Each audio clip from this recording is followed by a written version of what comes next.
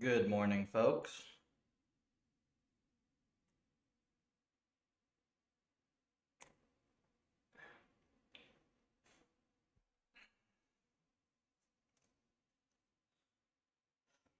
The plan for today,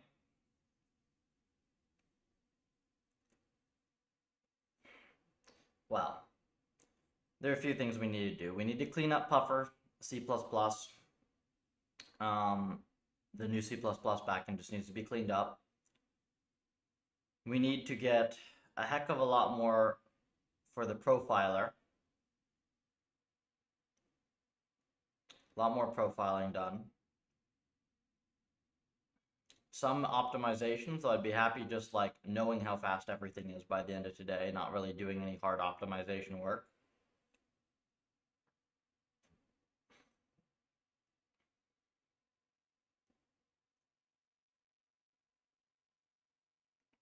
I think we'll start with that as the high level plan. I'd also like to have more M's bound to Puffer so we can play with them.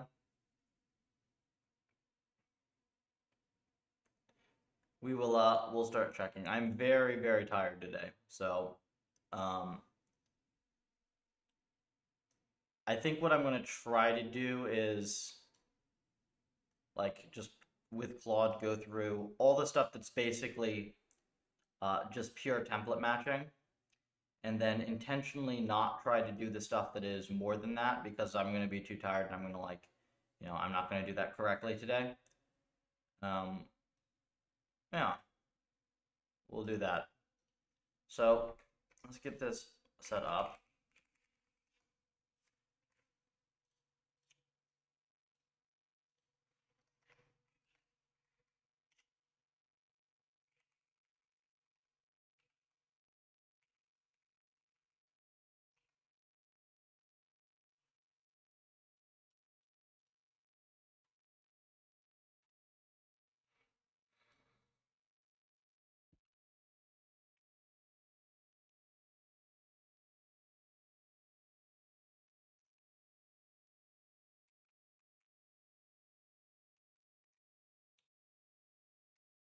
Do this.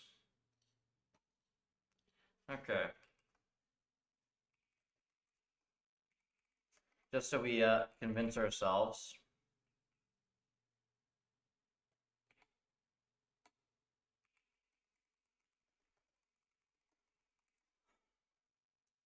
Whoops, no CUDA GPUs, lovely.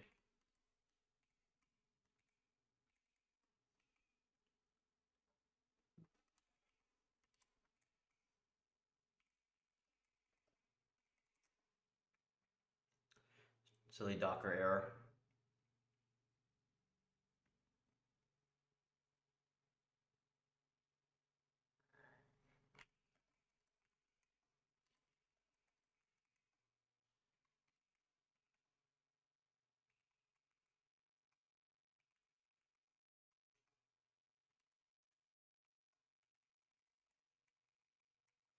Alright. This is where we left off.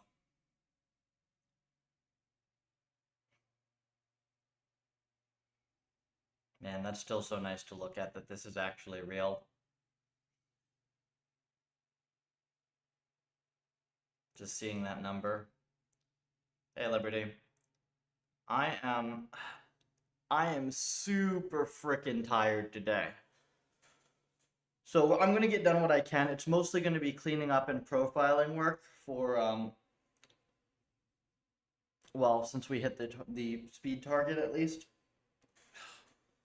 So yesterday yesterday was my birthday.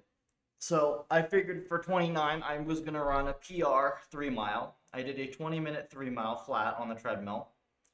I trained with I got a training session with a ridiculously good power lifter, and I'm now completely sore. And then my family surprised me with a bunch of alcohol. So that was probably not the best for recovery. It was good. For a better thumbnail. What the hell's the thumbnail? Isn't it the neural MMO channel one? I mean, eventually we'll eventually probably switch that to just be the puffer if I haven't. I'm getting the puffer redesigned. Thanks, Shadows. And Liberty. Yeah, eventually I actually need to find a good character artist for the puffer. Because I want to get... I don't really want it to look all that different. I kind of just want it to get it, like, the model redone in a way that it's easier to do rigs for. Because I'm going to want, like, a nice animation set. It's your pick. Hello? Why is it? What's the thumbnail? Do I have it as my profile picture? Oh, it is. Ask Nano for a better thumbnail. Then what? It's just an old picture of myself then. That's a pretty old picture.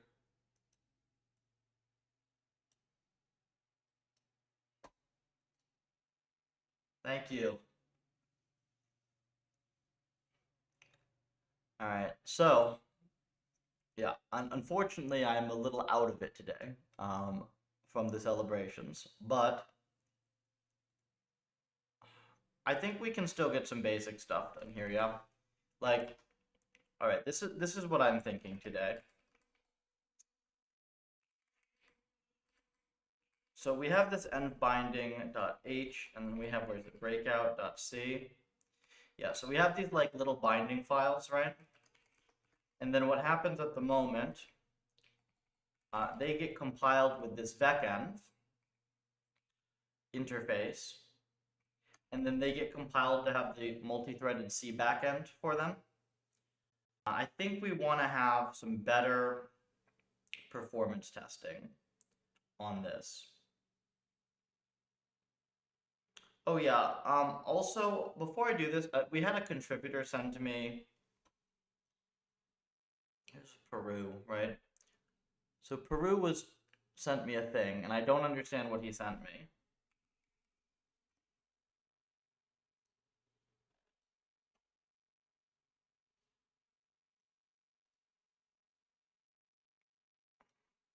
Okay, so let me see what the heck this is. See if I can understand this.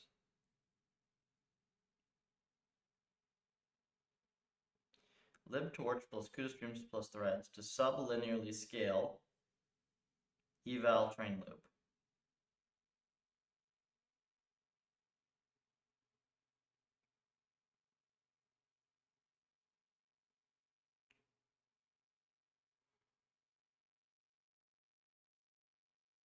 Mm-hmm.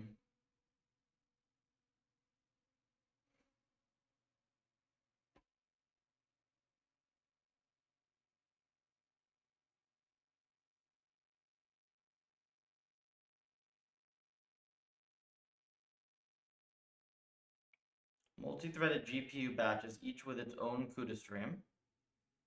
This is how I've done it as well. Fused kernels without tensors. Okay, I used this from him already. No tensor Alex during the forward pass. This is interesting. This actually is probably something we can look into.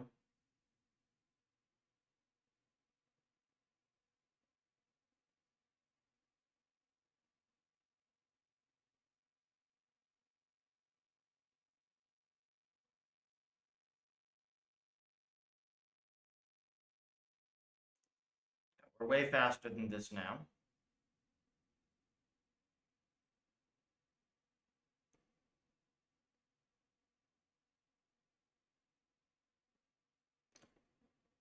Each horizon runs H segments sequentially. Each segment runs n environments. We can parallelize the n environments. Each horizon.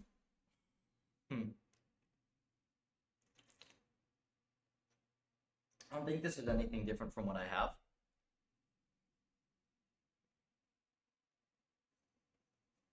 One lock per batch of n's.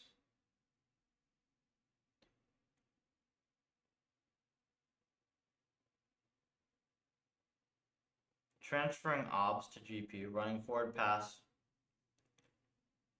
Horizon must run the segment sequentially. Batches can be run in parallel.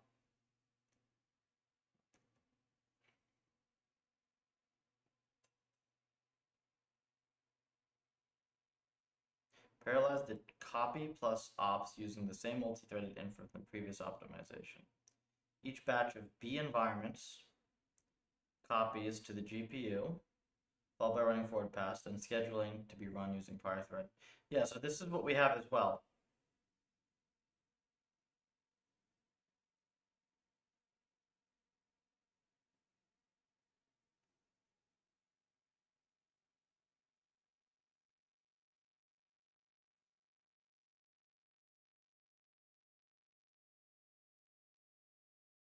I'm gonna have to talk to him about what he has done differently here, because I think, oh,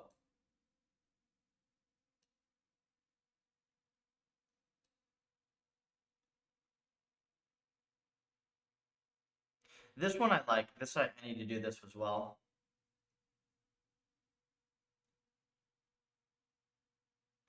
You know what I might actually do?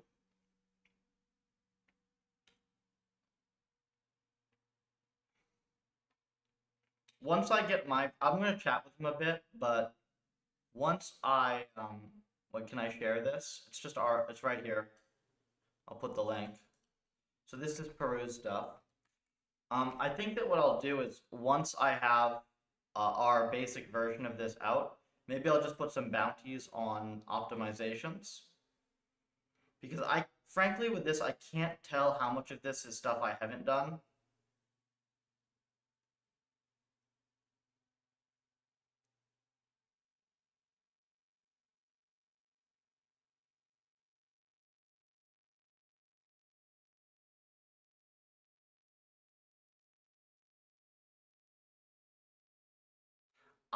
I found that you get a lot out of coup de graphs, actually. So that's interesting.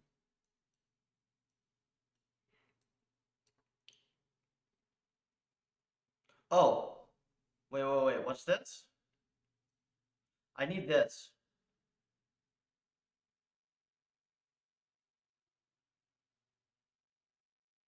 Wait, what? Oh, this is this has got to be Claude or something, right? Like what the hell is this writing? Already committed are available US dollars to Nvidia. What?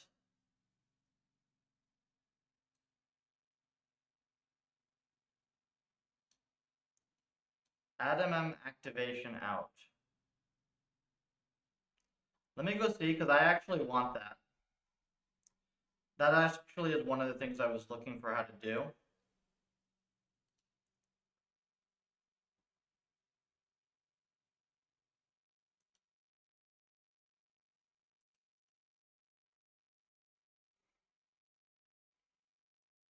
That was one of the things I could not find.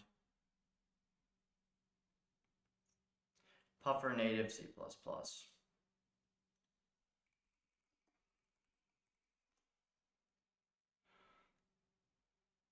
Hey, user.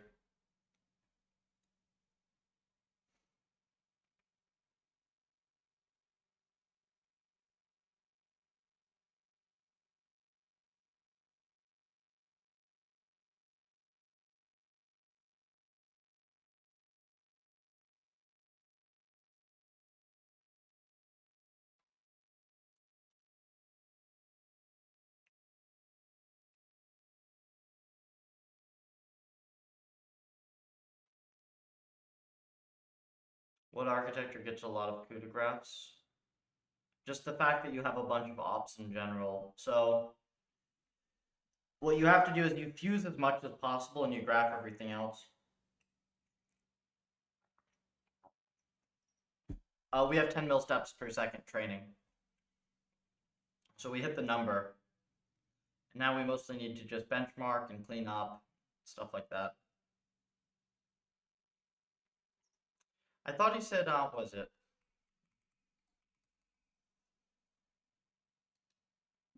Add MM, activation out.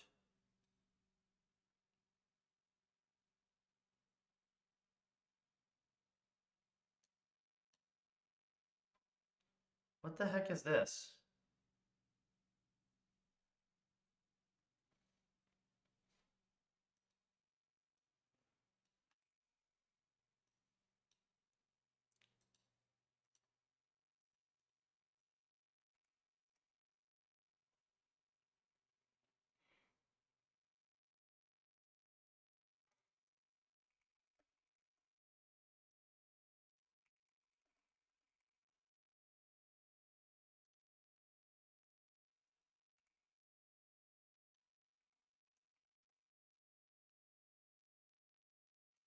Oh.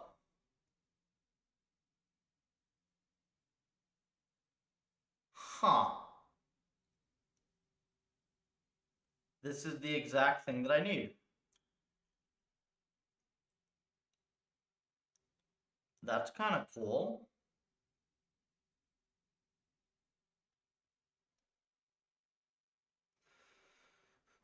Okay, well, we'll come back to that, but like, that's one thing that we're definitely going to use. Apparently, there is a fused activation here. Well, you never know. I mean, I could go look this thing up, and this could just not be fused. But this is why we want to go test some stuff. Okay, let's figure out the best way to get everything set up. I'm going to set myself up with a little bit of background music. And we're going to start working on some stuff.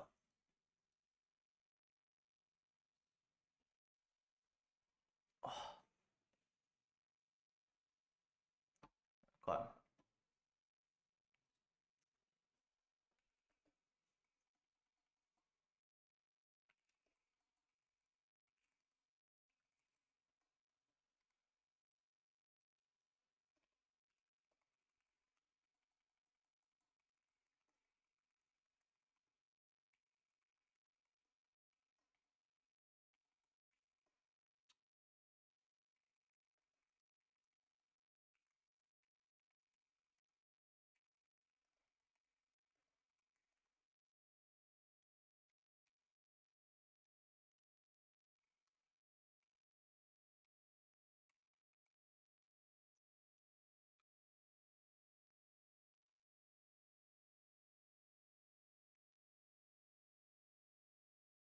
This is so slow.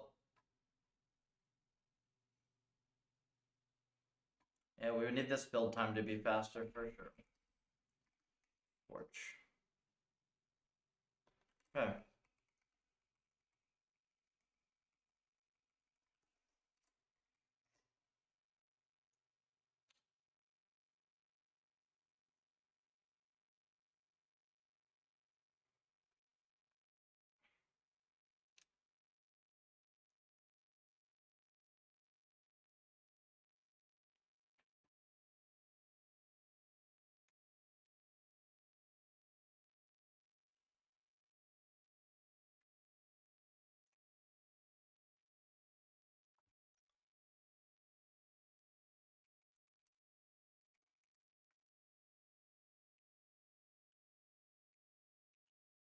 See if all these still work.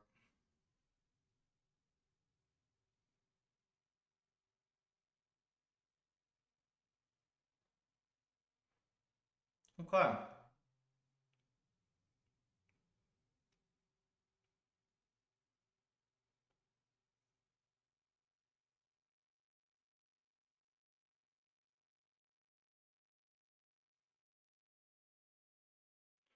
So we have a heck of a lot of tests here.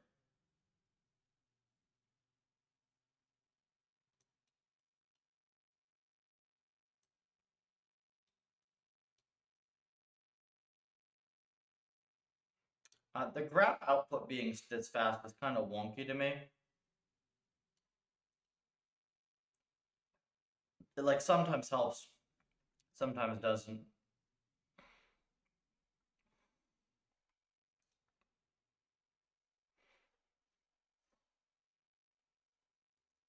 Why did you choose Mingrew?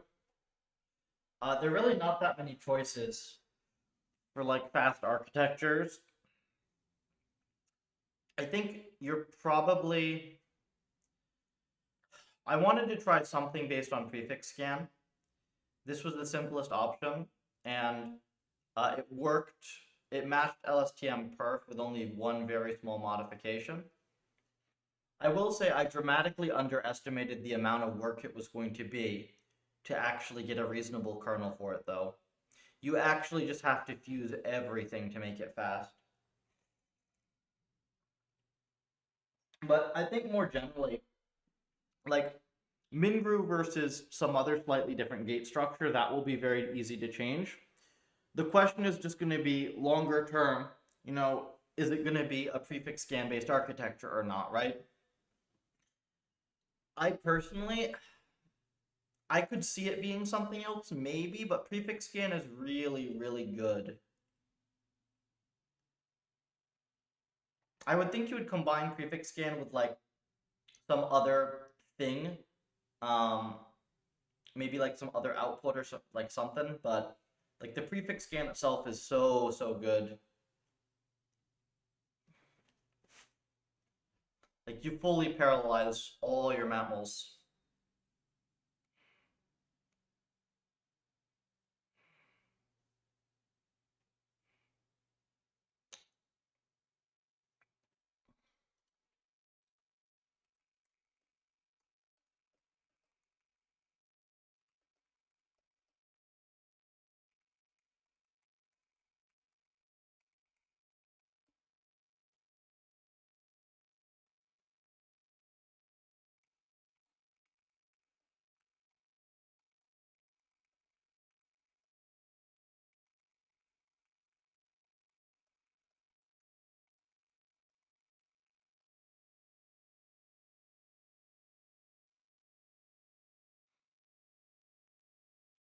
Ooh, what level do I want to check it at?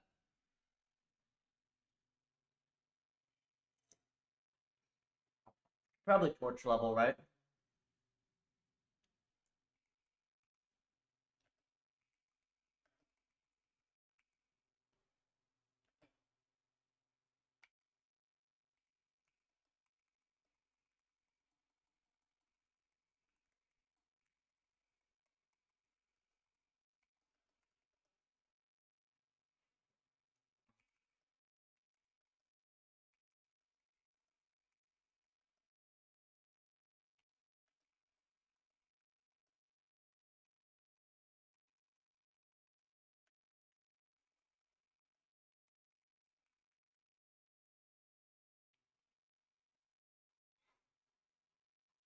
Grab some 10 mil.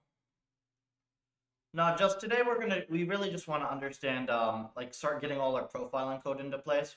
I figured the last little bit of perf is gonna just be much easier with better profiling tools. So we're gonna just chill and do some work on that today. I'm like super tired today, so we're gonna just do some lighter stuff. And also everything is sore. Uh,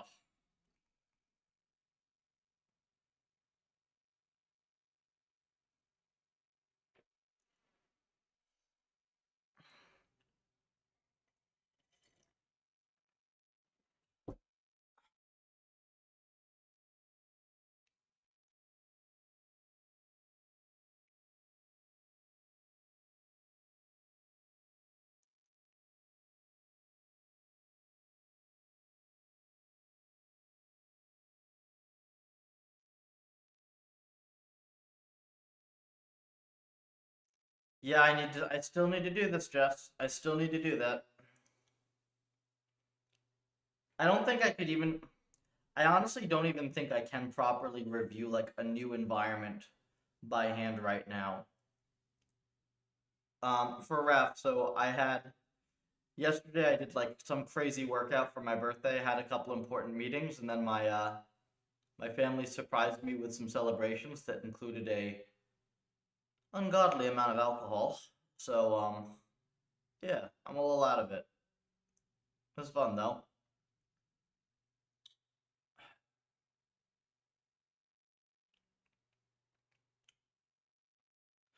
But I figure that I have a fair bit of work to do that's just like it's essentially applying like simple fixed transformations to the code base to get it into better shape. And I can do most of that with Claude without having it destroy what I've set up.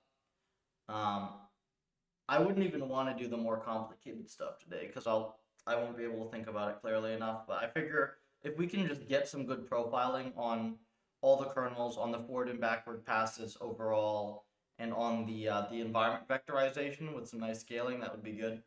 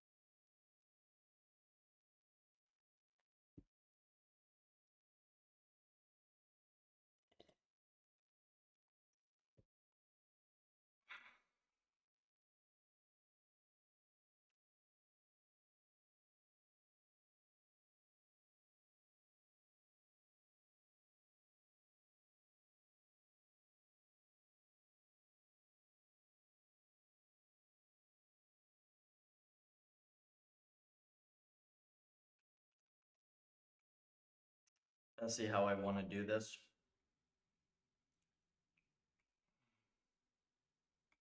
I mean, I probably already have. Hmm.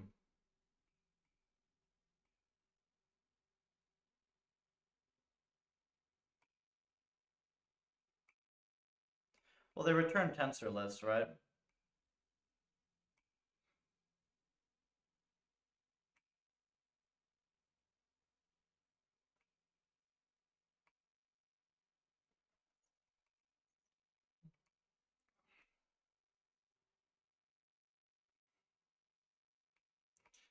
How do I have this working for this create mingrew? Oh yeah, I have it running like this. But we can also just do like test correctness, right? Yeah.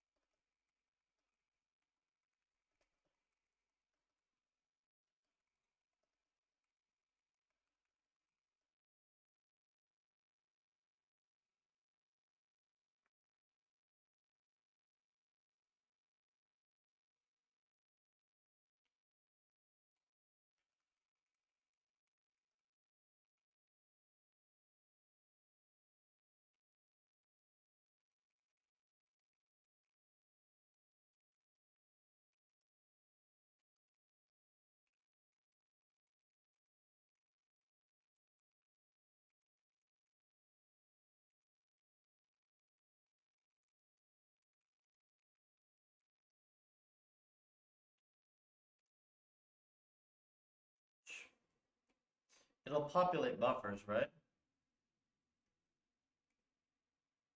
Args out. Next state.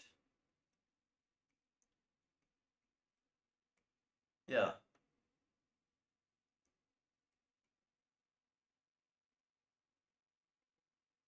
Isn't there a torch one?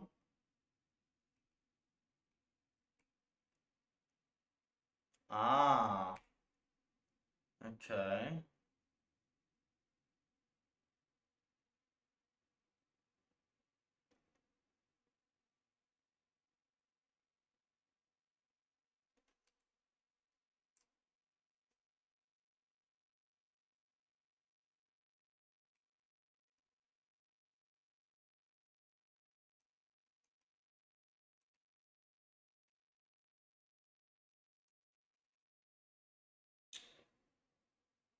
Happy late birthday, thank you.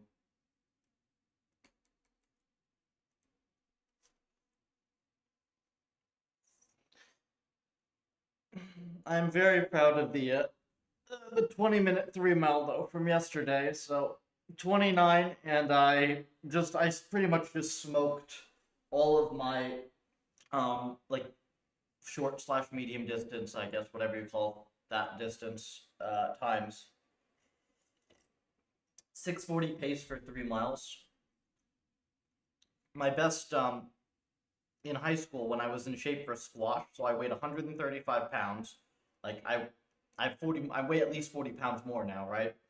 Um, my best 2 mile time back then on a track was 14 minutes, so two 7 minute miles. I just did 3 miles in 6:40 pace. Very, very happy with that. But I'm very sore. 5 mil Frogger environment. Think you'd make a terminal? Heh. That's funny. Hey man, like if it's a cool M, like you can add some stuff, right?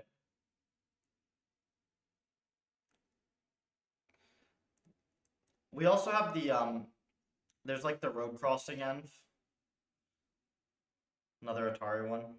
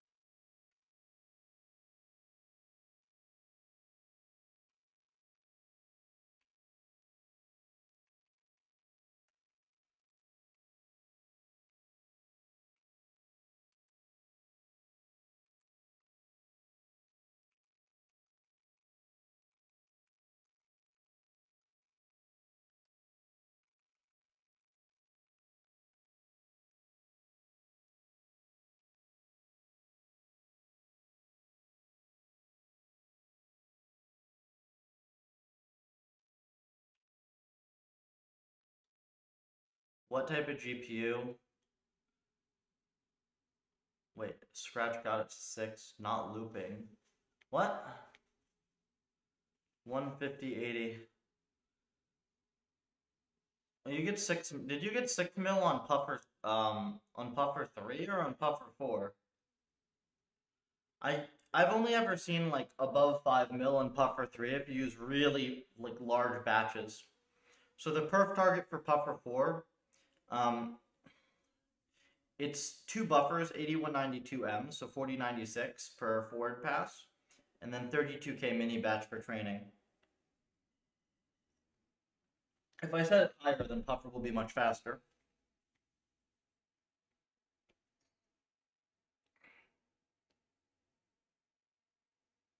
Let's see what this is.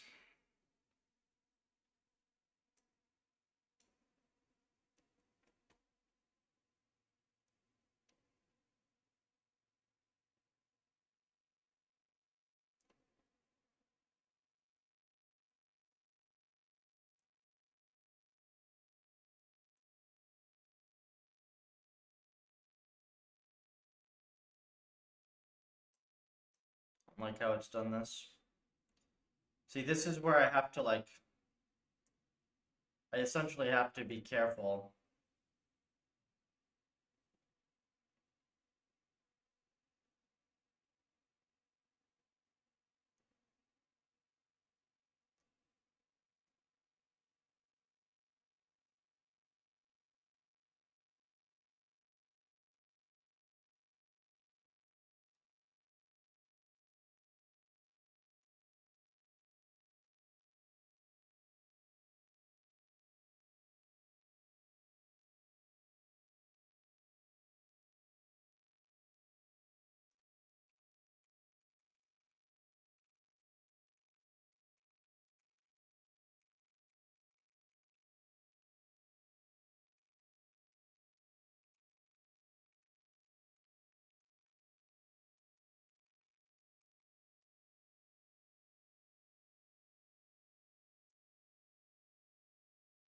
What's happening here?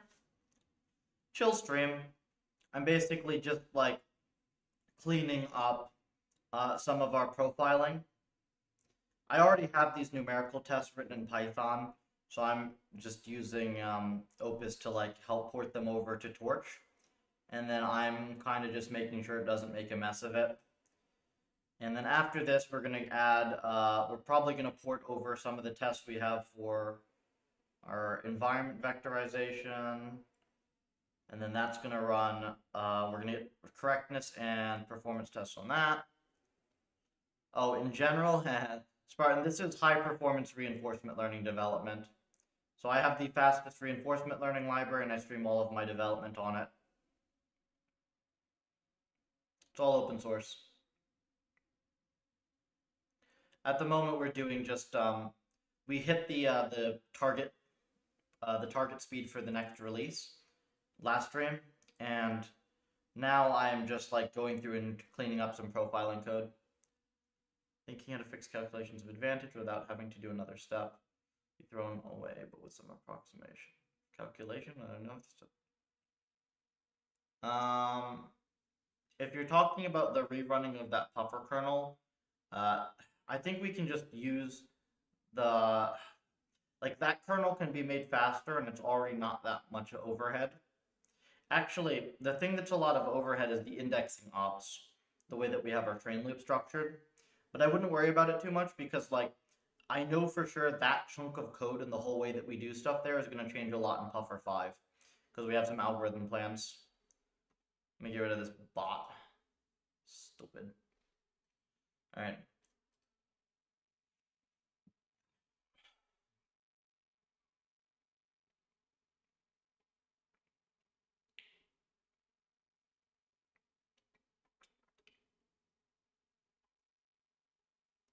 The heck is this?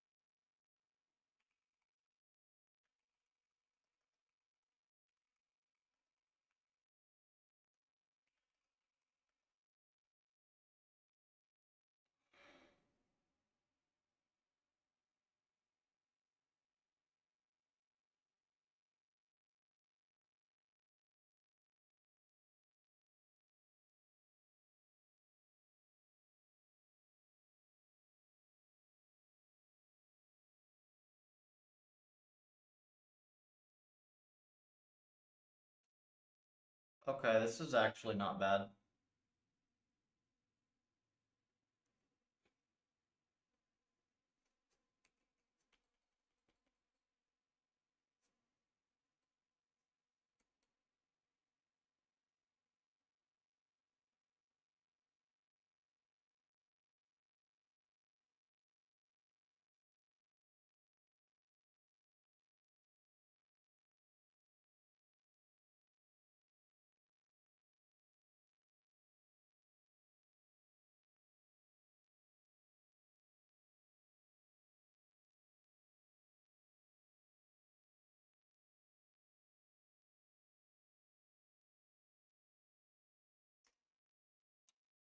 This will be fine.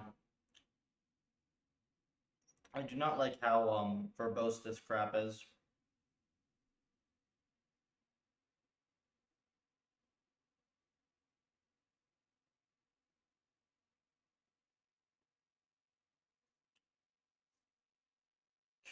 We'll keep this one for now, and then we're gonna edit this. So basically, I'm gonna iterate on this a whole bunch. So this is clean, semi-manually, before we have it apply this to all of them. Loop starts at BPT minus, wait, the loop starts at BPT minus 2 because it needs current. You always waste one step, right?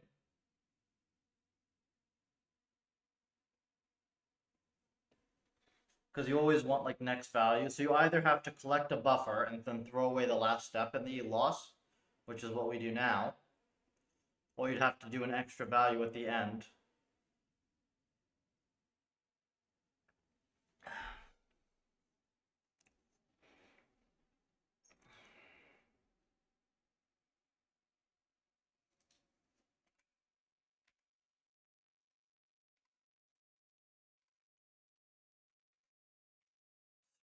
Correctness test. Made a mess.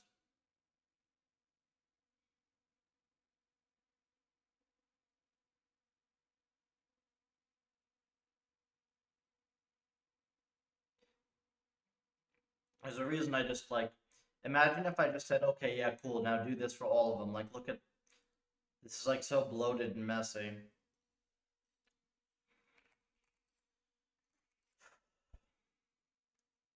Last one to always be 0. But you just don't train on it. Like, you can just not train on it then, Antonio, right?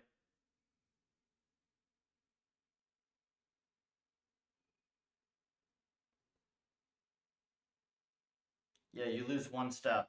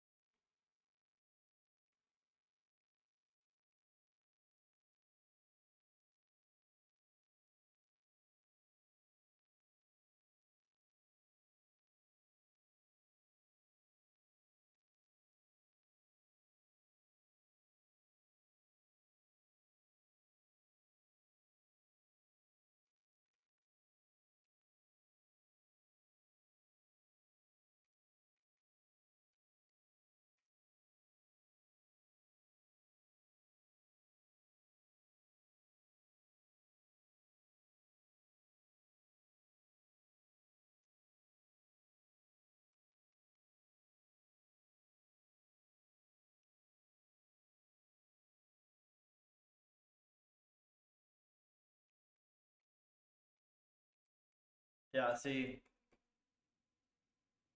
I don't like how this is.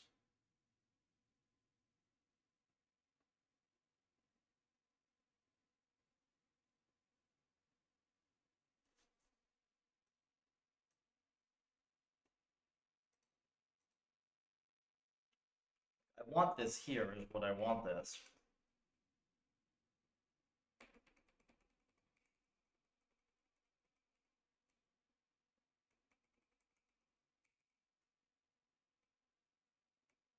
But it's messy.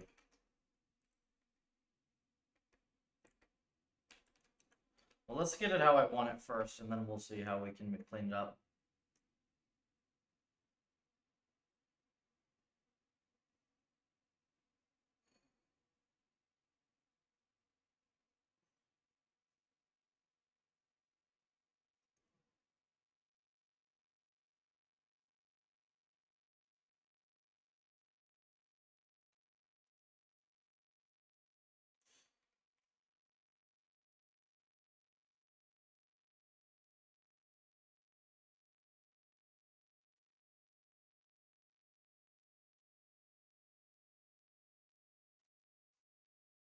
Oops.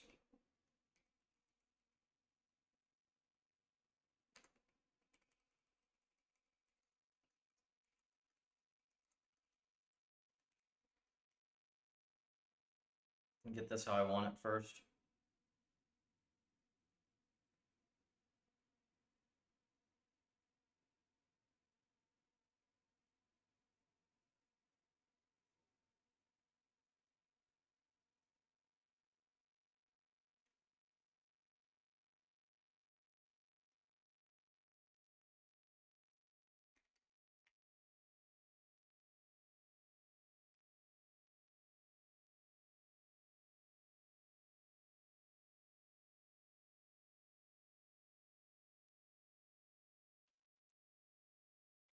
Better environment design. Um, so kind of, we need to profile the vectorization. That's going to be the big thing at the moment. You should be able to make your M's very, very fast. Actually, the raw sim speed single thread should very rarely be the bottleneck if you're writing reasonable code. It's a bunch of other stuff. This is why we need all this profiling, because I plan to write a very nice article on this.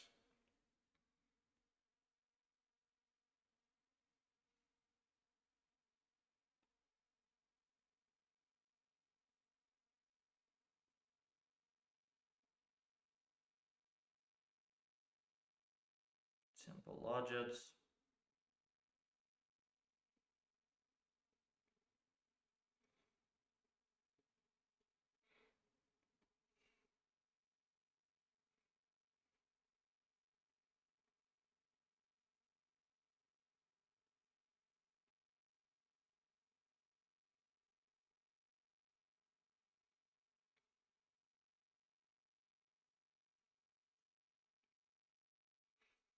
Want this in a table.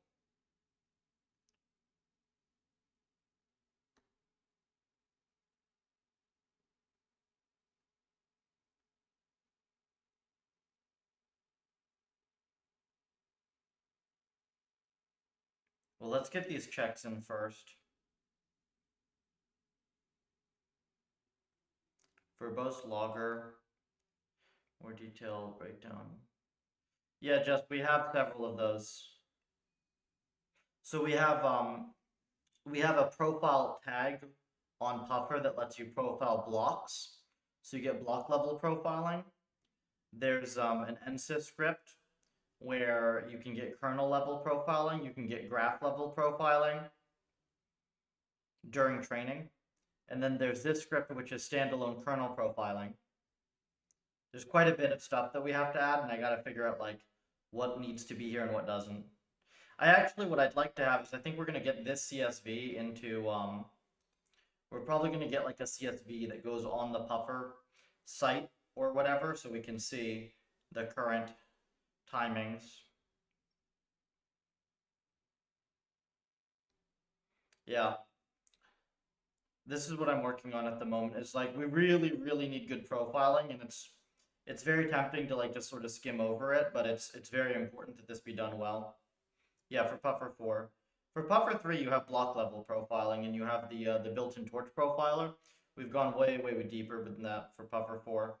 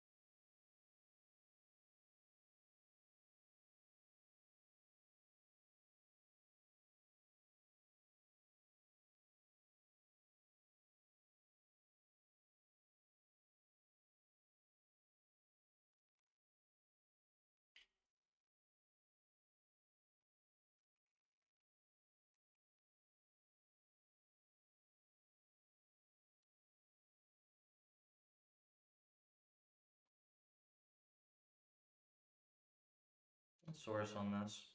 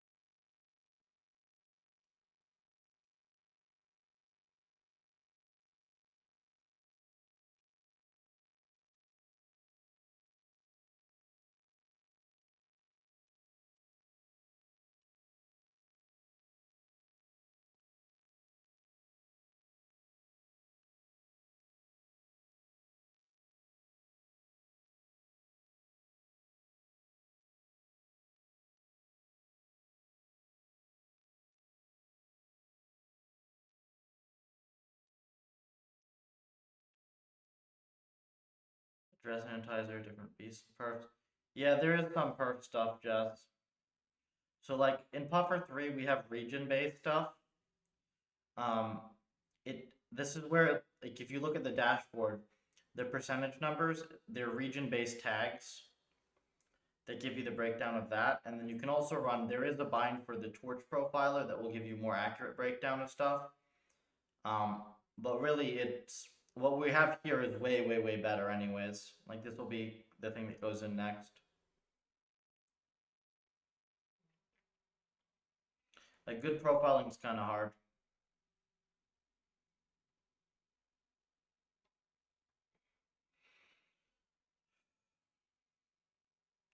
I'm trying to think if I really want to have this.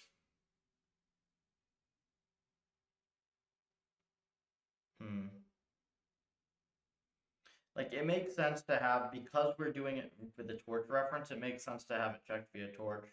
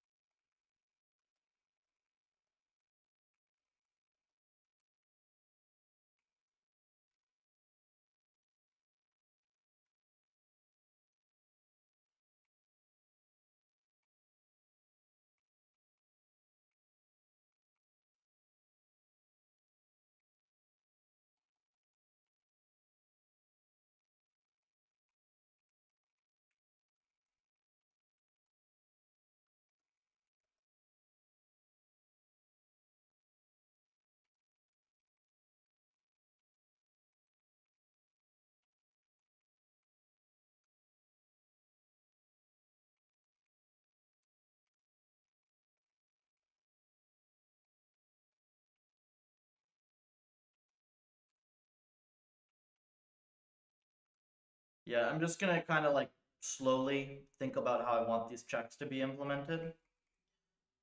Well then, once I have them correct, it'll be very quick to just have this thing apply to all the kernels.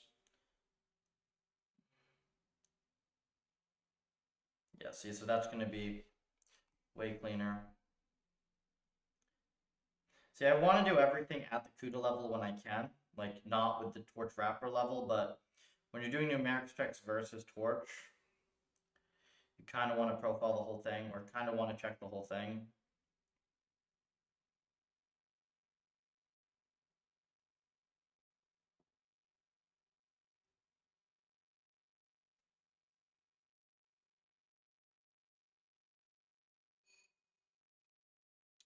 Correct.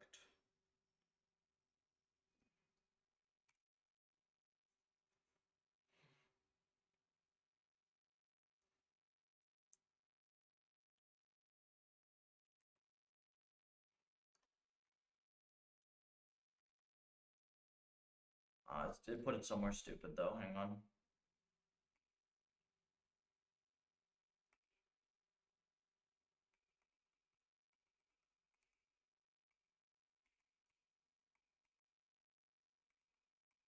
Oh, I see why it did it there though.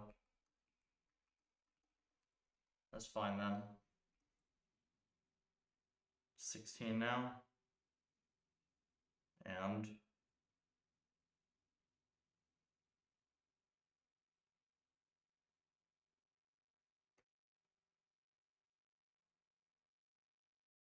feel old and you got 5 years on me. Go beat whatever athletic accomplishments you've had from when you were younger. Just go beat those and then you won't feel old. It's that easy.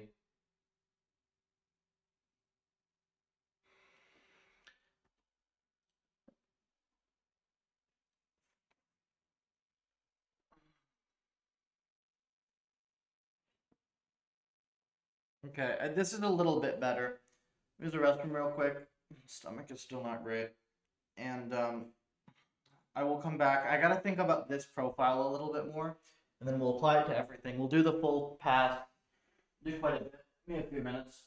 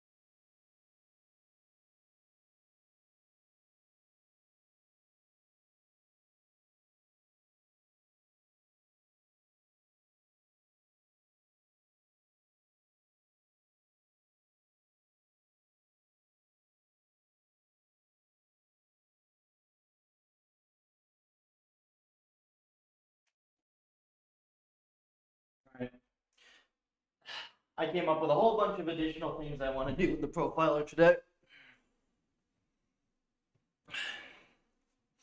A whole bunch of additional things.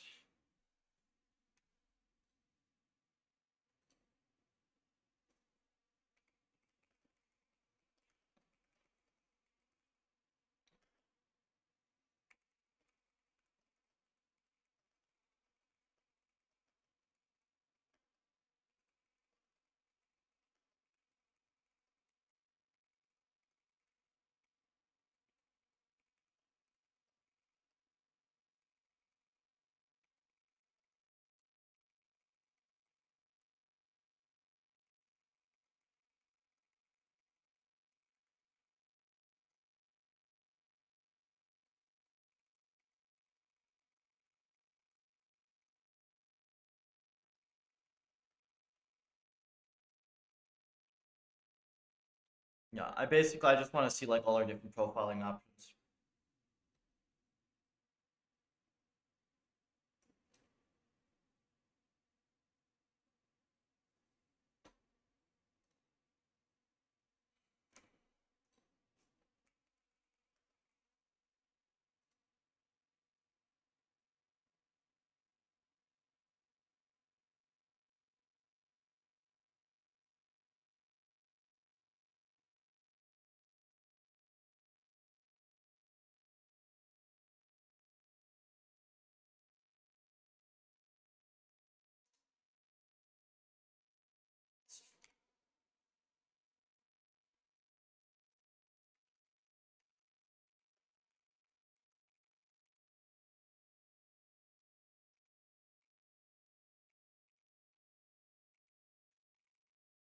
Interesting.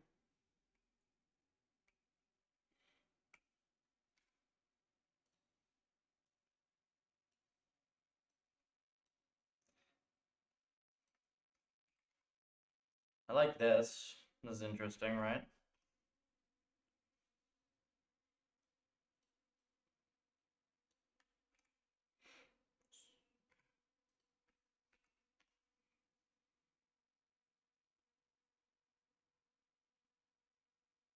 Oh, that's annoying.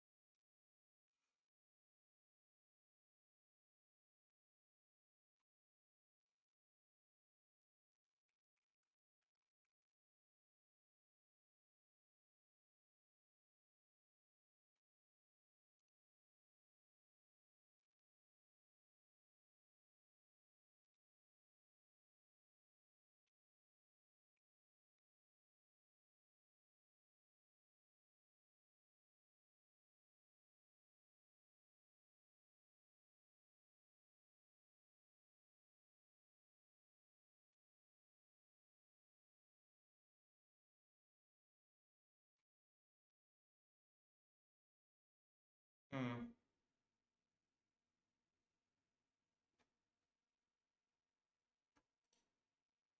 That's incredibly annoying.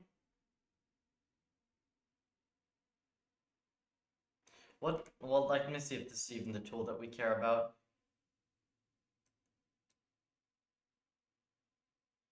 Like, let's see if this is even the tool we care about.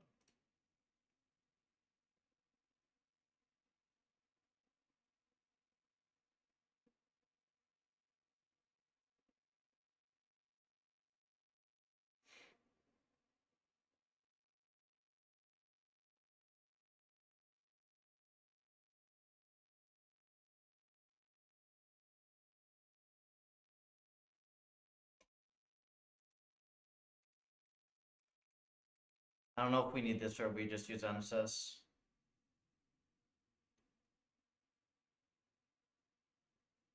NASA guide.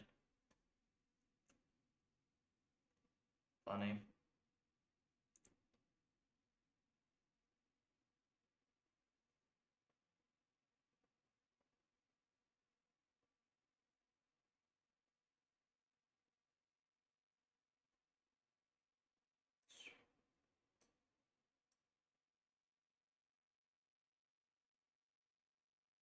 Oh, this is actually, yeah, we want this.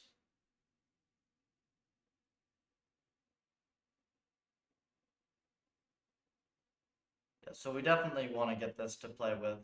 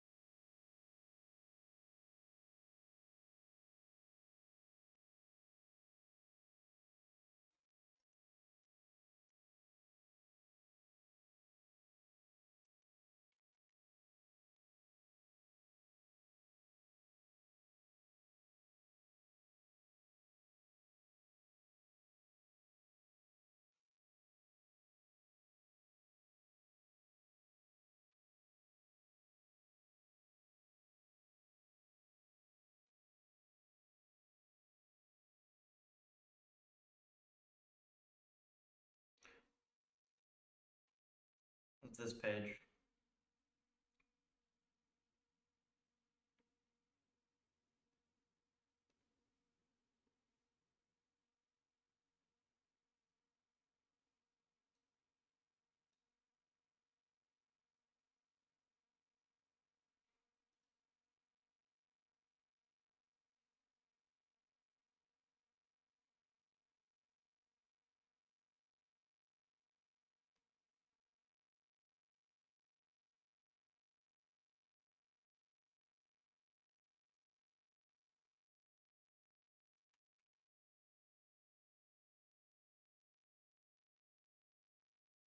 Hmm.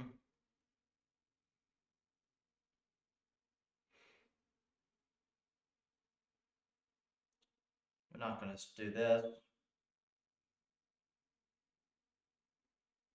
It's very obnoxious.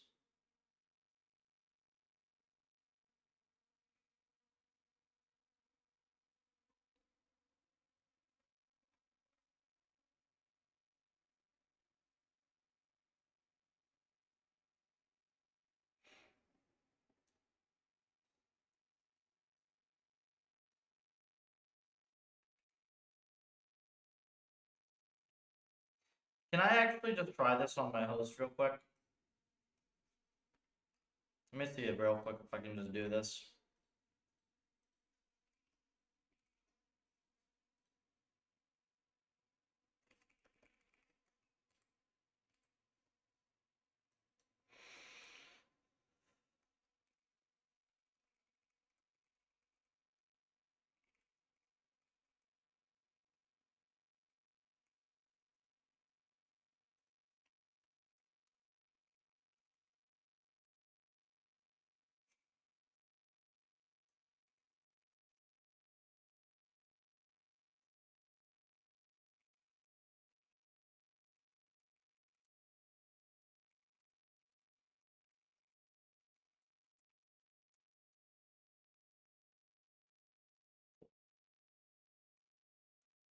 Let's see if this just works here. Does not have, okay, so even not in a container, so this is some bullshit.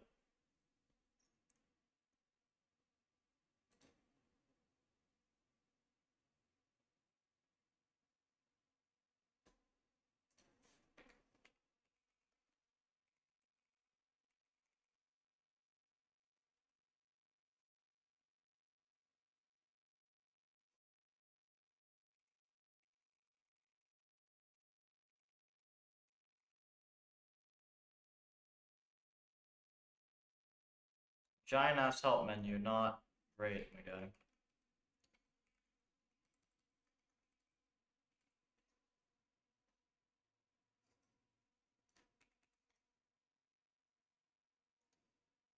Okay, so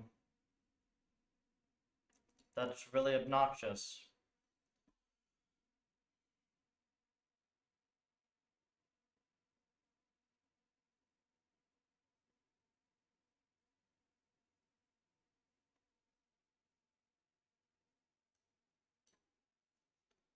Yeah, that did not work.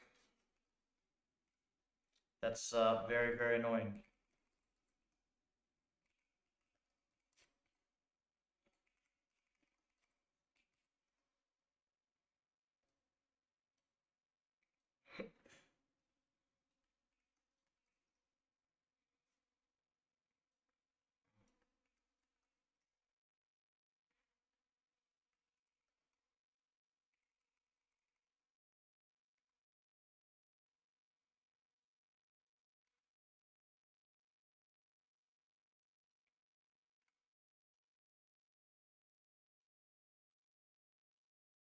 I do not understand.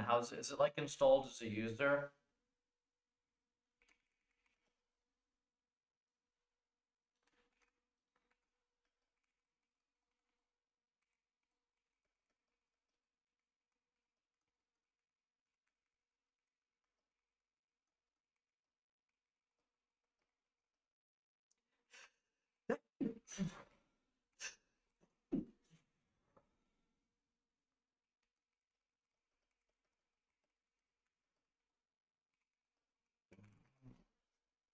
Like, I don't know how this is not installed system-wide.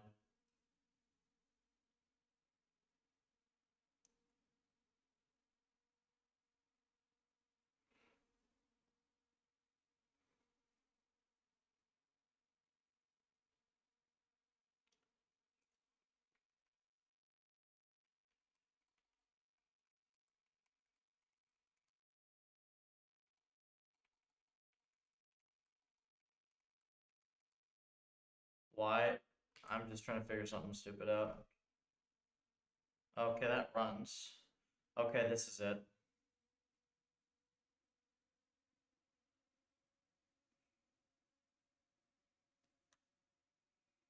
I just want to see what this thing gives us.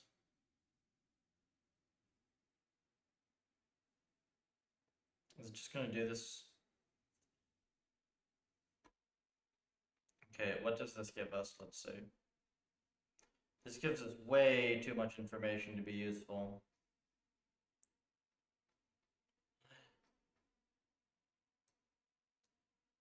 Yeah, this is like too much information to be remotely useful. Let's see what we have.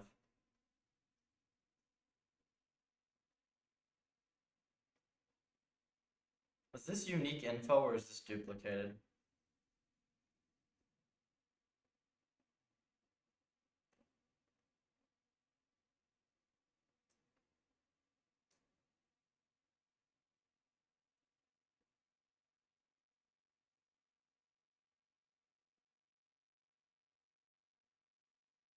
Ooh, okay. This gives us a lot of nice stuff.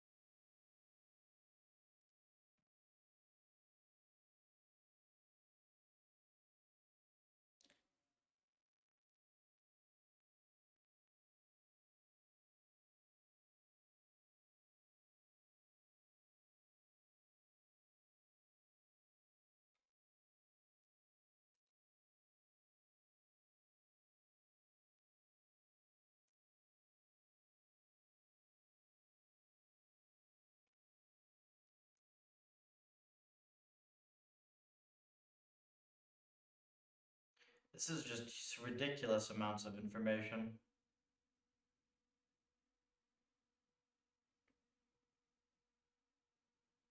Oh, but now it duplicates?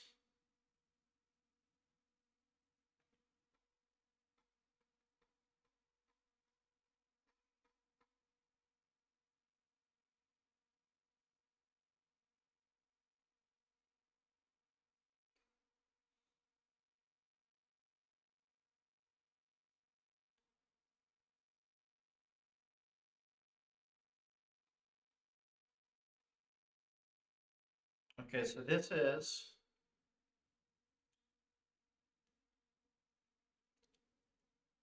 let's see.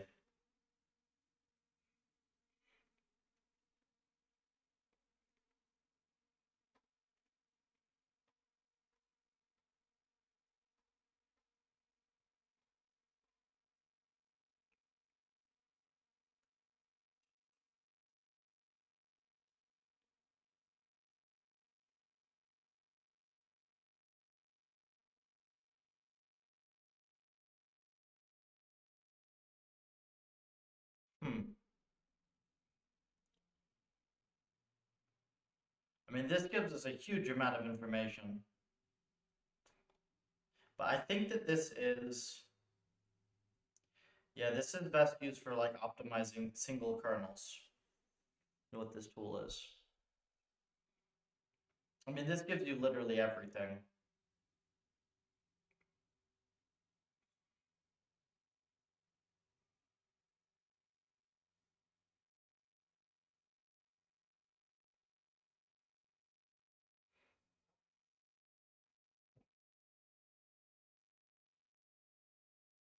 Oh, yeah, I see.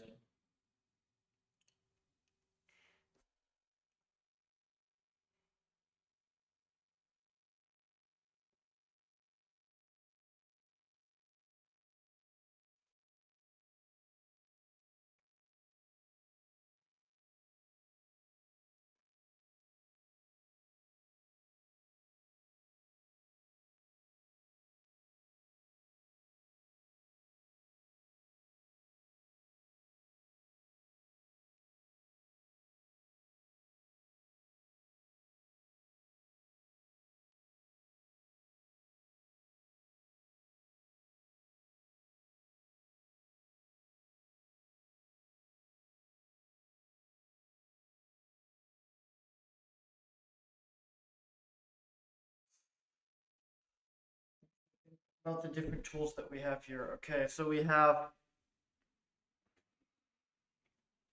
our high level tags we can use to sync different sections of the code if we want to. It's probably best used for the user dashboard.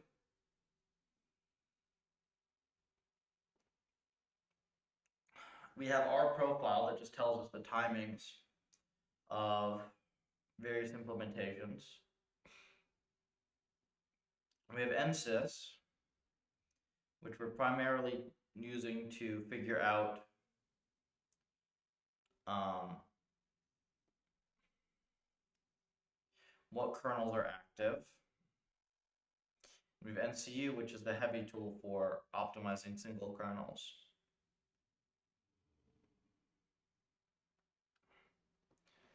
What I basically have to do is look at all these and figure out how we're going to make use of all these cleanly together in a way that gets us what we want.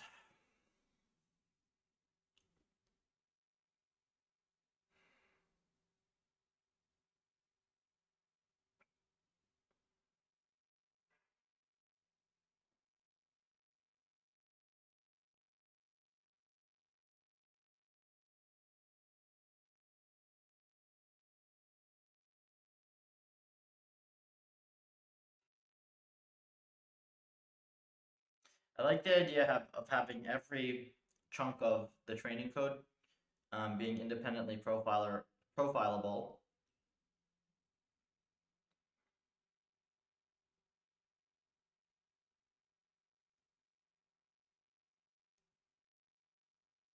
Under NSYS.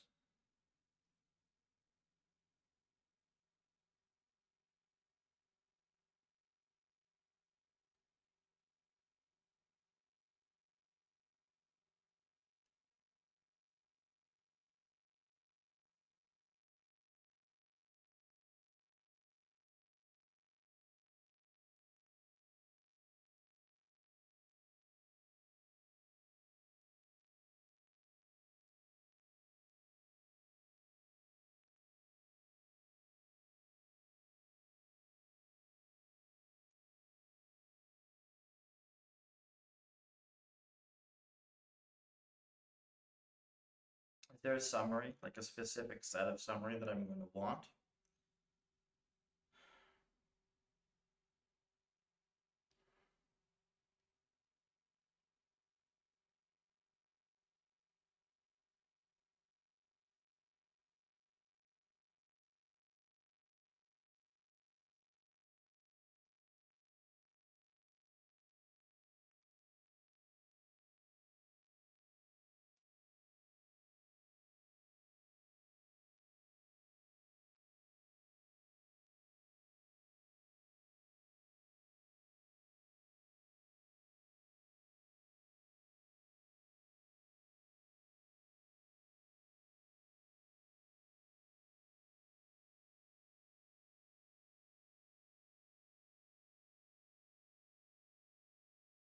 I like having the profile, like the kernel tests themselves being able to be very fast.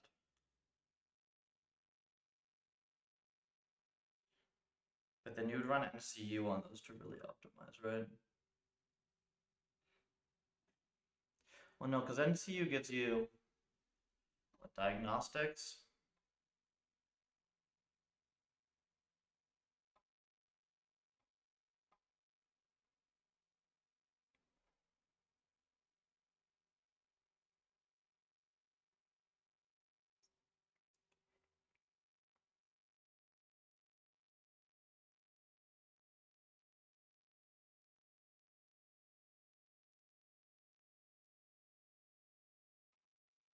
See, this is where I have to be careful because I have to design this. I can't let Claude design this.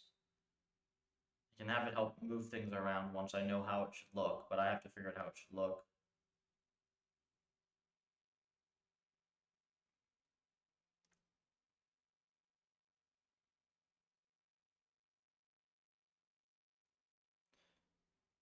Kernels will just be standalone.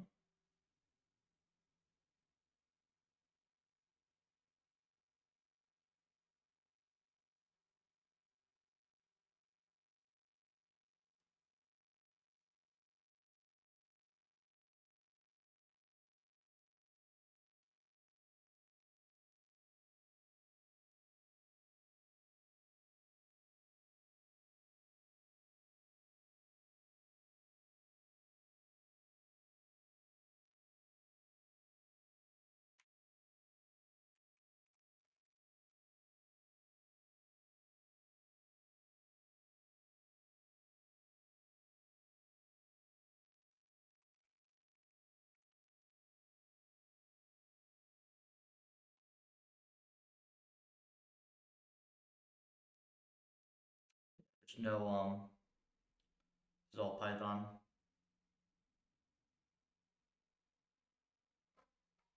Their source is 100% Python. Okay, that's fine.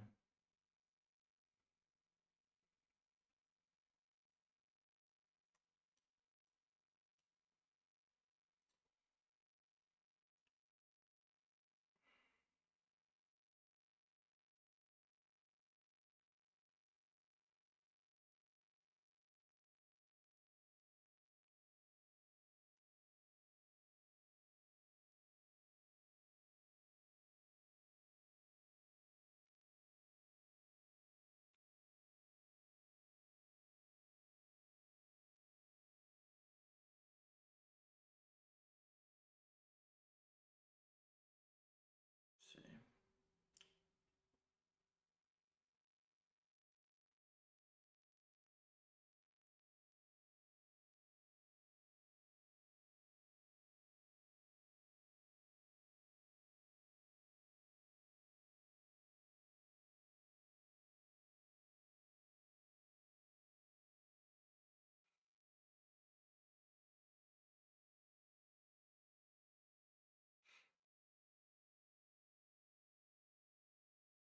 How much of this has to go through Torch? A lot of it does, unfortunately.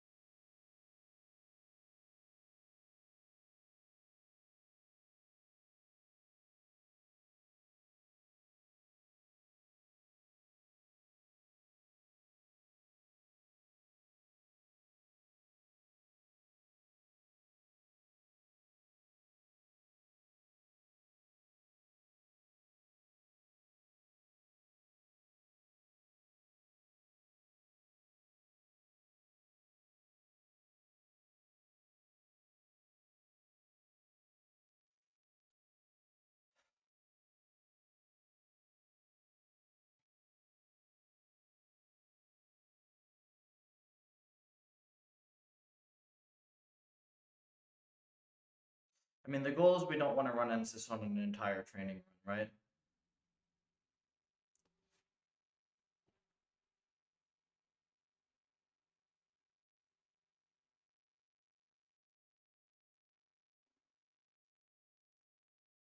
I think that makes sense.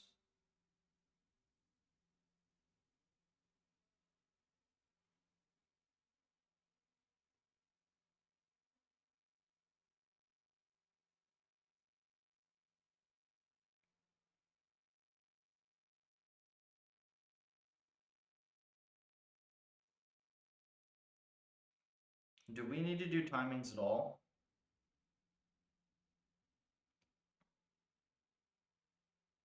We do, right?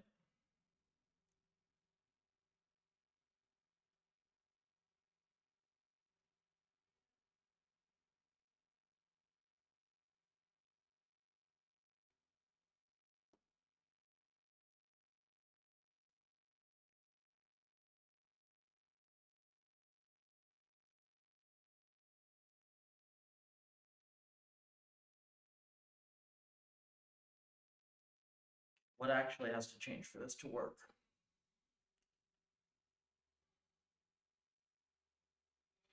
This little CLI thing is very easy to add at the bottom.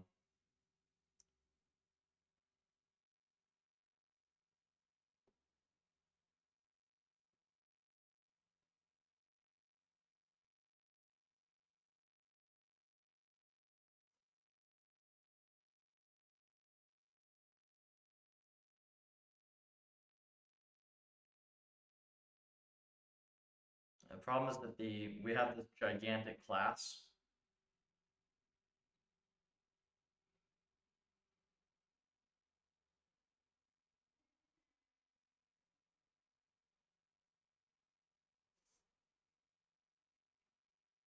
Really gigantic class. So everything else, let me think.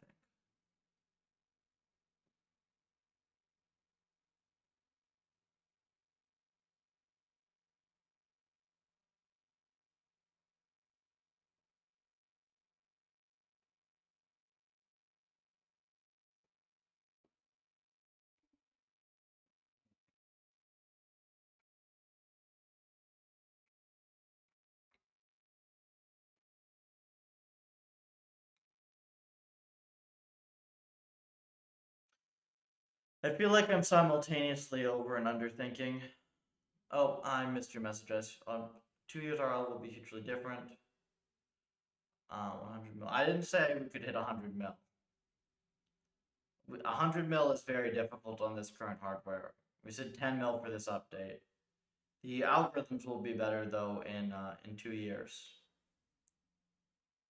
And no, we don't do unlimited kernel optimization. We do start thinking about different architectures though that are more hardware efficient.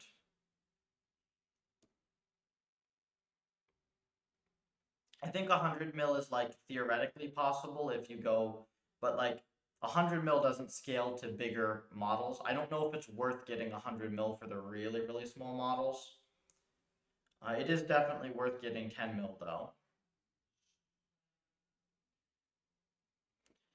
Okay, so I mean, really, all we need to do is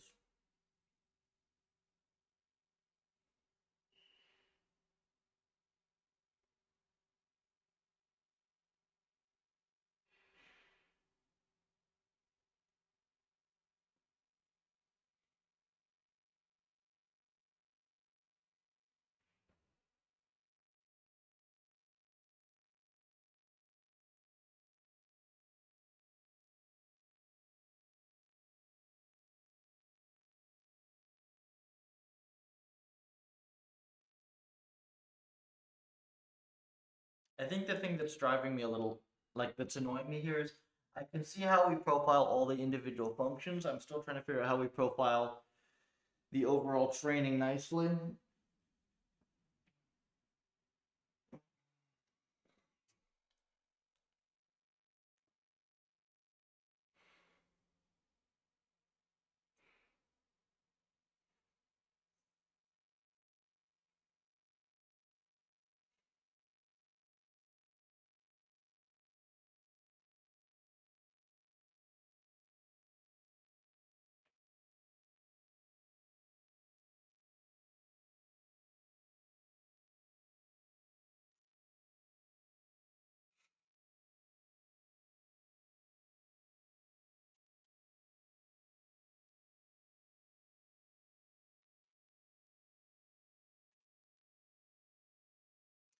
we just do use our profile tool for it, right? Maybe that's it. Maybe we don't need to run nsys on training. Okay, so we run nsys on the individual ops.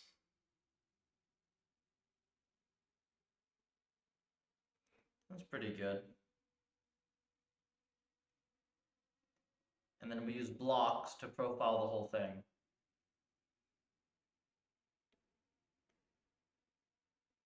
And then possibly we have NCU for kernel level stuff. So all we have to do for that is we just have to move every op into yeah, we just have to make sure every op is moved into a function call, and we should be okay. And then we'll expose to the profiler.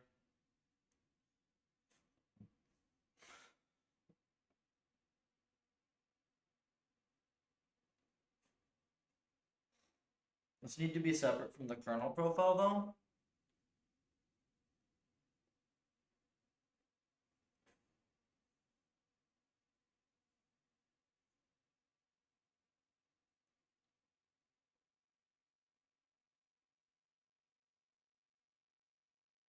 Maybe. Well, I think I have enough to start on this though. Let me go grab myself a nice mug of tea and then we will start in earnest on this. I think I've like figured out some stuff as to how I want to set up the profiler. Yeah, I think this should be fine. I'm gonna just like compact this, and then we'll go back because this is actually something that I'm going to be able to use Claude for a bunch because it's basically it's a very simple refactor, but then like a bunch of moving around profile code. I'll be right back.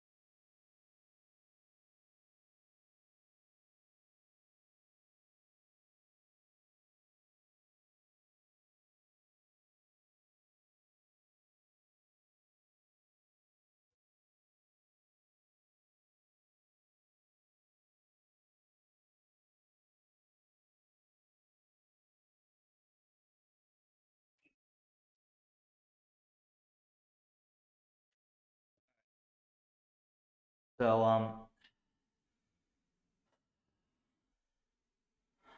I'm starting to think more clearly about this. Let's just show.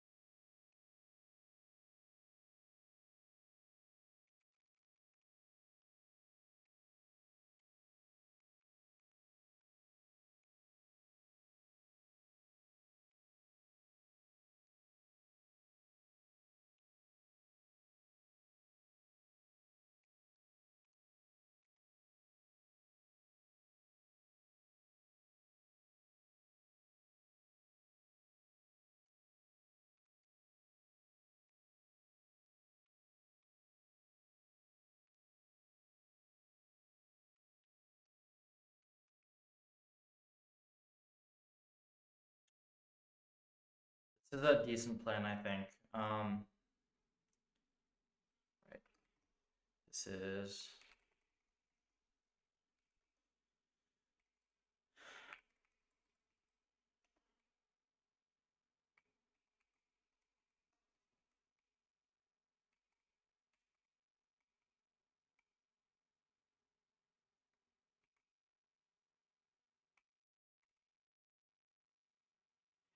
It's also graphed.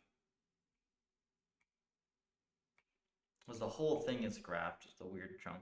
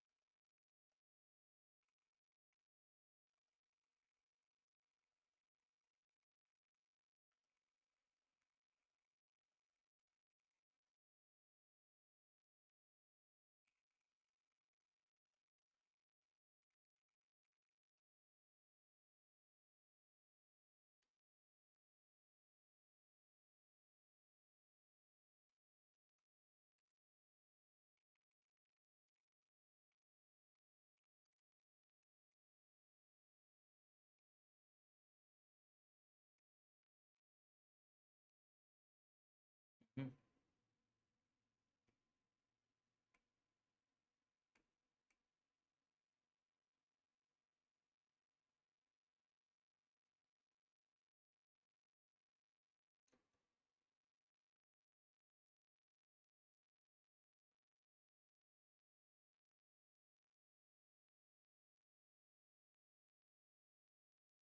Do I like the idea of having an instance of PufferL here?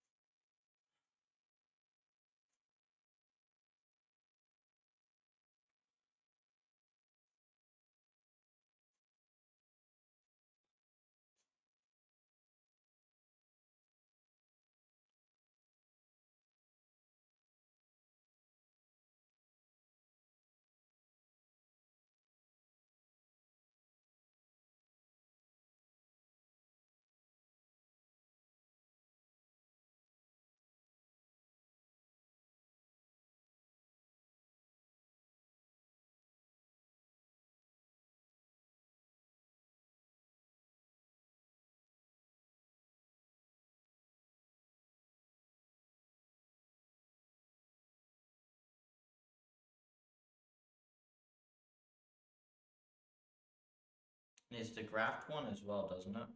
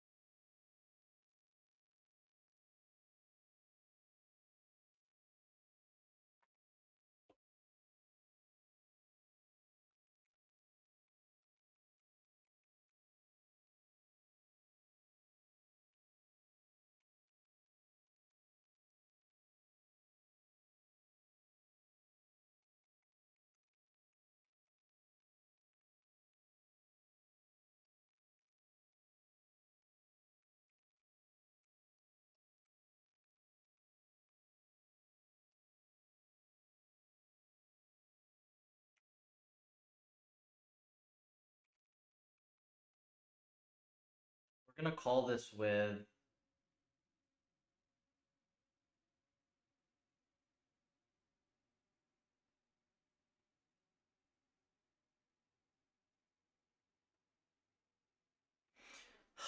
it's so freaking hard to think about how the profiler should be. Cleaning up. Yeah, FBR. It's very difficult to think about how I should have the profile structured.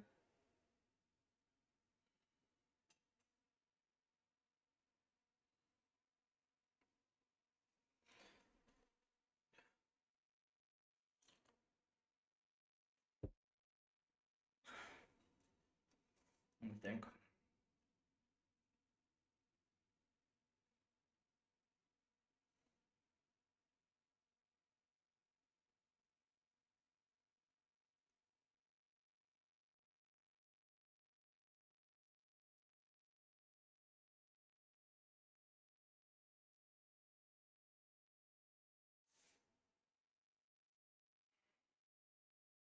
Trying to figure out.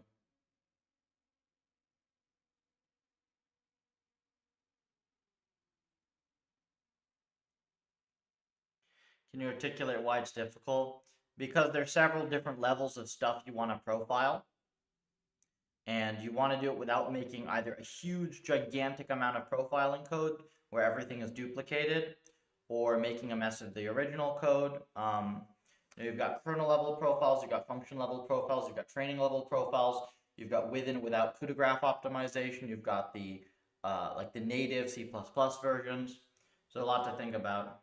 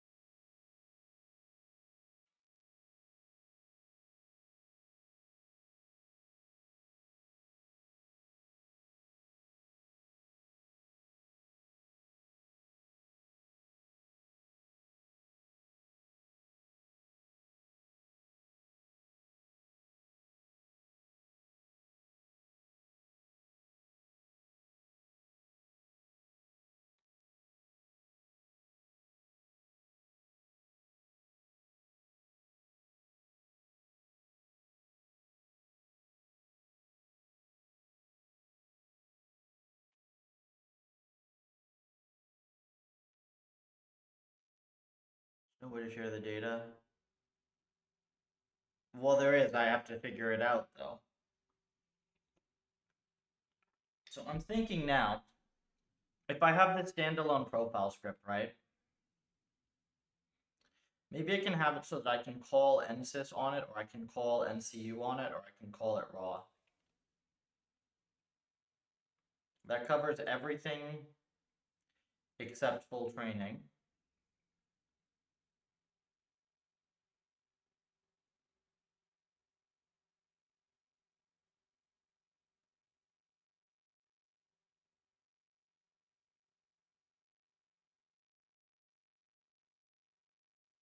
So then what does this add in?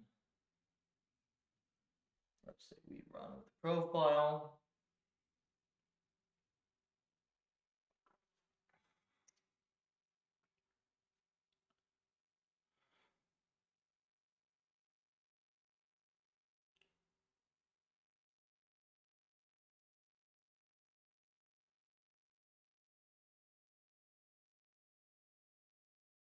Let's say we run profile, buffer profile, and then that just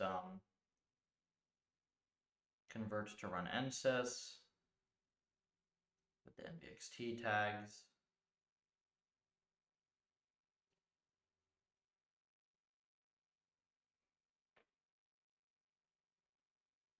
Kernel level? Problem's kernel level is super slow. Right, so when you aggregate across graphs, it's fast.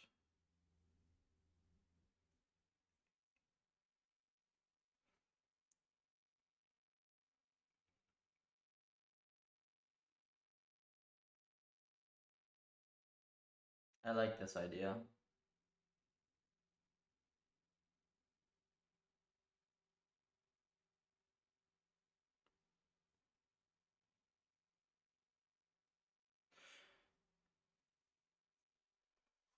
This is fine for now. I think I have an idea on how to do this. Just measure only kernel timings. Yeah, that doesn't do shit though. That's not enough profiling.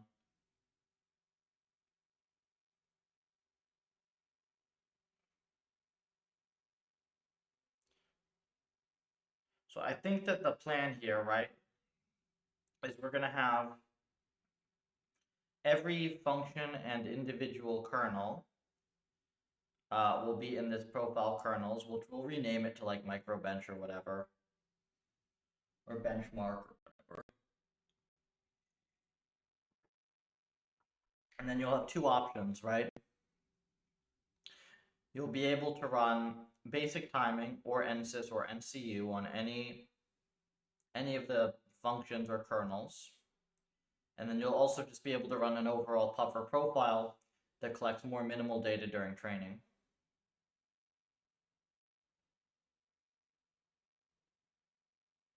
That would be good. I like that.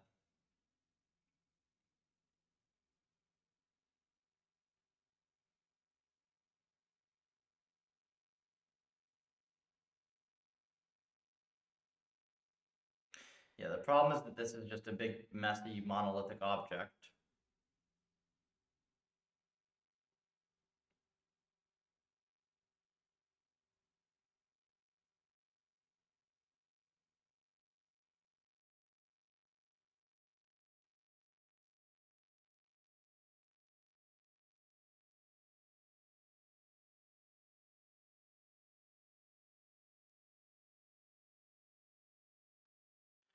I have no idea what it thinks it's doing.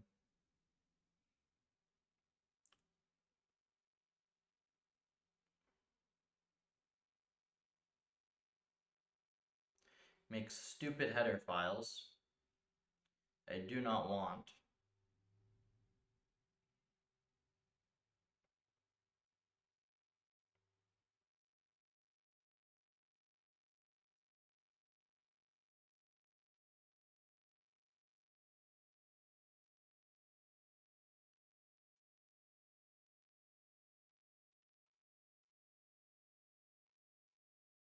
Oh yeah, let's just add a fucking 260 line header file. That'll be fun. What even is this?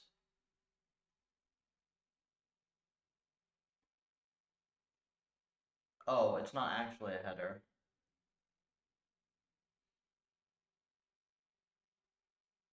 Okay, it has the implementations. That's fine then.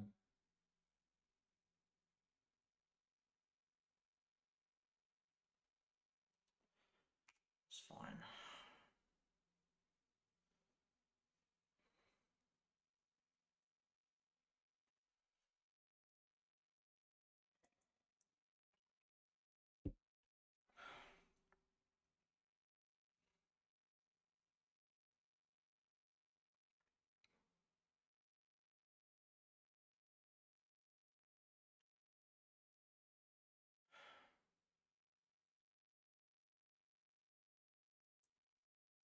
I think the main question is just going to be like these things.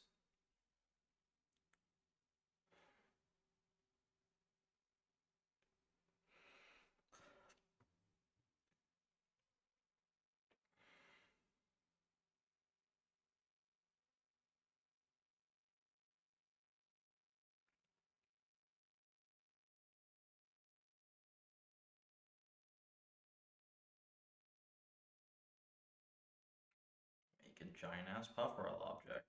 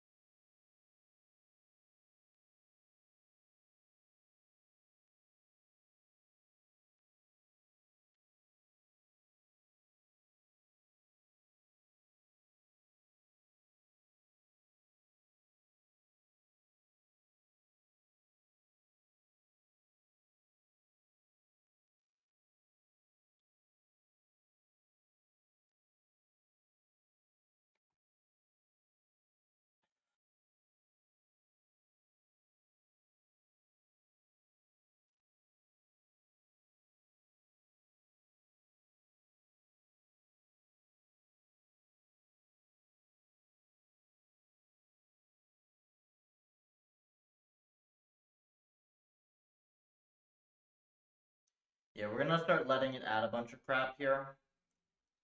Um, this is not the way it's gonna end up looking. I don't think.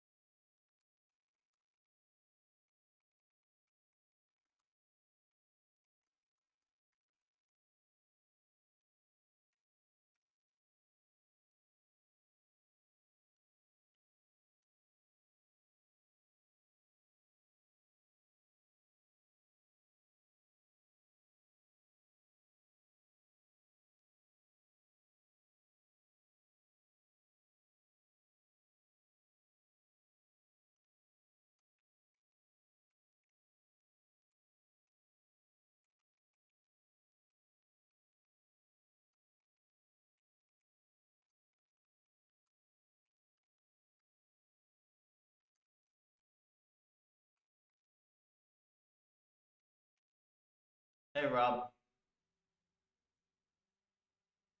we did indeed get 10 mil. We have lots of profiling and cleanup to do.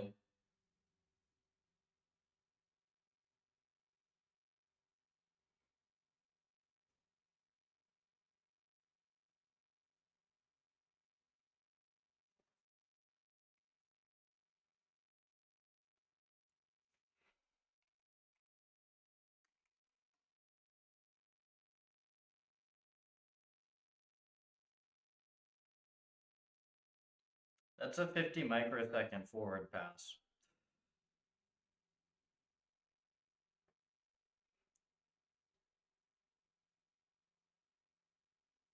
50 microsecond. Jesus.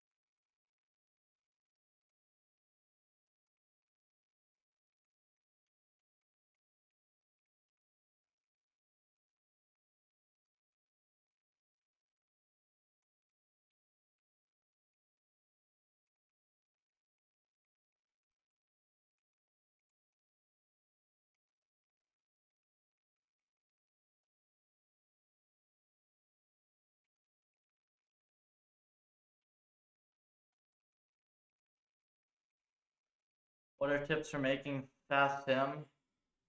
Use C instead of C++. You can make sim just as fast in C++, but it gives you a whole bunch of tools to make your code slow without realizing it.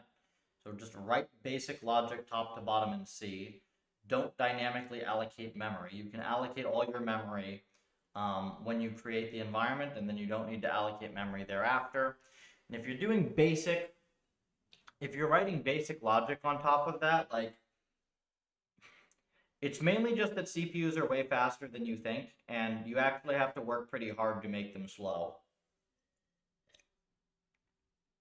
It's just that high-level languages do a ton of stupid shit behind the hood without telling you.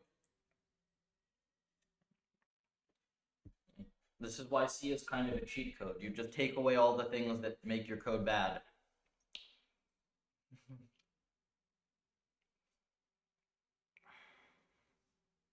CUDA Profiler API.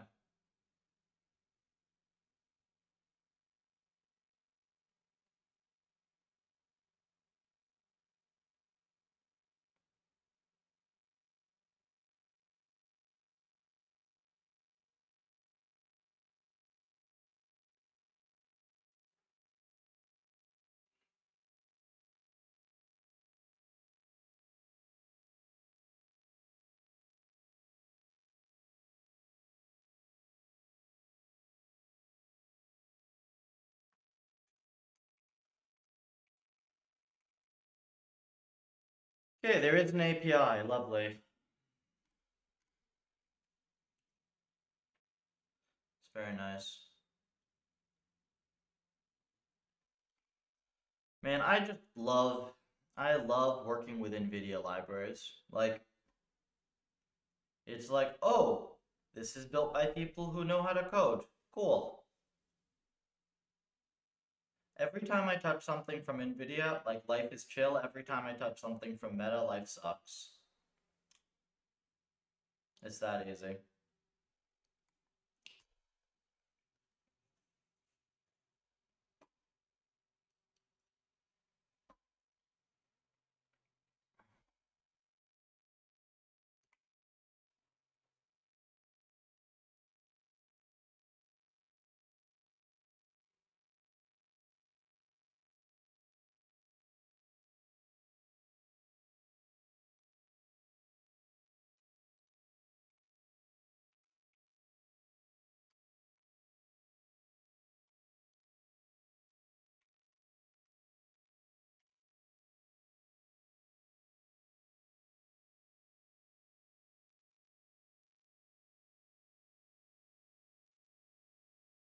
I'm pretty sure NVIDIA's the only big tech company where I actually think, yeah, they've got some good engineering.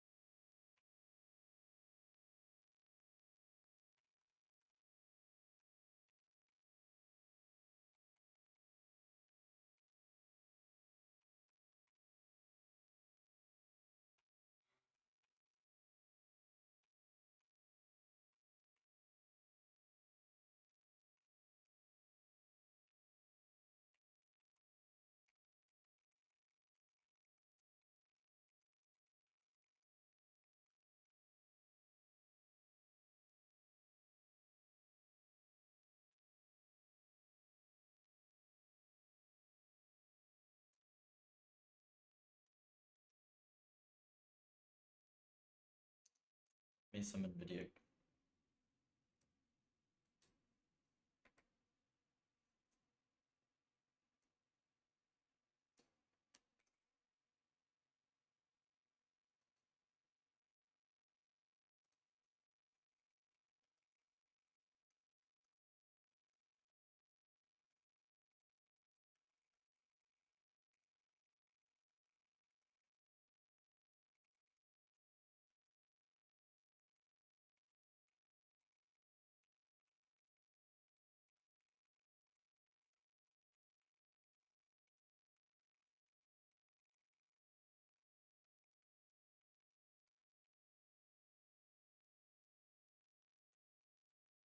The code is doesn't matter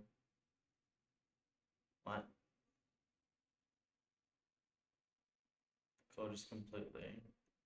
Well, it does kind of suck. I wish it were open, but the thing is, like, at least it's good, you know? I mean, if Torch were closed source, you'd just be fucked because the code is bad.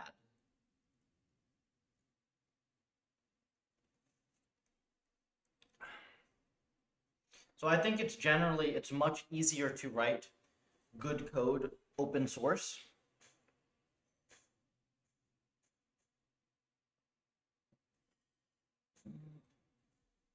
So I think some of their stuff is open. Like some of their libraries are.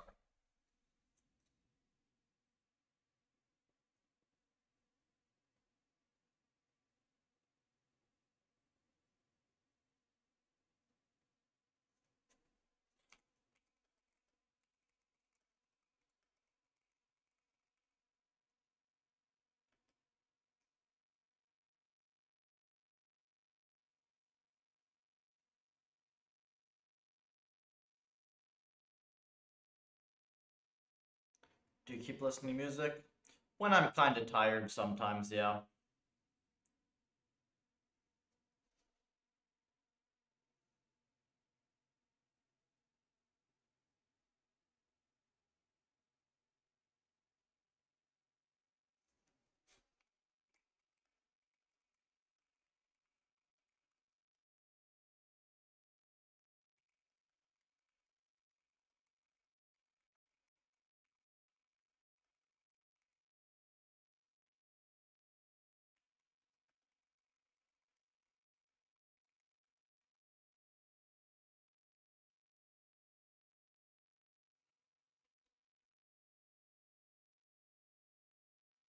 getting more than Monopoly.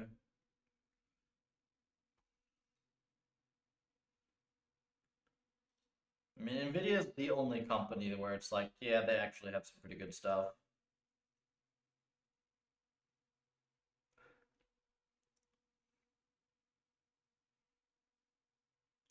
Like, if you told me, okay, you have to go replace PyTorch, I'd say, like, okay, you know what? Cool, I can do that. If you told me, actually, we got these new chips, you gotta replace CUDA, I'd be like, fuck. You know?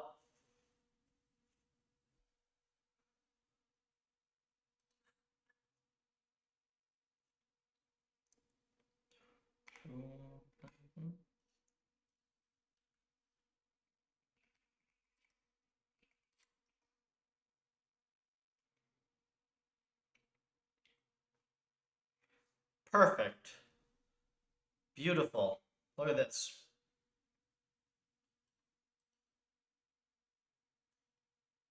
This is exactly what we wanted.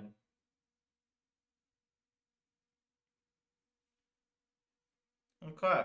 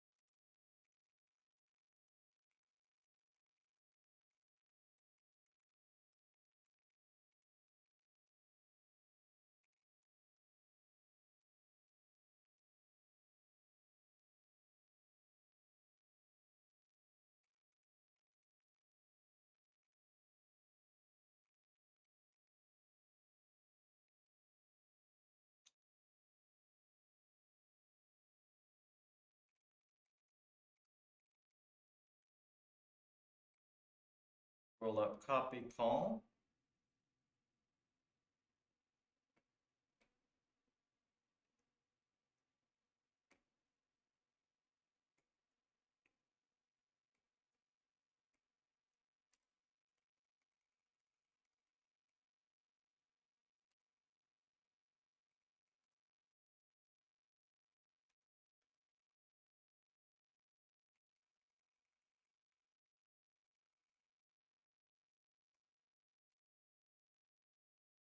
It's as simple as it works to a certain level. No, it was as simple as the chat being fucking brain dead and literally outsourcing all of their thinking to a language model. And like, okay, how do I do this? Okay, now come up with a plan. Okay, now implement it. I don't read any code. Harder. I think I'm very important because I type word into LLM. Um, like I'm pretty much using it to do template matching in some sense.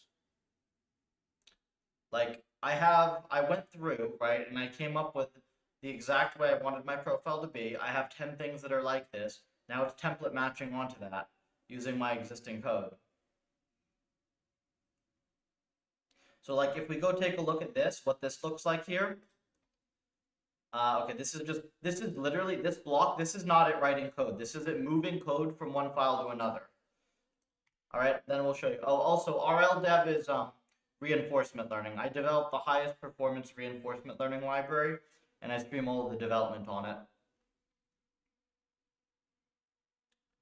So here, look. If it looks like I'm just doing everything through Claude, look, watch what it's actually doing here versus the vibe coding bullshit. Okay, all this did is this moved over the forward train block into a header file. So now it's accessible to the profile script.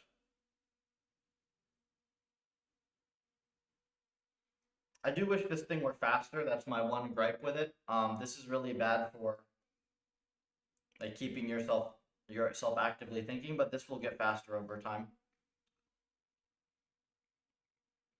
And now you're gonna see it's gonna template match. Okay, look, that's a lot of code to give it, right? That's a ton of code to have Claude writing. Well, what did it actually just write here?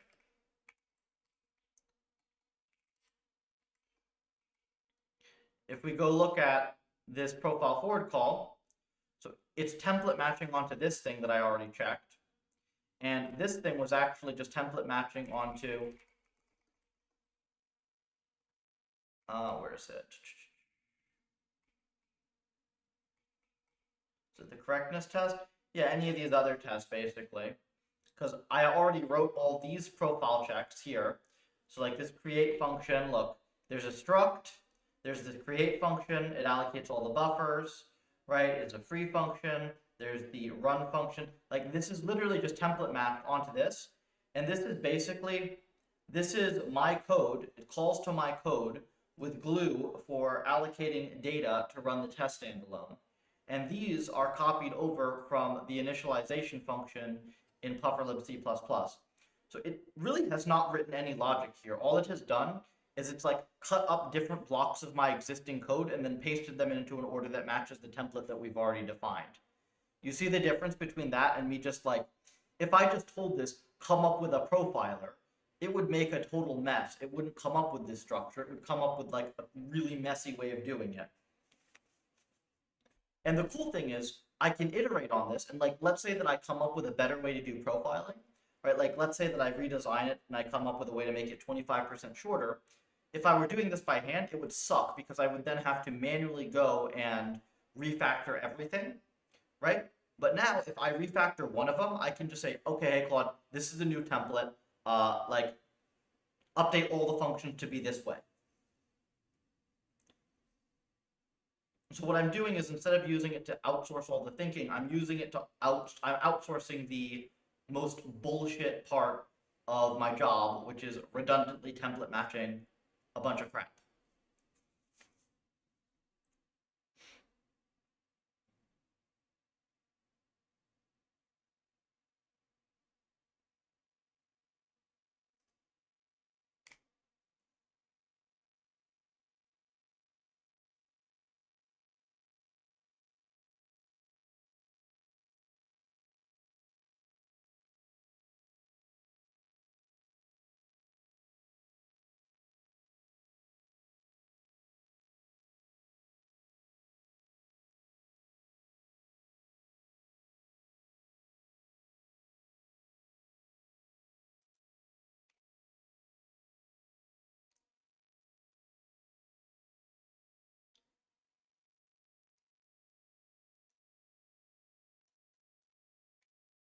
And I can see it's messed up the call arguments here.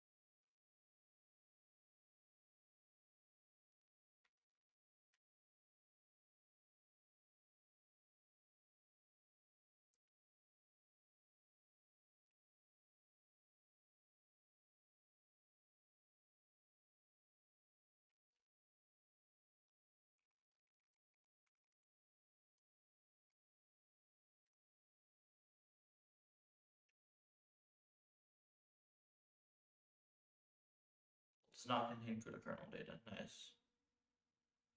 Cool.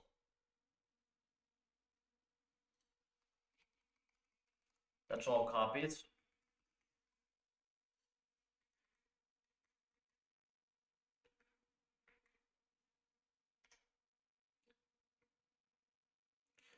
I'll see if this gets us training. I think this is commented the backward pass.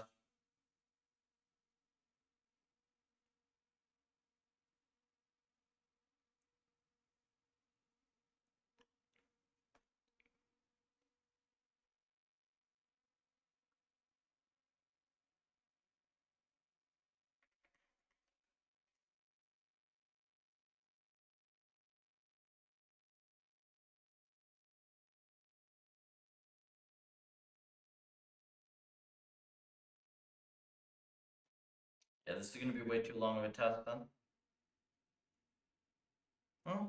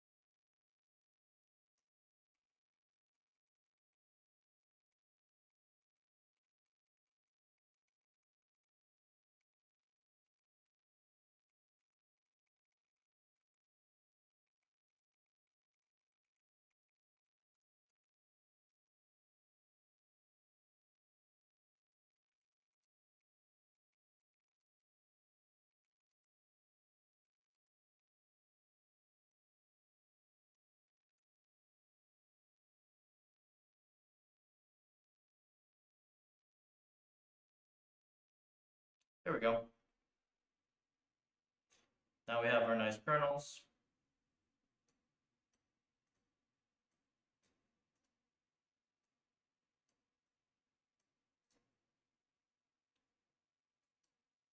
Clean numbers of calls.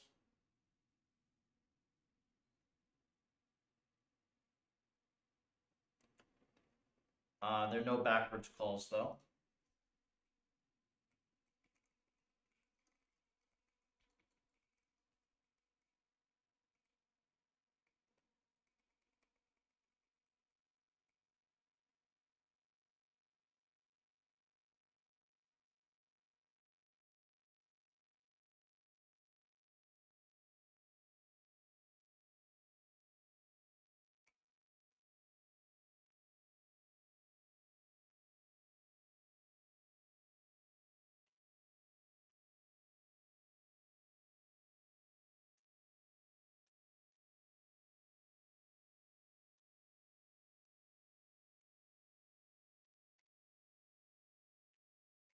Confused. Did we get oh no, we do have the backwards kernel.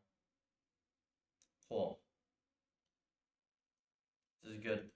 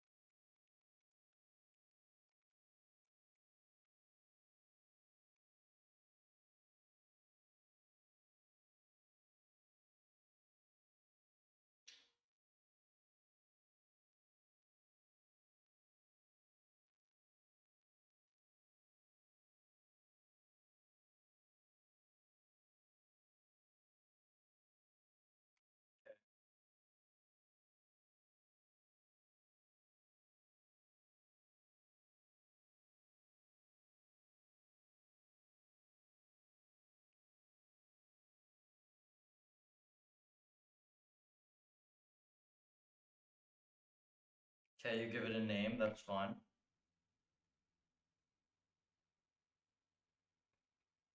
This is the same as I have in my my main script. I just didn't know you could filter by it. Like this, at least. That's the same as the graph.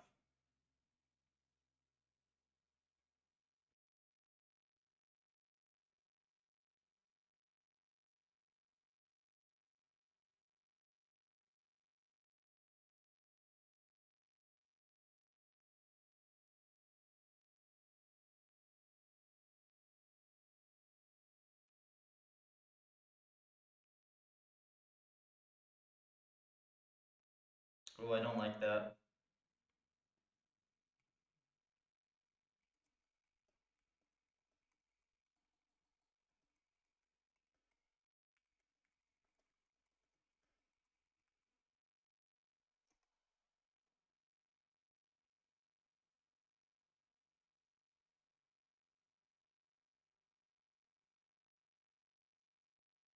See, it just tried to do something that was completely stupid.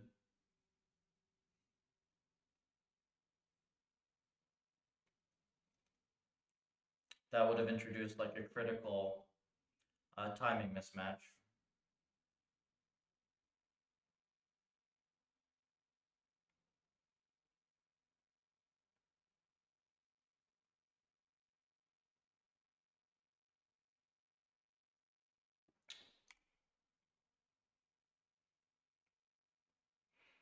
That's reasonable.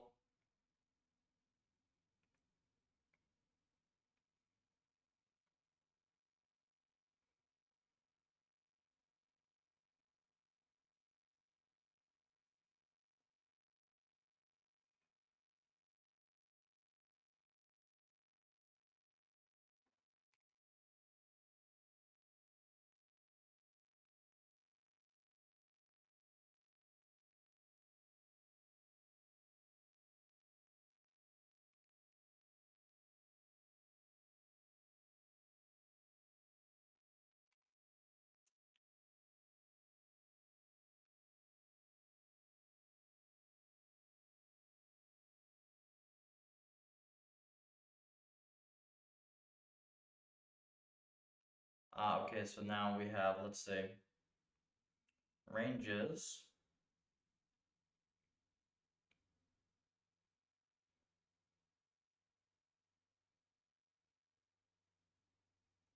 Hmm,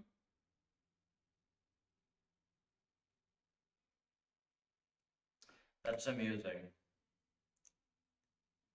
Oops, gotta go pay your tax.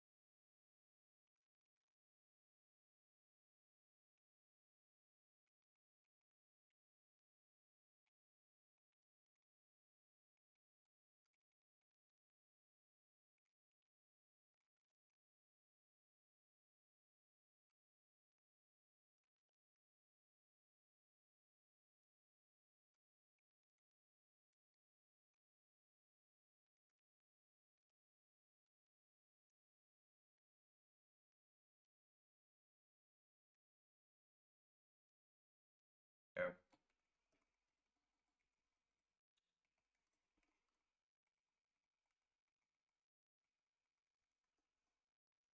Let's say we go like this, maybe?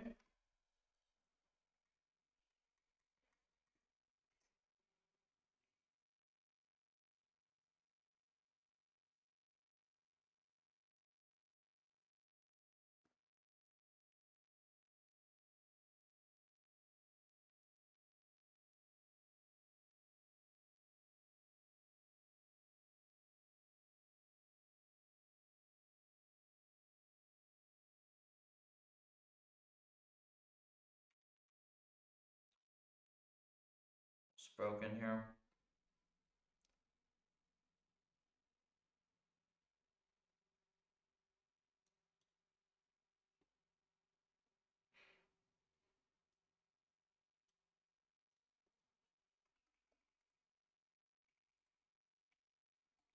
And used the wrong library.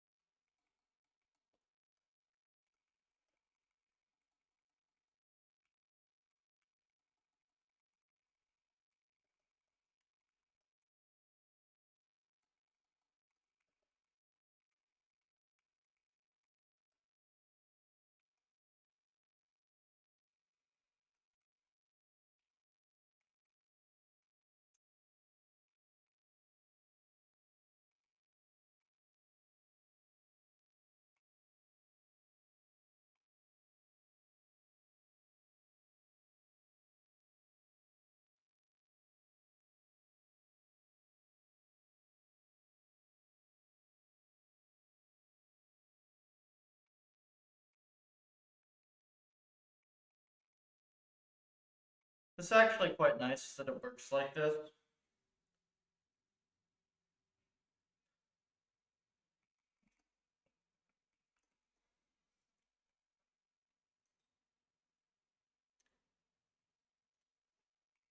Hmm?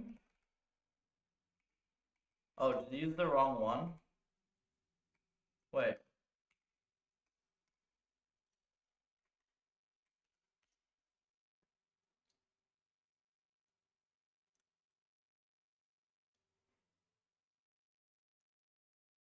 Oh.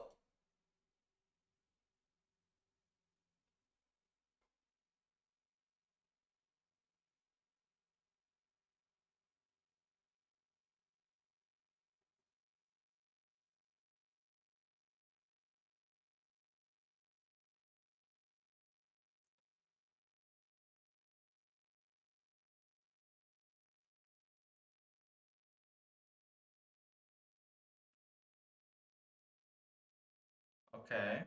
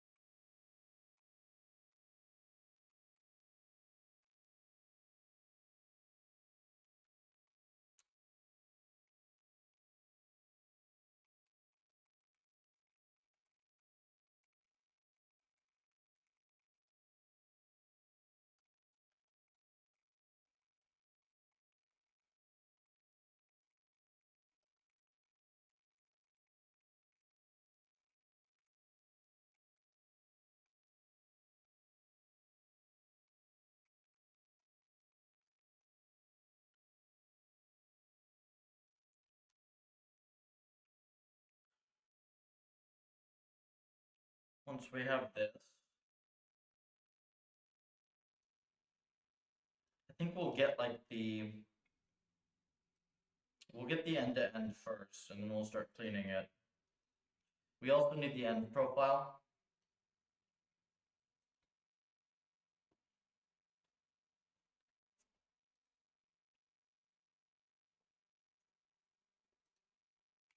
Sure, try that.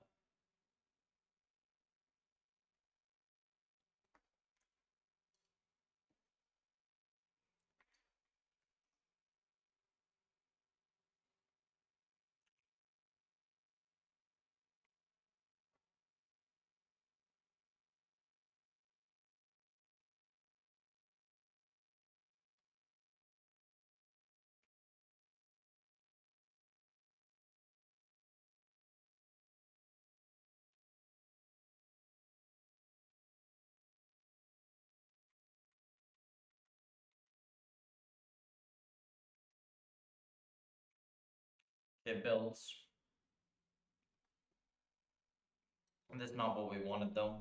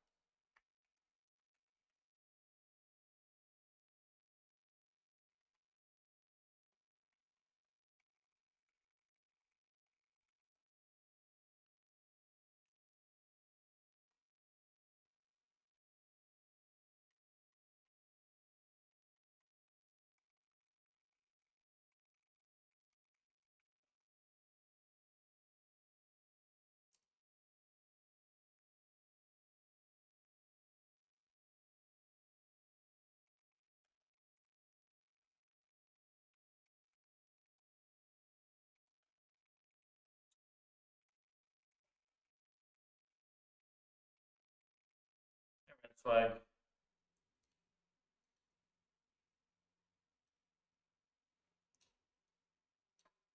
It's not what we want whatsoever.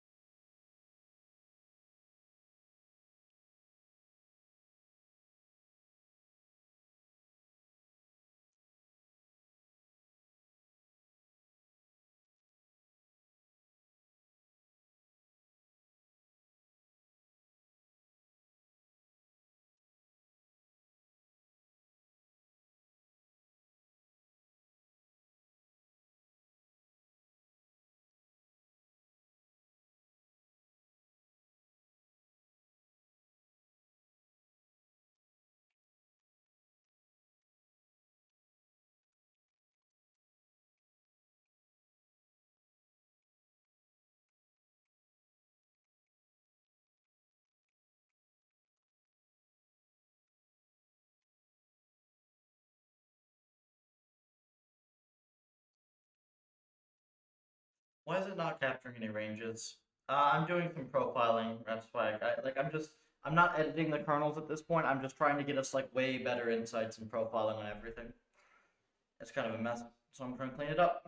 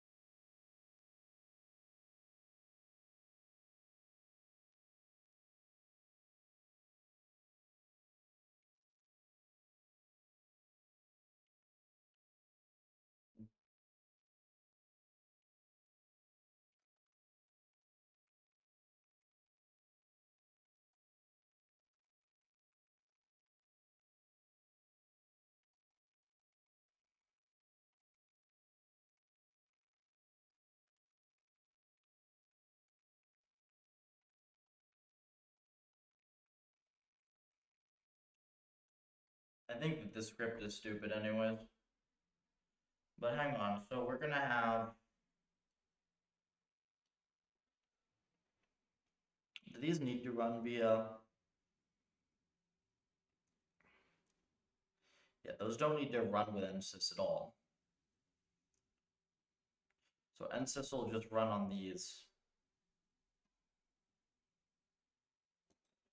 You can run that.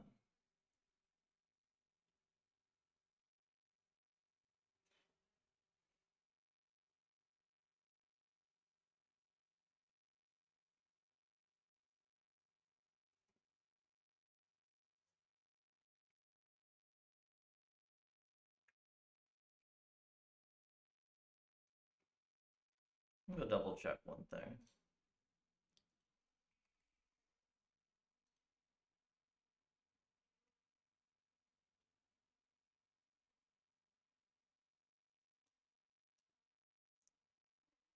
Oh, we're good so far.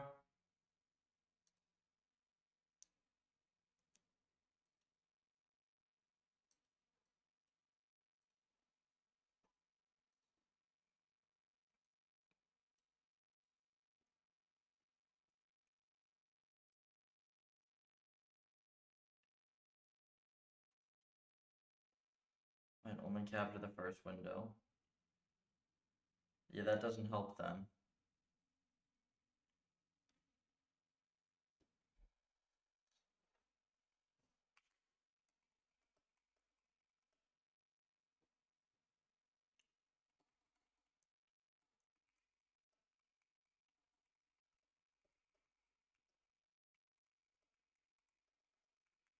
I don't know why it's like... It's very funny the number of like just stupid errors it makes. If you use it just for template matching in docs, it's great. Why does the audio seem low? Because I'm like sliding down in this chair, thinking about this. Here, that'd be better. Oops. There. This goes.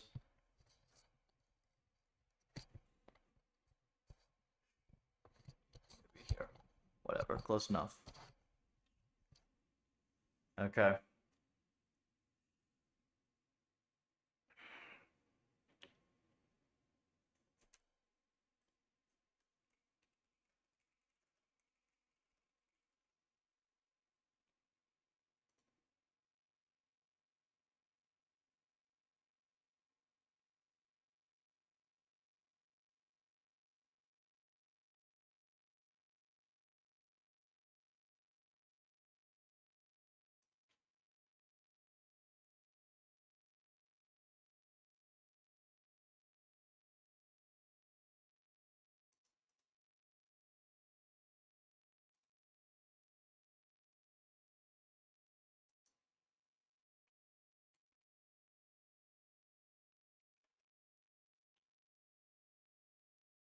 Let me think how else we can do this.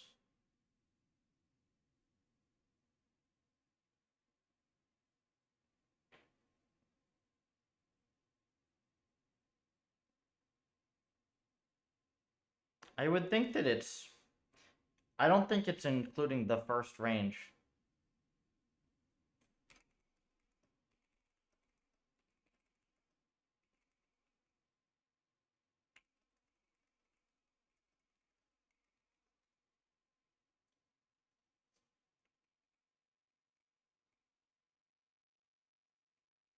Then we can double check very easily if that's the case.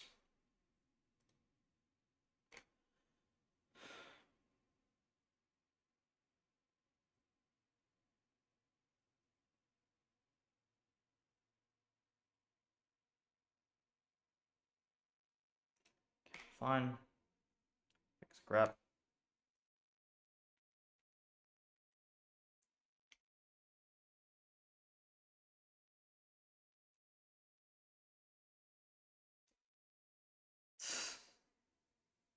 Yeah, that's useless.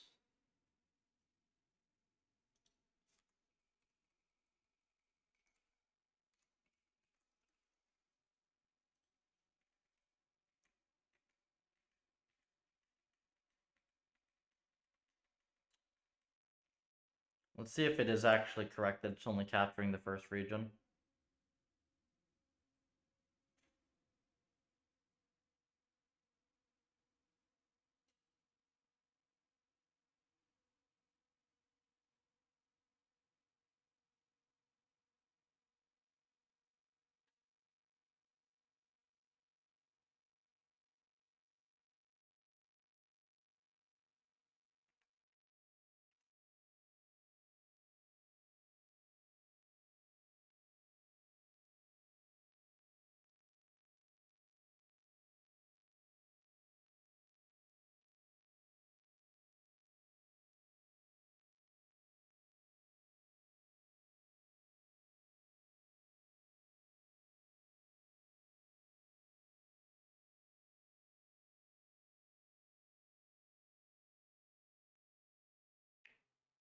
Okay, so it is actually doing this.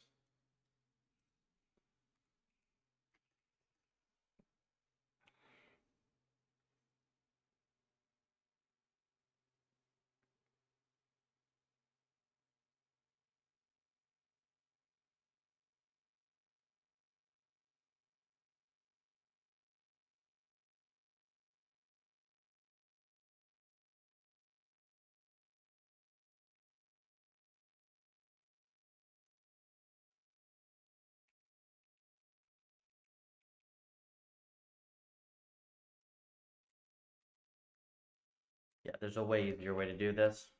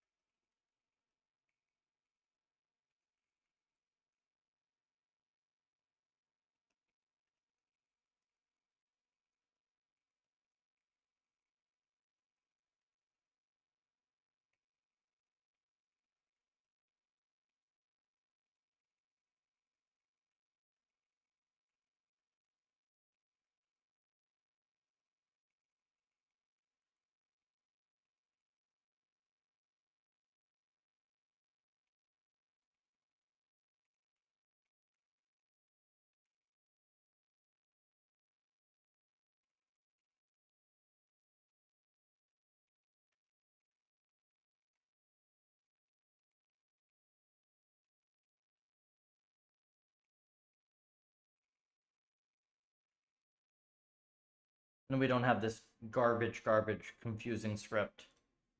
That's better anyways.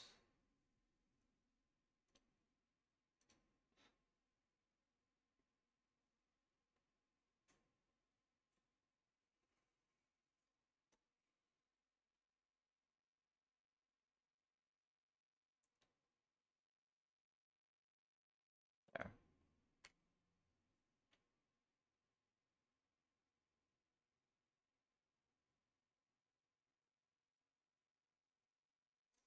It's fine.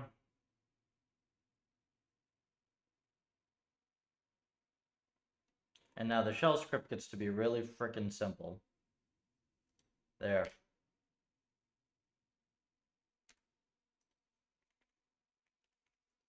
Now we're no longer doing stupid shit.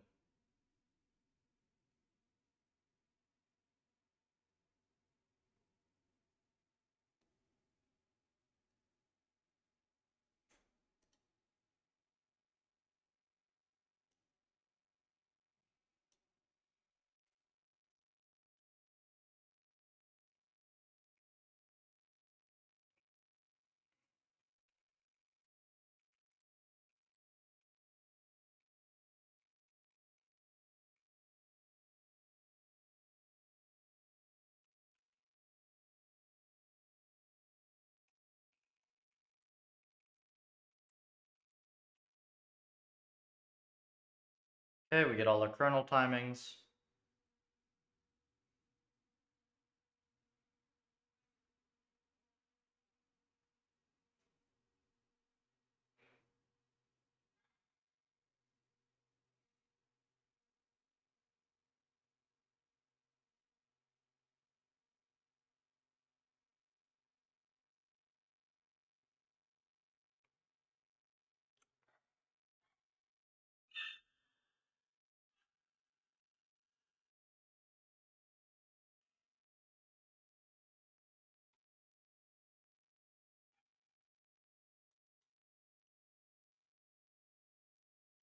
There.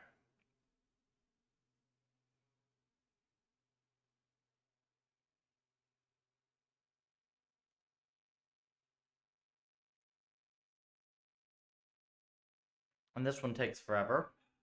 So we'll add like a timeout or something to this.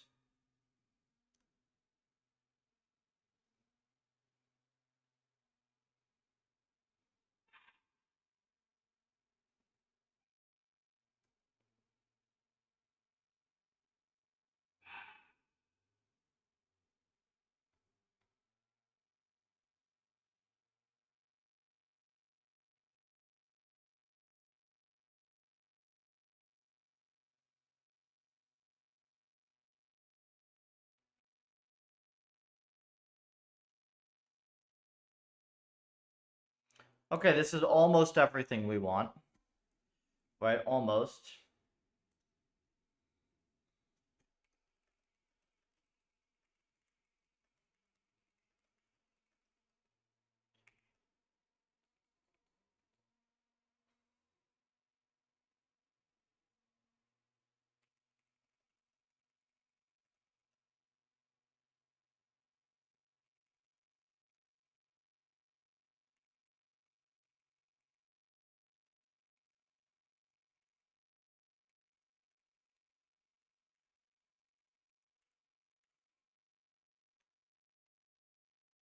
Almost everything. Then we'll add the environments to it and we'll be good.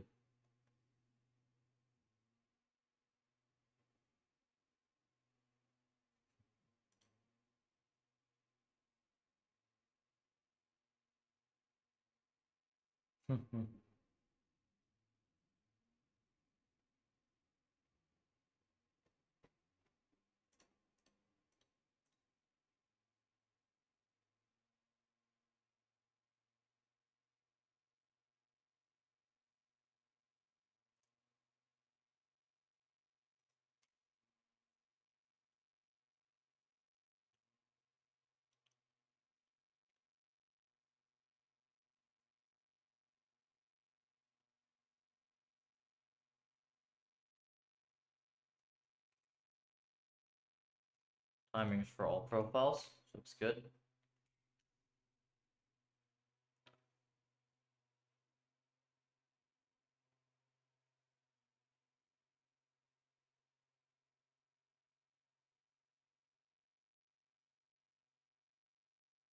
And then this is pretty much everything we needed for profiling. We gotta add the env in. We gotta add the envs. But then pretty much we just get to clean from here.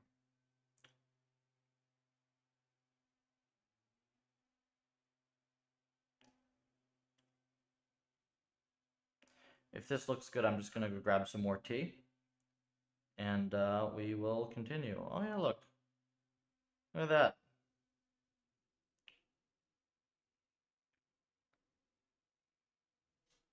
You get your 60 to 50 micros now.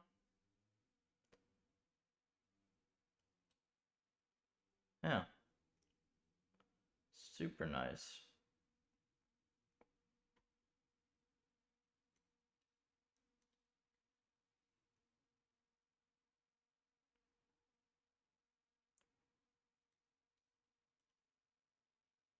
How many monitors? 2. I've got a 27-inch horizontal in front of me, like 2 feet in front of me. And then I've got a 27-inch vertical to the side for this stream.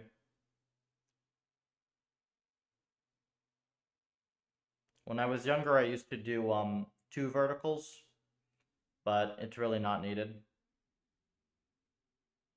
Very nice.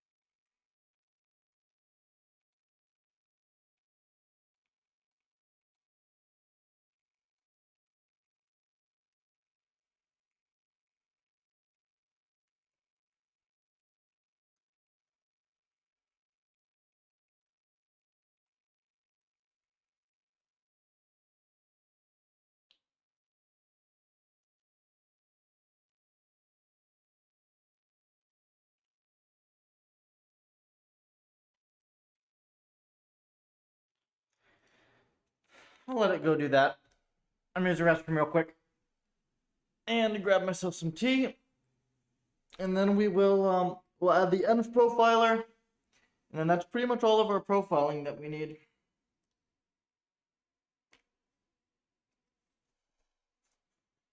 Oh.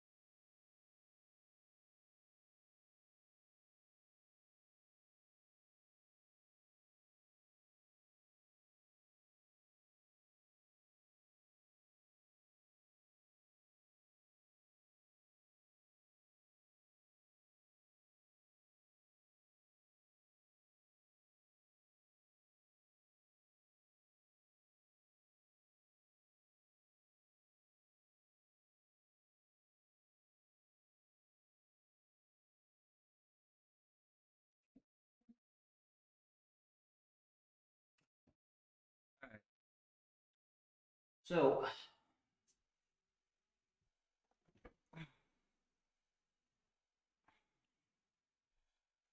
timing. Okay, let's add the graph timing. And then it looks like we've got 80 mil SPS forward pass. 100 mil SPS inference is probably doable with better kernels. We'll have to add the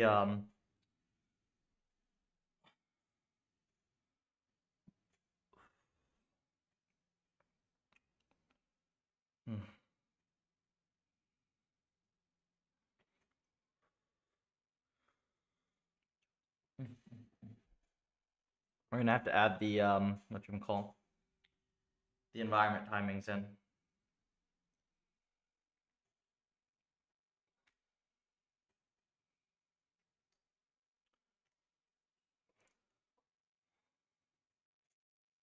Correctness checks as well. It's pretty much though.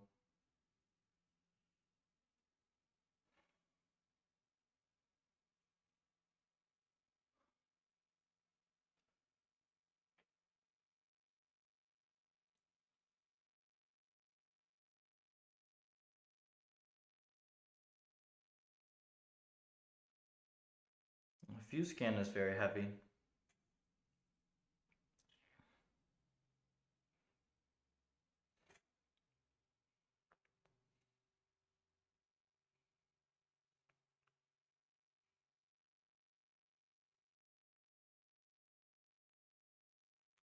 It's a little annoying because the forward passes. Oh no, wait, I think the graphs are consistent. We might be able to just do it graphed. What the heck is this?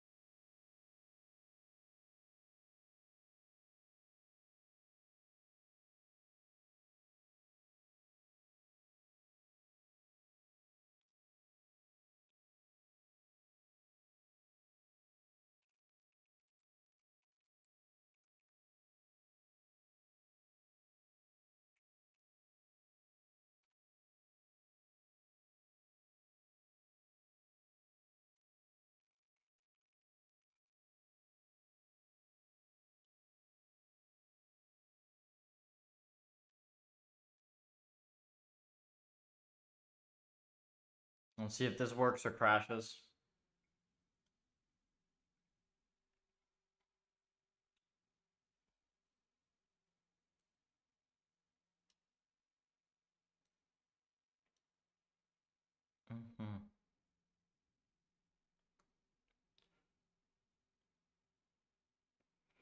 Okay, that's annoying.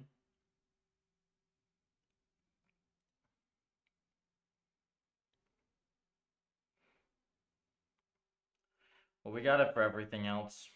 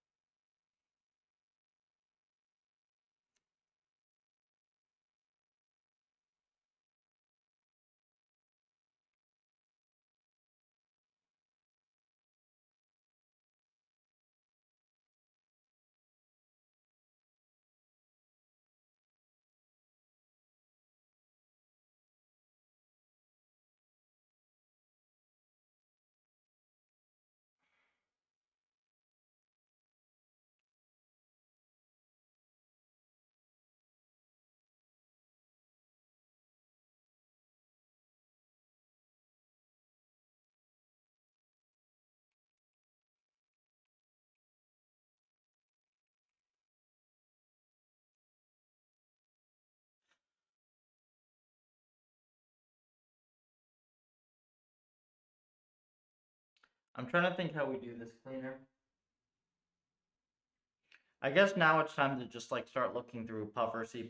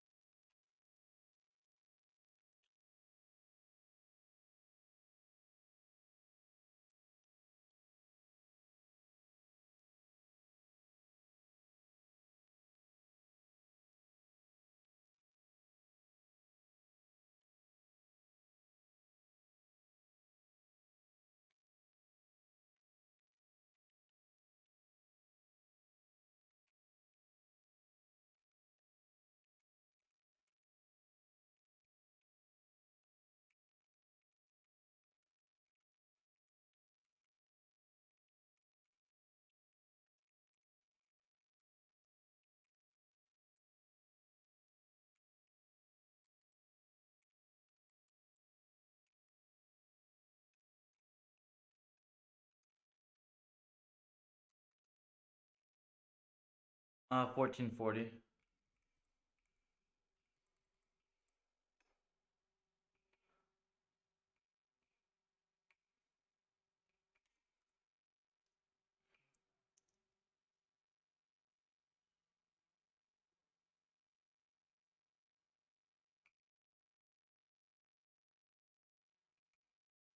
Yeah, so this is not an env test.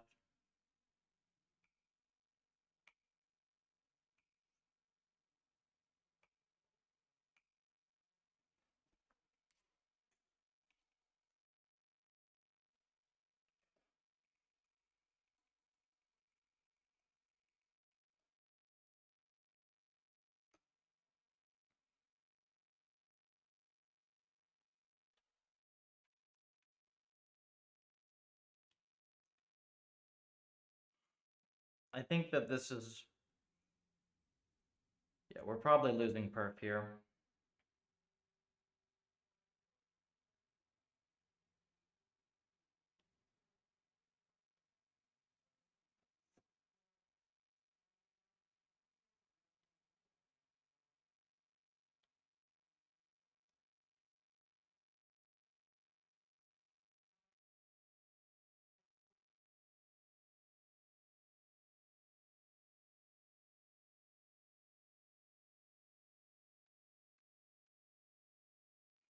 What we'll do is we'll end up adding that script to puffer commands.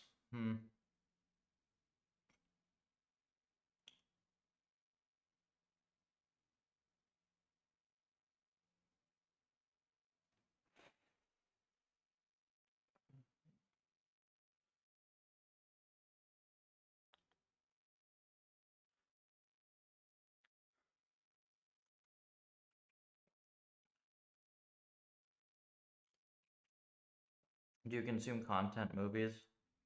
Mostly games, some game related content. I don't watch TV or movies almost ever. I'm actually very unfocused today. I'm pretty tired, so I'm probably gonna call it an early day today and chill for a bit.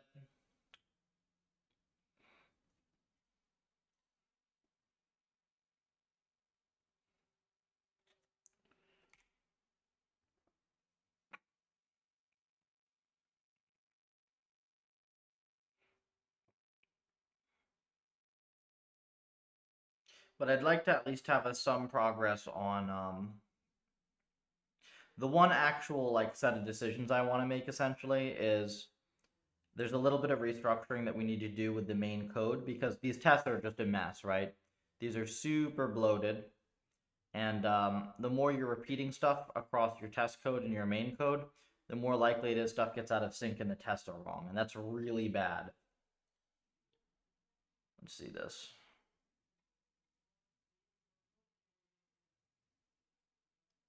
Okay, this is my code. Yeah, literally just copied my code. Cool.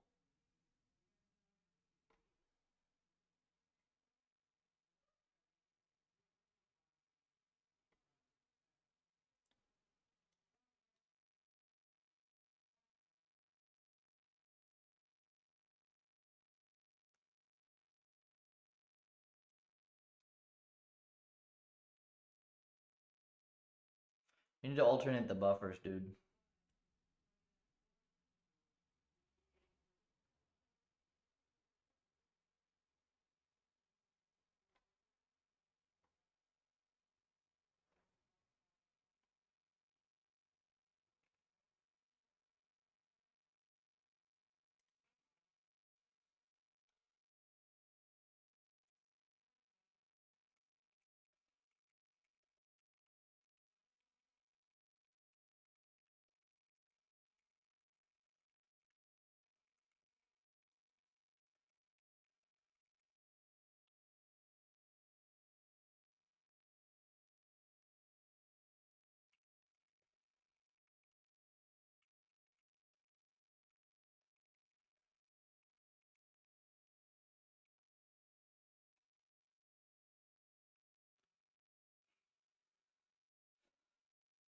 Yep.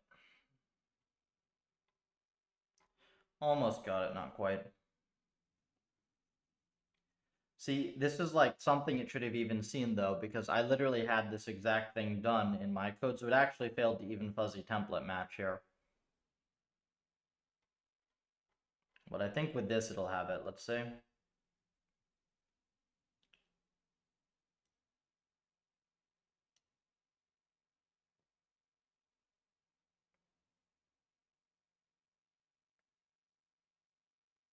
Mm-hmm.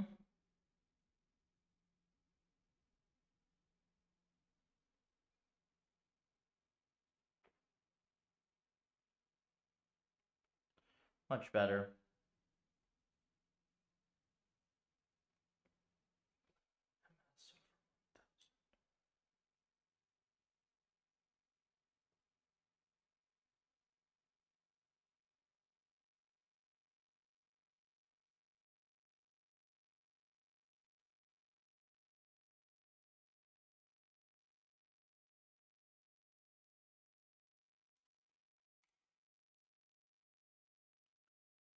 Most complicated we'll be able to solve. Most complicated, no idea. That's too far out for me to tell. I think it's very likely though that um we just continue to expand the company to whatever commercial applications in the short term. And then in about a year and a half, once we have maybe Puffer 5, probably by Puffer 5, maybe a little bit more after that, we'll see. We should be able to start making this stuff generally useful across scientific simulation. I think, biological sim for medicine and material science simulation are two of the areas that interest me the most for this.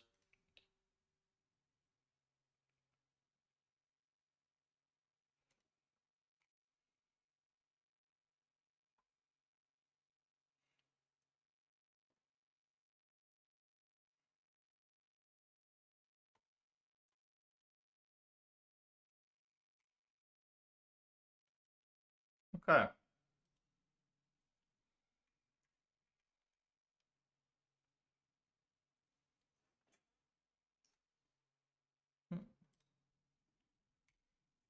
One little thing. And now we should be able to do M speed timings. I will do. No, Puffer 5 is actually not going to be targeting any perf increases whatsoever. So if we happen to get perf increases for Puffer 5, that's cool. But Puffer 5 is going to be a purely algorithmic update.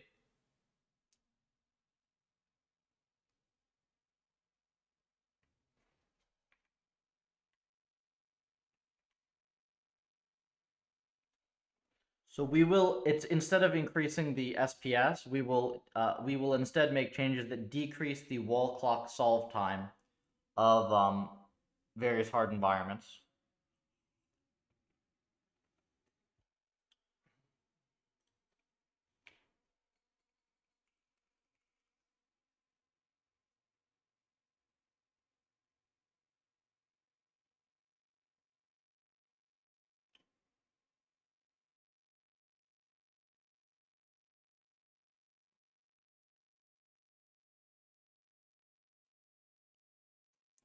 Okay,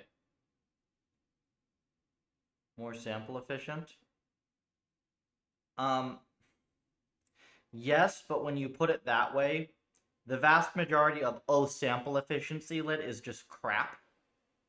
So what we're gonna do is not going to look like the vast majority of the lit out there.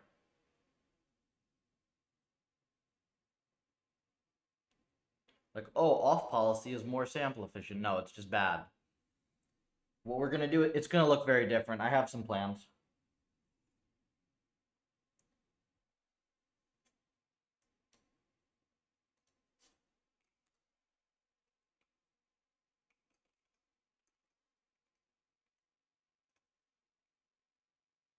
Genesis Sim for RL.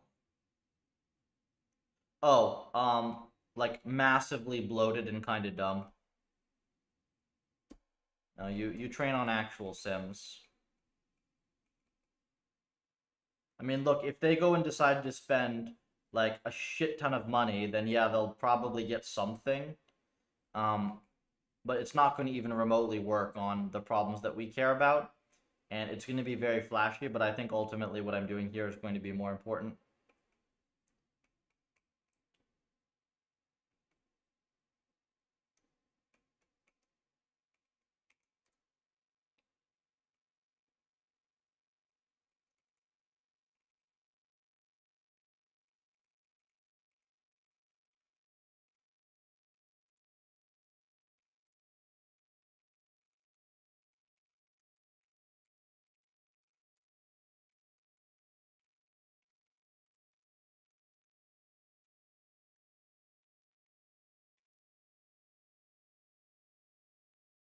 Isn't faster.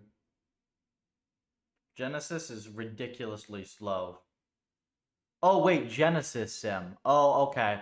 I confused it with I was thinking of Genie. My bad. Genesis is from what I heard last time was fraud.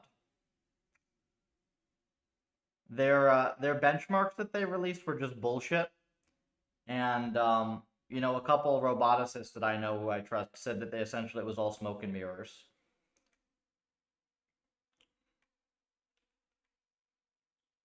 So my earlier comment was addressed to Genie, which is like the what if we just learn all the environments thing.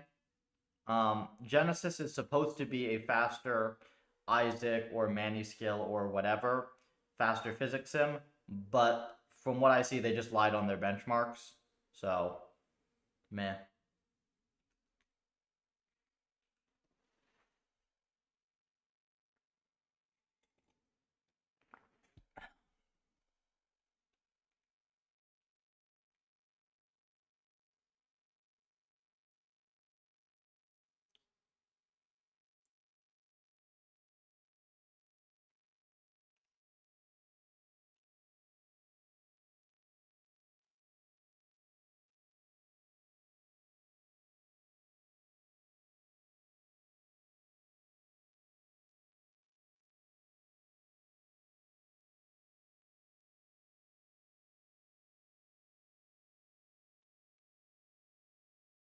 Okay, 29 mil SPS, cool.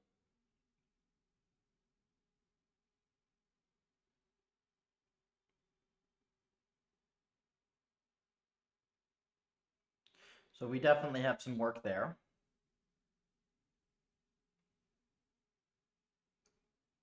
But now we have all our benchmarks. Yay.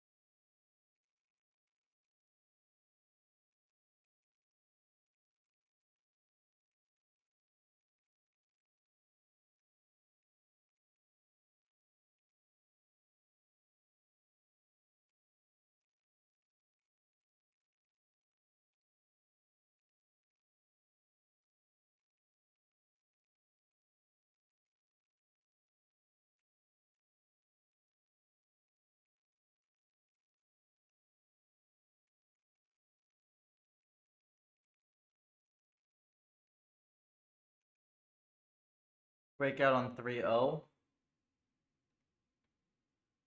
Like 3 or 4 mil.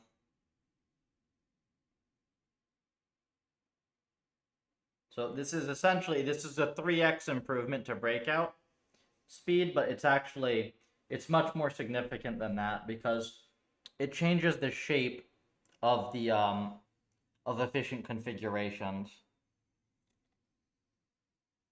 It's sort of a complicated concept. I'll do a way better job explaining it when I'm fresh, but for now I just gotta get some profiles cranked out. Why Vim? Why not?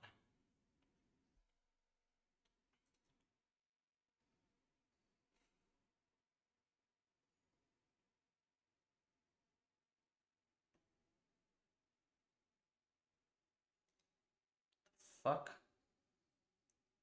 Okay, I see why it's doing this. Yeah, that's annoying, but fine.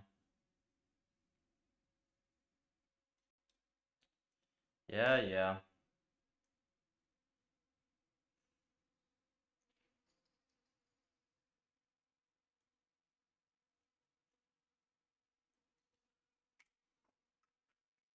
And then this will bind, and then this will go into the Python, most likely.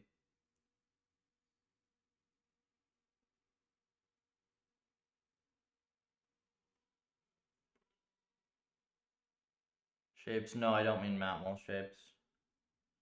Essentially, its puffer is going to be efficient for a wide range of configurations where it would not have been efficient from before. So like, maybe breakout's 3x faster on the current settings, right? But then maybe there's some experiment settings where it would have been 50,000 steps per second, where now it's going to be like 2 million.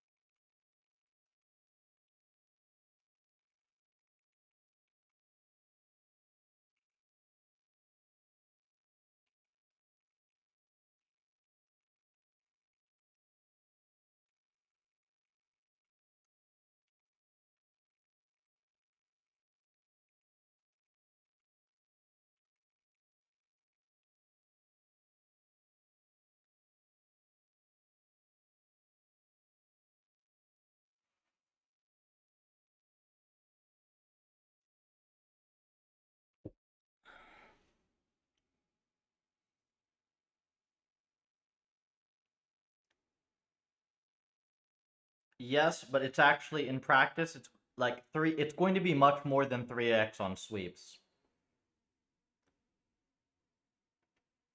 Because the thing is, like, for small models, it's actually going to be worst case 3x faster. It could very well be that for the majority of our experiments, it's 10x faster. I have to actually, like, I have to get the exact numbers for this, though.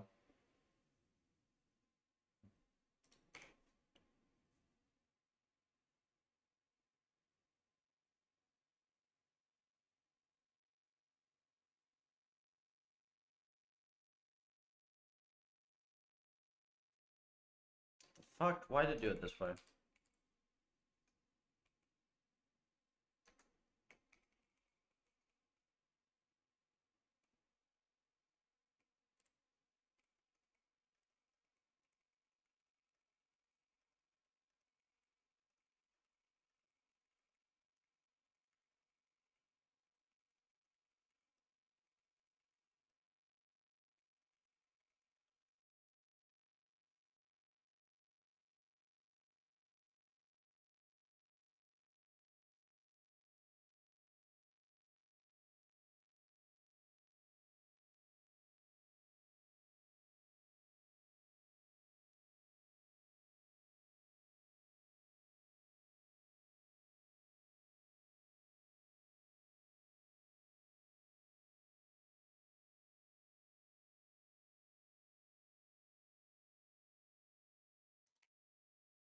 Fun.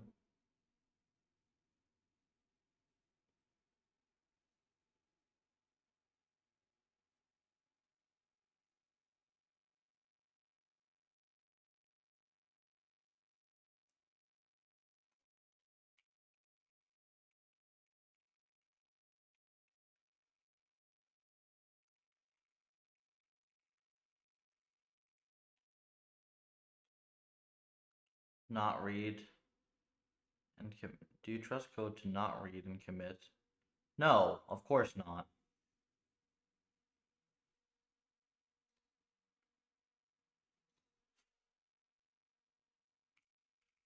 Look, it doesn't even know, like,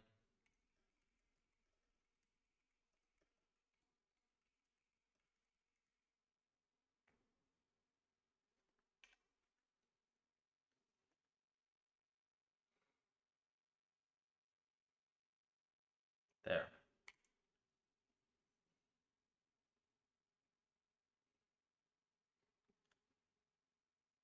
Sometimes it's like really, really, really stupid.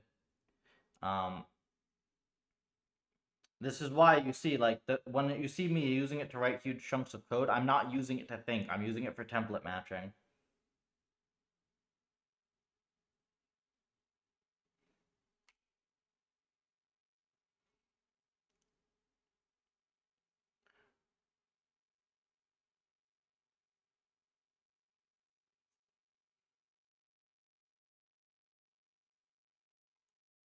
Yep, we no longer need this. Actually could get shorter, which is nice.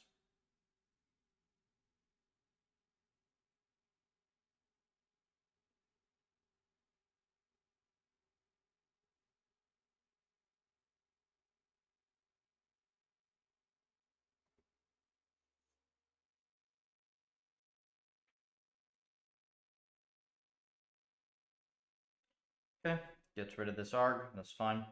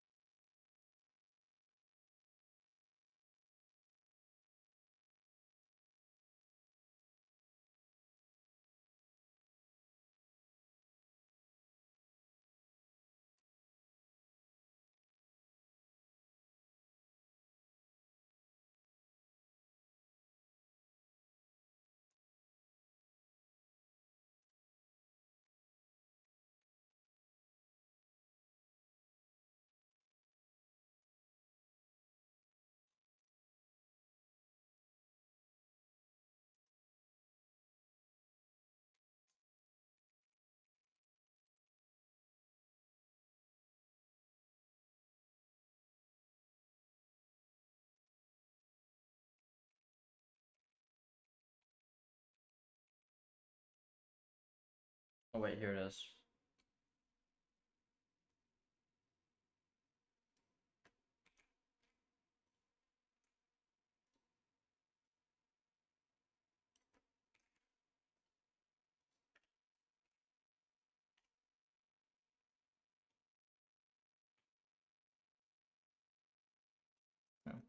Perfect. Very, very low overhead.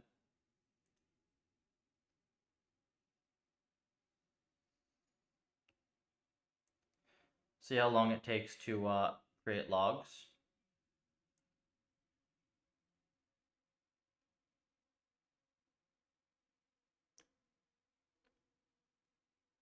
Oh, you know what? This thing doesn't terminate cleanly.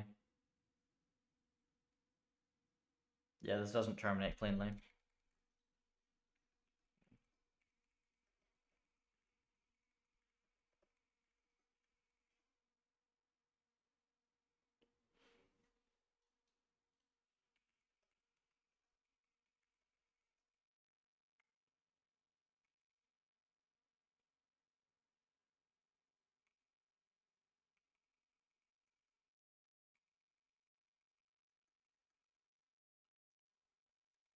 Try this one.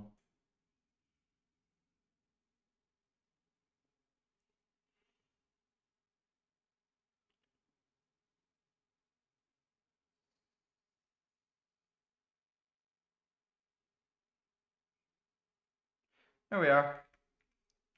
Try this now.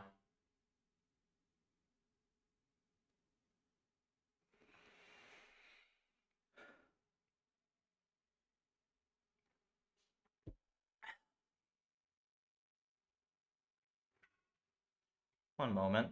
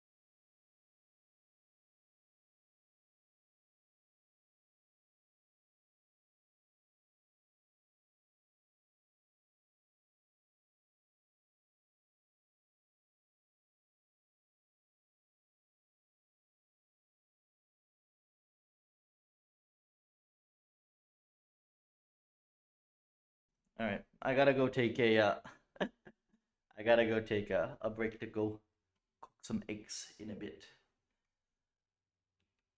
No reports were generated.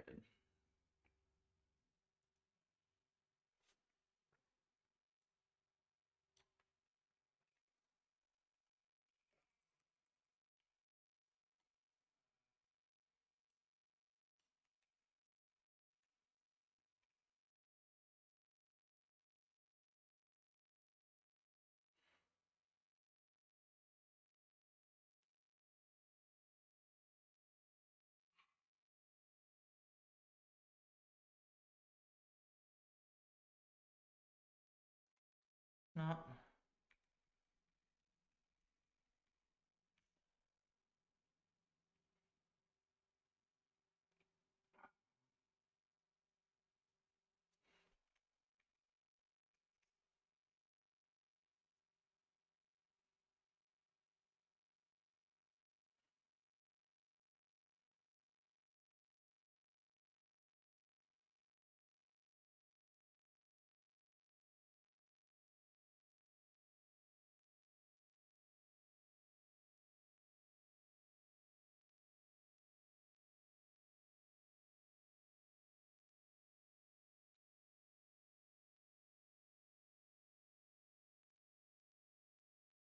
So weird.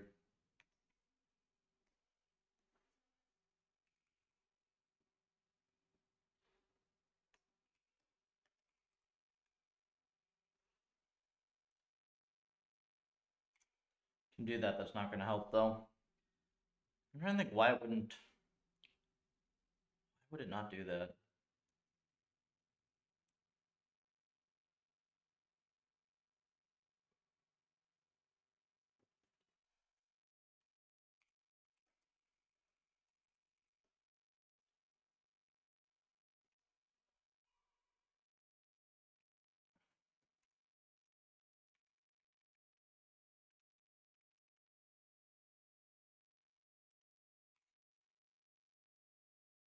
Oh, the heck?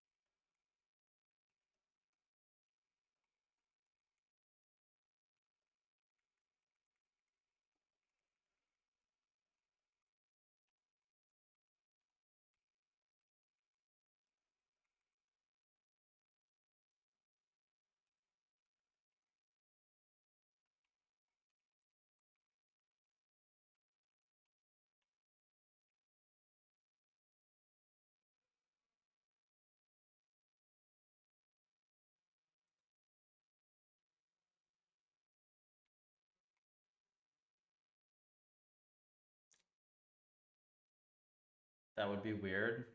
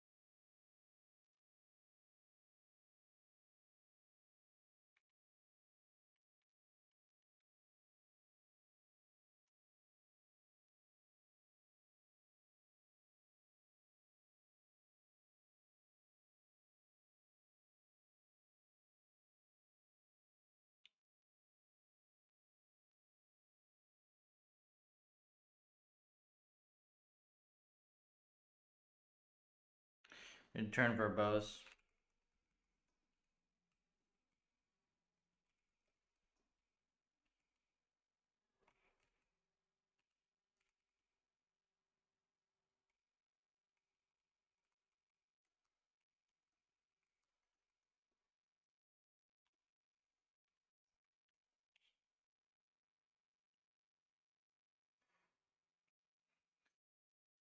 This will go without the prints.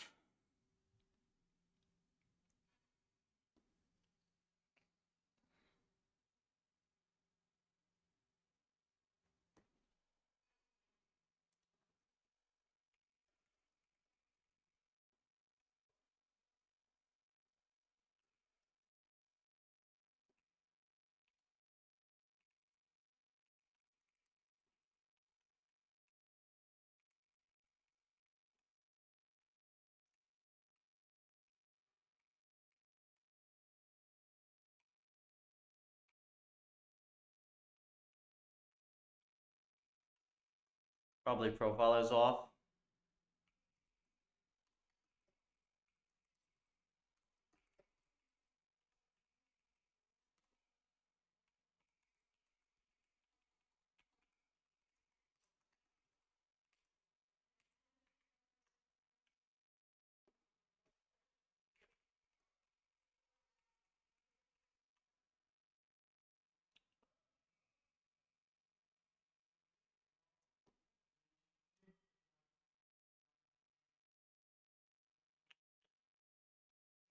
Well, there's your frickin' problem.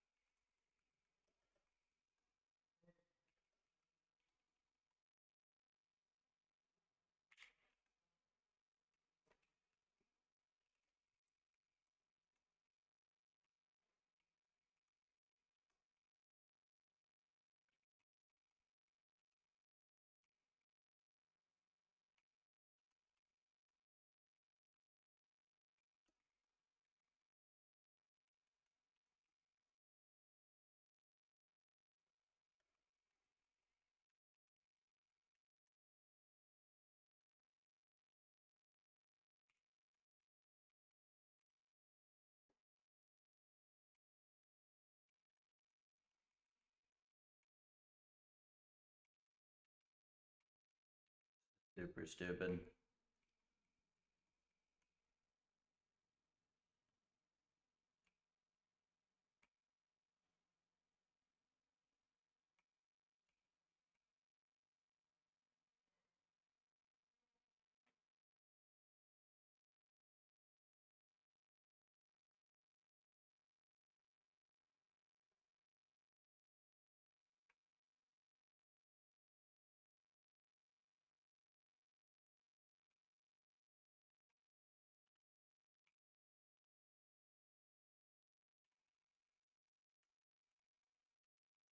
What's happening with this? Hey, Peru. Welcome. I was looking over some stuff in your repo this morning. Found a couple other things I want to integrate, though I've mostly been working on profiling today.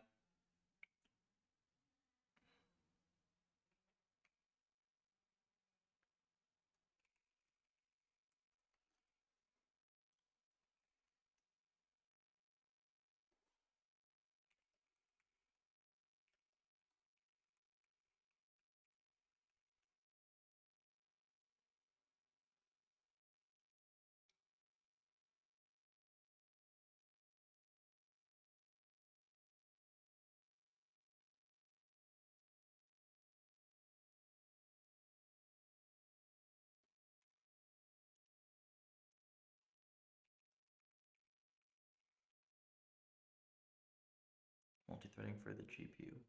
I don't know what you mean for the GPU batches. Like, it's not multi-threading, right? It's CUDA streams. So there is a manager, right, that is responsible for queuing up asynchronous transfers on different CUDA streams.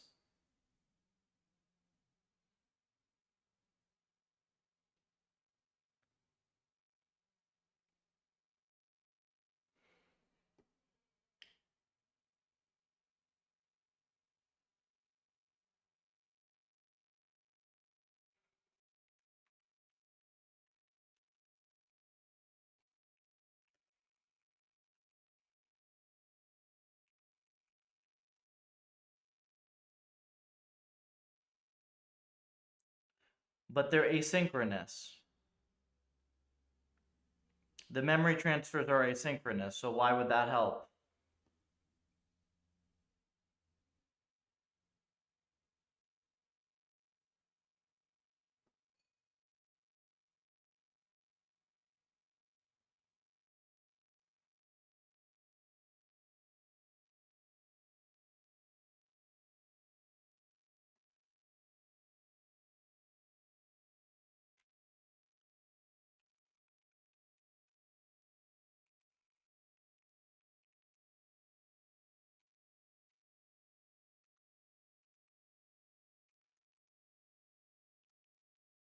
Oh, it's scheduled, it ends up blocking the thread. Memcopy async ends up blocking the thread? Like how?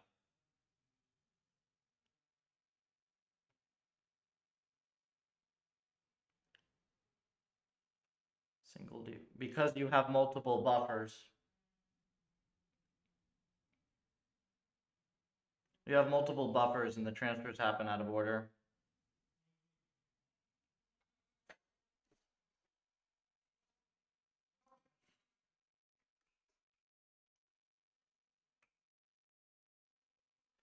Talking about the GPU ops.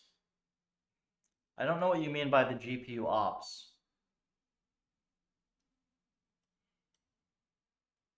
Like, there aren't any GPU operations happening in the environment.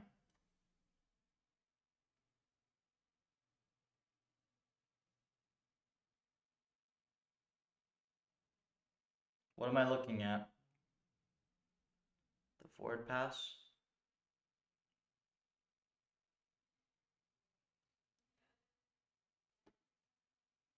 I'm trying to figure out what you're...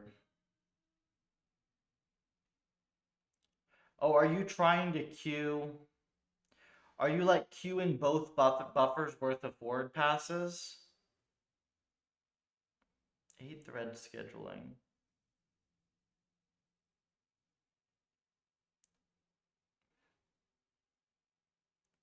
But wait, doesn't that defeat the point of doing this? No, we have n-way buffering already, man. But like, it's sequential over n is the whole point. If you just launch them all at the same time, like, the idea is that is worse. Because what's going to happen if you do that is, yeah, you're going to get all the GPU work done faster, but it's going to take overall, but it's going to take longer to queue up the CPU environment work. And then those are all going to be done at roughly the same time as well. Like, you're not going to actually get the environment data back in this sort of ring buffer style.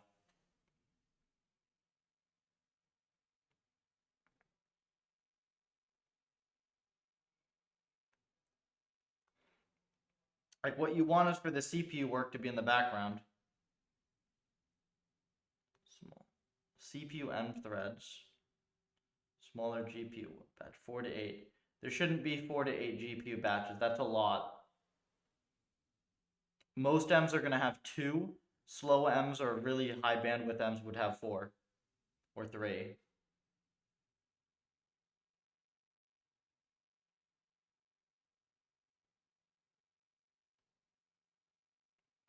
Because you'd always rather queue up a bigger batch to the forward pass anyways.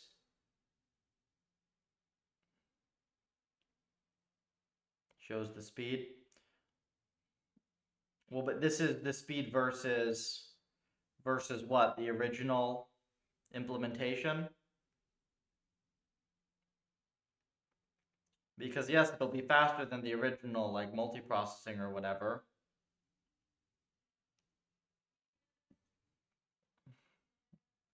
Eight batches.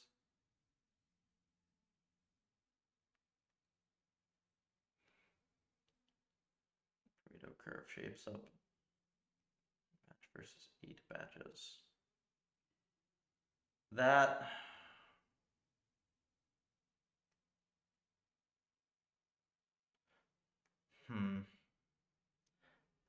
I'm gonna want to replicate this on like the branch that I have because we have a lot less latency overall here. And emergency 3-thread scheduling.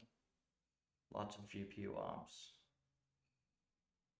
Yeah, I can see lots of GPU ops with a ton of launch overhead. Other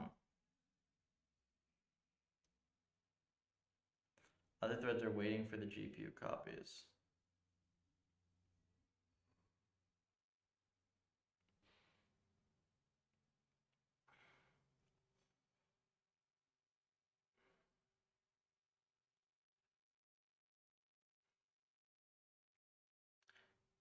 See, this is suspicious to me because, like, this is what you're telling me here. 10 kernels for the entire forward pass. It has to be more than 10 kernels for the new architecture because you're benefiting from the monolithic LSTM. The new architecture has to be more than 10 kernels. But I've gotten it down so that it's only matmols and gates. That's the whole forward pass. There's nothing else. So like what you're telling me, okay, you have this buffer. Oops. This is the thing I don't understand. So you have all your environments and they're like split up into buffers like this, right? And then the GPU is iterating over those. So what we do right now is we grab this one, and then we grab this one, and then we grab this one. And, you know, once this is processed, this now can go to like CPU. And then this is like M step. And then this is like, you know, GPU. And then you get it back here for your next iteration, right? So like you do this one, then you do this one, then you do this one. The thing I don't understand is you're saying, well, what if we do all three of these at the same time, right? If we queue these all async at the same time. And what'll happen is if you do that, is it'll take longer for the data to get to CPU here. It'll take longer. So then this step will be faster. But then by like, when you try to do the next step, this data is not going to be ready in time and you should block there.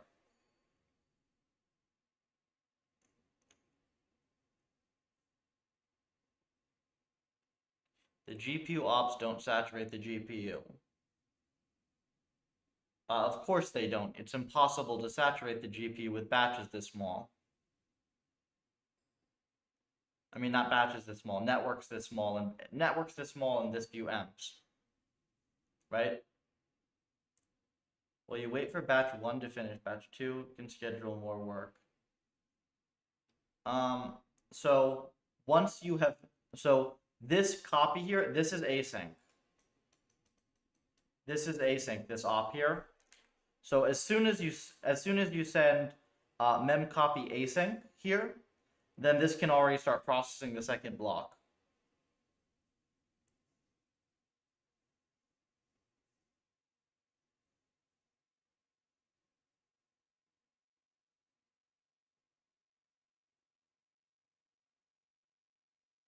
The last step in your block is not async though.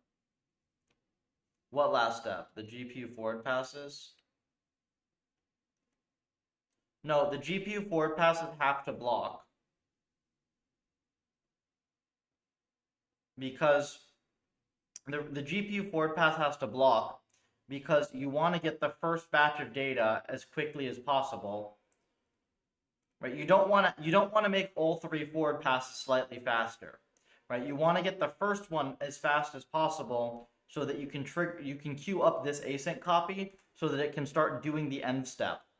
Because what you want, right, is you want this overhead, you want this env step to be done processing by the time you do this and loop back around.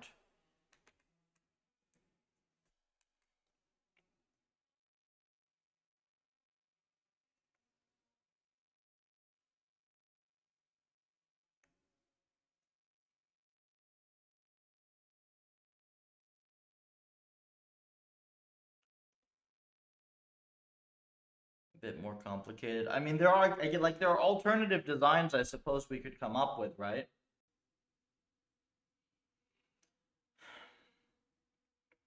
Like technically, yes, we could just make it eager on the blocks, right? So we could make it that the blocks just all get queued up. As soon as they finish, and as soon as one is ready, then you process it.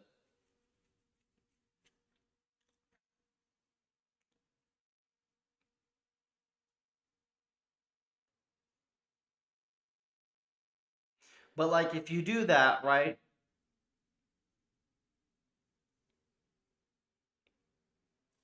You literally end up with a variable number of buffers because you could finish the entire segment for this guy. That has a pretty big speed up. Really? How?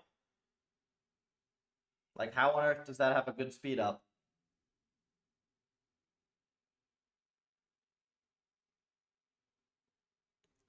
All the RAM? Yeah, it's a pain in the ass. I just go and I made this stuff like 3x faster in the last 2 months, and then, oh, global hardware gets to be 3 times expensive.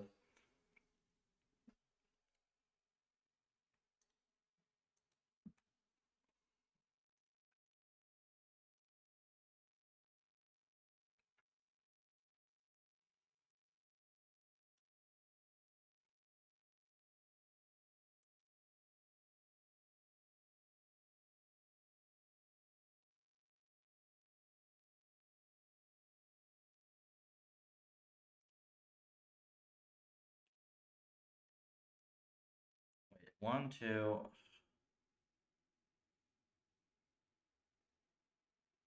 Dude, this is so weird to me because you've literally now you split up the batch.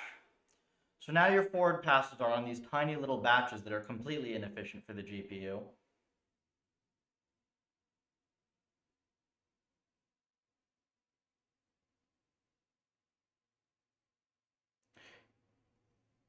The batch size is definitely not large enough. Oh wait, did you increase the batch size? Wait, did you increase the number of M's for this test?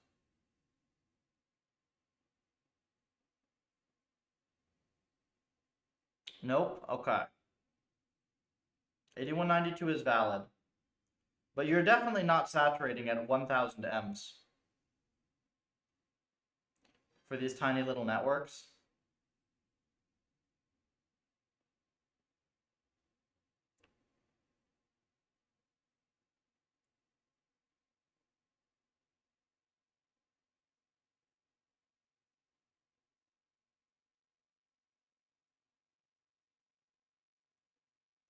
Look, if this architecture is actually faster, I'd be more than happy to have this in place. I just want to make sure it actually is going to be. Because it took me like several days of work to get the current one to be stable. The threading, like the threaded backend code is such a pain in the ass to get to be nice.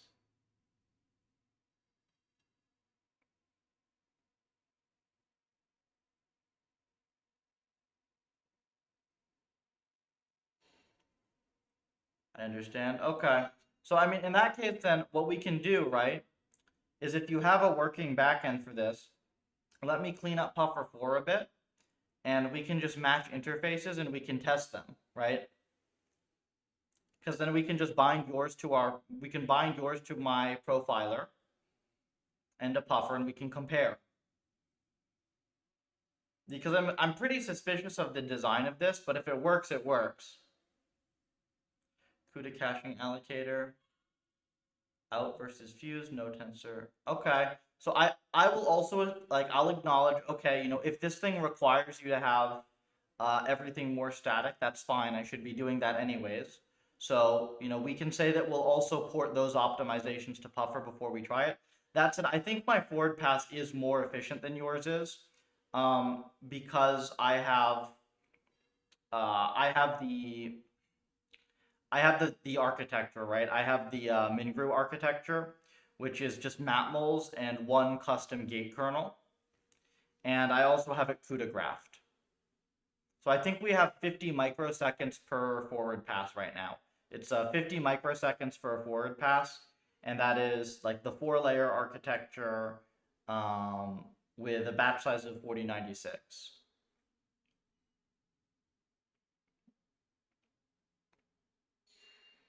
The one thing that I didn't fuse yet, I just saw that you found the torch function for fuse Gelu. I gotta go steal the fuse Gelu for the encoder layer. I already took your fused value function and the logits. I took that. I adapted the sample logits code. That was really useful. Anything else? I think those were the main two things I did the other day from your stuff. 50 micros can be parallelized. Okay, but like we also have to test this then with a variety of end latencies, right? Because like the entire point of doing the buffering is that you have end latency on CPU, right? Come eat? Okay. I gotta take a quick break. I am being called. I will be back in a few, and we'll continue on this. If you're still here, we can chat about this. If not, then we will chat once I have things cleaned up and we can actually test your stuff effectively. Thank you though for the link to that code base. Like there have been several things in there that have been useful for Optims. I'll be back.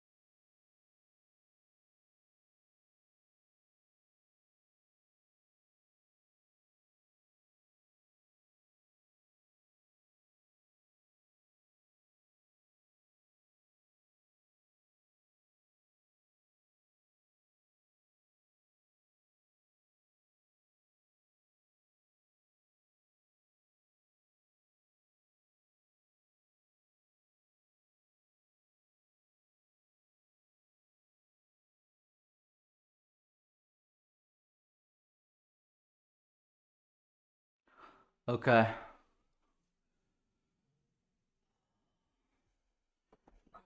Quick break. I'm back. 50 micros can be parallelized.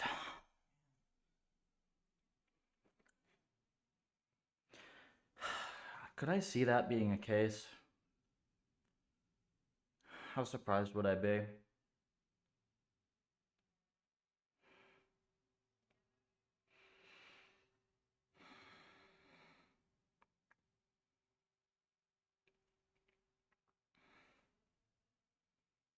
You know what, Peru, you're probably right that you can parallelize the forward pass. I I believe you that you can parallelize the forward pass. What I don't understand is how you do. I think you're mostly bound by the host device transfer overhead, right?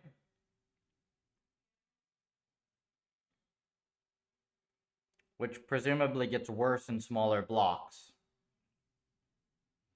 So in my mind, I thought you would like to have like 2 buffers. Can help with the. What do you mean can help with the multi-threading though? Is there actually overhead time to async transfers? Like they shouldn't block. I would think those should be immediate. No, we do have n buffers, and we each buffer has its own stream. We have n buffers, each has its own stream. So yeah, the async copies are from the same thread, but they're all async. Try to say right now, thread queue up GPU's copies. My thread queues up GPU copies. But then why does the GPU copy, so why does the async GPU copy operation, like why does that need to be queued if it's instantaneous? Right, none of these should be blocking transfers.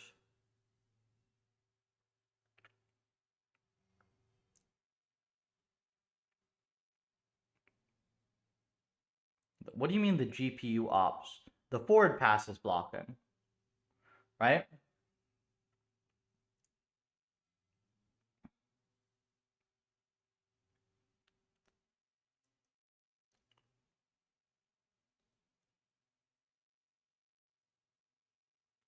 A forward call will wait for other batches to arrive. Yes.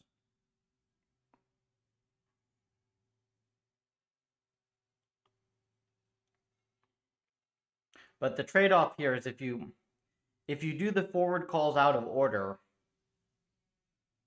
you're going to queue up the memory transfers back to this CPU out of order.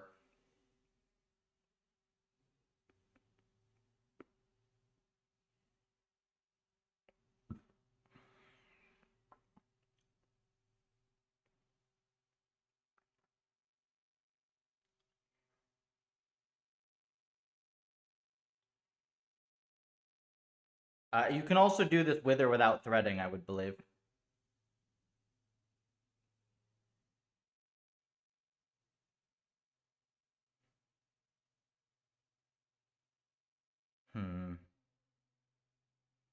Now, we will have to test it ultimately.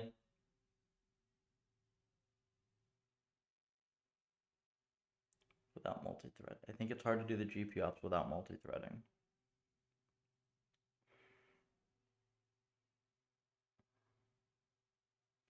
See, the thing I don't understand here about this is that, like, so if you just do the forward pass time, right? Our forward pass can run eval at like 80 million steps per second. And where mostly what we're getting bottlenecked by is the host device transfer.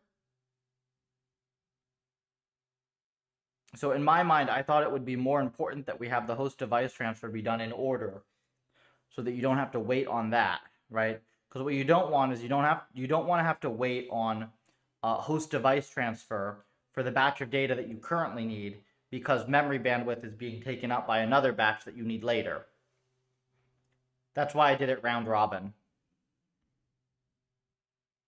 So, I mean, I agree that empirically, I guess we can just test, because what you're doing is you're just doing it full async with n buffers, and I'm doing it round robin with n buffers. That's what it ultimately comes down to. Most one set is currently being, yeah. One set of GPU ops is being scheduled. Yes, that's how we have it working.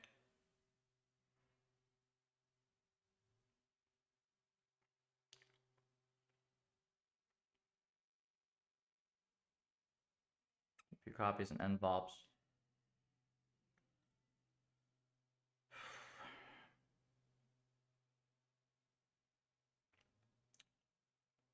GPU ops are serial. Yeah.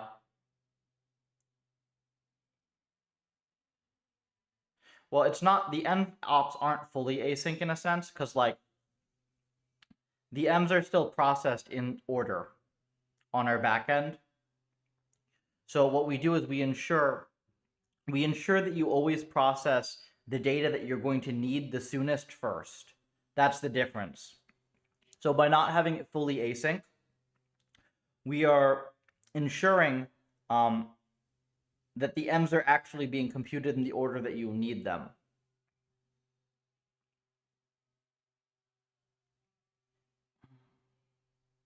Because if you do it fully async, you can like chew through the entirety of one block, right? The whole horizon of one block. And now you're stuck with like way worse than what we have now, which is full serial, no buffering, right? The extent to that happens in practice, I don't know.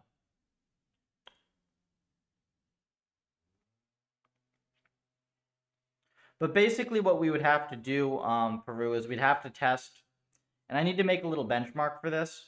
We should test your architecture versus my architecture with different env latency and different ob size. Those are the key factors. Env latency, ob size, and then like network latency. The horizon does, you're correct, the horizon does parallelize. I just don't know if it's worth it or not.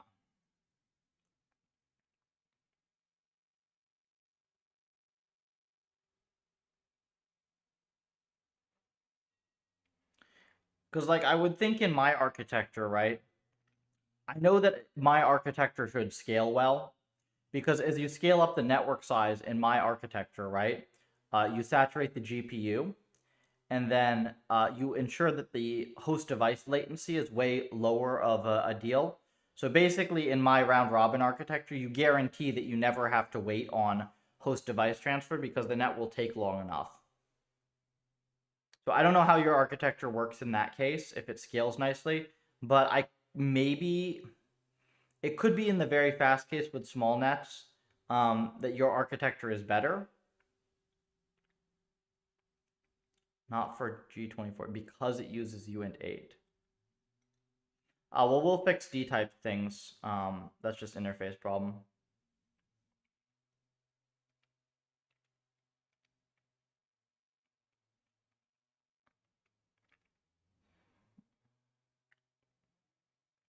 It's somewhat annoying because we have to test it with the network in the loop, right? Because like I have right now, I have a standalone env test where I get 29 million step per second vec, but that's without the env in the loop. Verified end-to-end training, so that's good.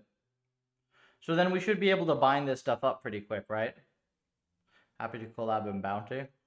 I mean, I can set you a bounty for this thing, sure. I'm happy to pay you if this thing actually speeds stuff up. Because this is a pretty non-trivial piece of work.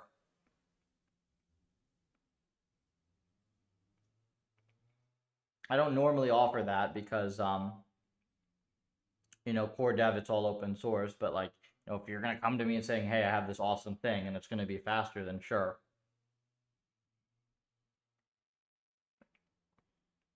How many SPS is this getting? Well, this is the annoying thing, right? Like, we can't even give SPS because, like, it could be that if I run, you know, mine could be faster or his could be faster if we run the pure env SPS test, but then it's going to be different with the network in the loop.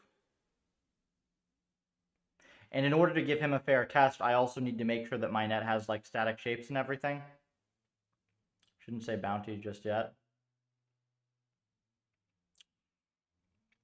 Yeah, it's in a little bit of a tricky place, actually, Peru, because, like, you know, with the env contributors, I know that the env work matches our professional work. So once people have built a good env and have done have gotten RL working on it. I know that they're good to like do professional work, and that pays quite well. It's a little difficult with the core contributions because like you're doing work that's very technical that very few of the contributors can deal with. So that stuff is awesome. But then, like, can I offer you professional work off of that on like a client thing? I don't know because it's kind of different work, right? So I can definitely pay you something for like speed ups if you'd like to do stuff that way. I'm happy to do that. I like just I'll set something up on like whatever stable Puffer 4 is. But that's where my mind's at on that.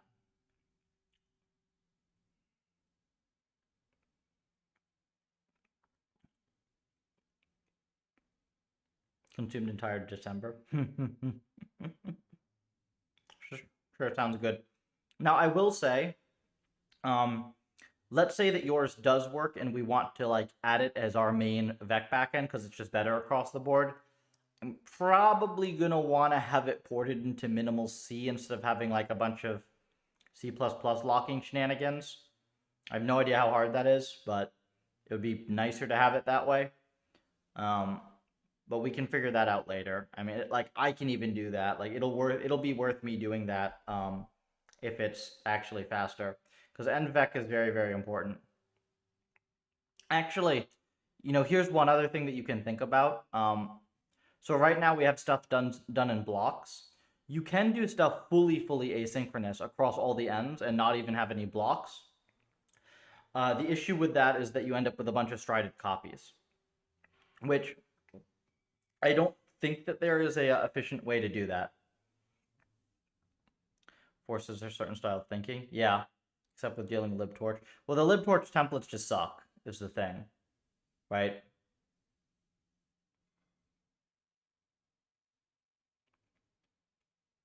But yeah, I really do like just my minimal C.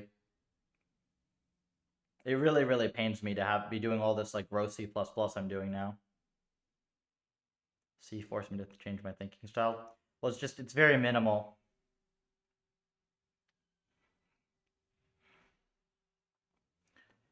It's a lot easier to know where all your compute overhead is going in C.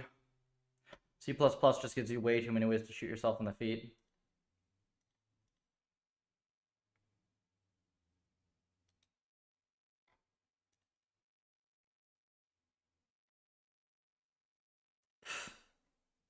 Nothing good on this stupid site.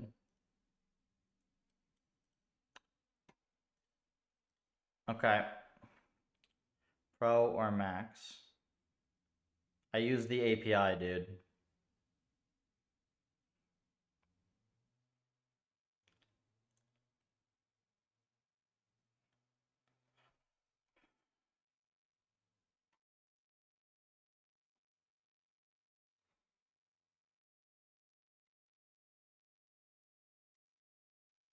Right. So, okay, where we were before this, requires a PhD, I think, so I won't bother with that.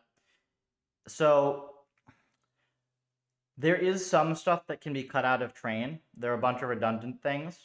I will say the problem with the training right now, there are all these fancy indexing ops that are because of the algorithm we're using that may or may not disappear in the next version anyways.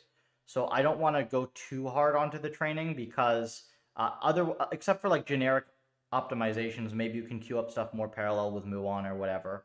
But any of the indexing stuff like that might just go away in the next version. How much was the bill for that Claude stream? Which one? I think total it's been like $300-400 so far in credits.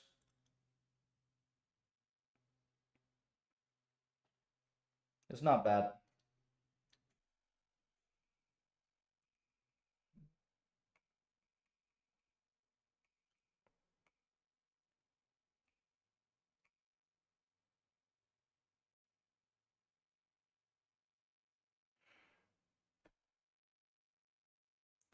Work on Pixel platformer. That's great. Yeah, we can collab. See you around. Thanks, Peru. Okay. Let's figure out what the heck happened here.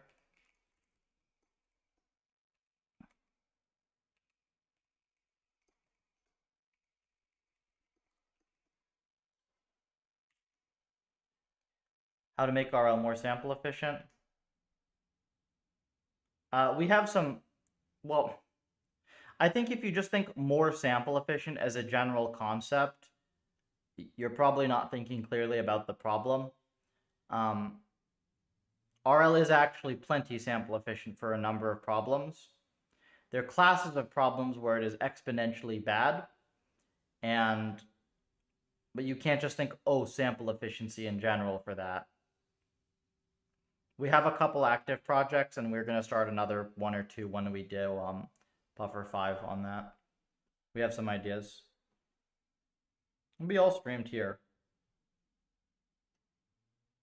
But Puffer 4 has to work first.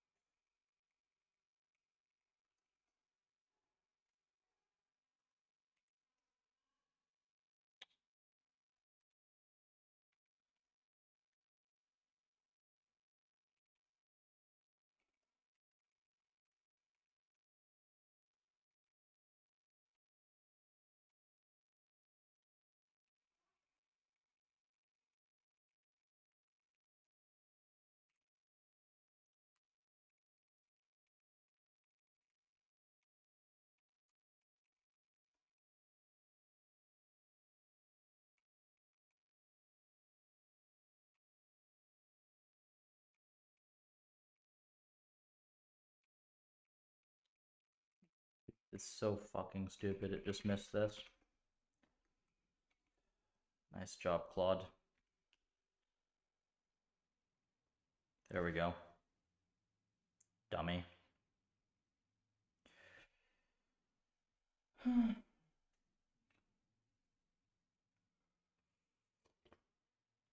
Oops.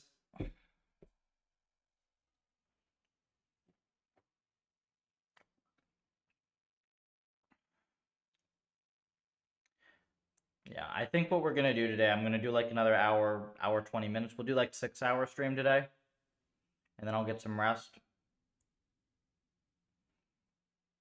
I mean, really the main thing I want is I just want to have a good start on the profiling today. Do you read books? Audiobooks, yeah. I go through, it depends what I'm doing, because I mostly listen to them while I'm exercising. If I'm doing like a endurance training block or whatever, then I go through a huge number of books.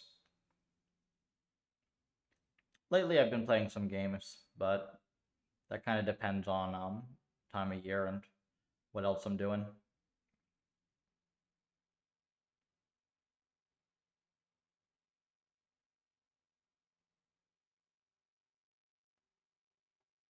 It's good at the moment because like I've been doing more of these long streams where I'm just banging my head against CUDA, and that makes me very tired, so it's good to have some stuff to chill with. Recommendations, books? Can't find book. I don't read serious books, man. I mostly just read a ton of I treat like reading as a creative inspiration. And I used to do a lot of creative writing when I was younger, so I read mostly a little bit of sci-fi and then mostly fantasy.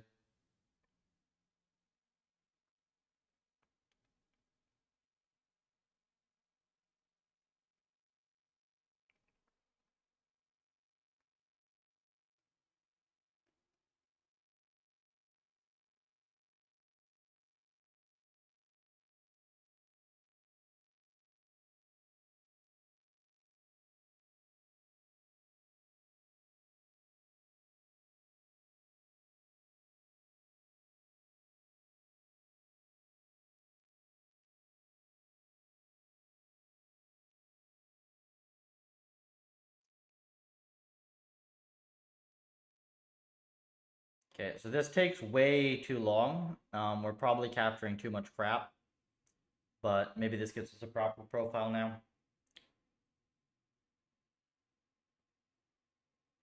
Live time. I've not read that. What's good in those genres? Well, sci-fi, the best My favorite is the Culture series. Fantasy, I like, was it Aragon, that series. Furies of Calderon, very good. Um, I went through most of the Dresden Files and then stopped. It was kind of okay and then went downhill. Some of that's fun. Some is just kind of dumb and corny. What else? I did go through the Lord of the Rings. I actually was not that impressed by that. What else? So many series. Could be at least a few other series I've gone through. Can't think of them off the top of my head. Culture, yeah, Culture is really great. And Culture is really great. I find it very difficult to read most sci-fi because, like, most writers are just so non-technical. They have just such a stupid vision of tech. It's just unbearable. Culture's pretty good. I actually think Game of Thrones is awful. I think it's generally terrible writing. It was written to be a TV series. It's like super ADHD. Just cut around to a million different scenes. Like, oh, build suspense. Who's gonna die? What's gonna happen? It's like, it was made to be a TV series, and it made a good TV series with high budget acting and effects. Not good writing, though. Greg Egan. No, I have not. What is that? Oh, Diaspora. I think I've been recommended this.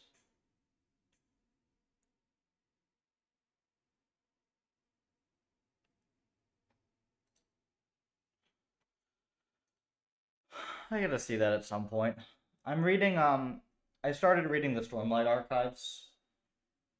I downloaded the first book of that, and it was a 55-hour audiobook. I was like, oh, okay. It's decent enough so far. But I haven't had as much reading time lately. Because I haven't really been doing my endurance running. I've kind of just been doing some hard 5Ks.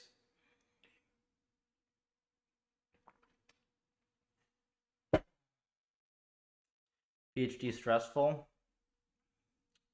Yes, but probably not in the way that you expect. I generally don't recommend people do a PhD unless they say, oh yeah, I really want to do a PhD. I know that I want to do this. And it's like, then go for it, right? But I don't ever try to convince people to do a PhD.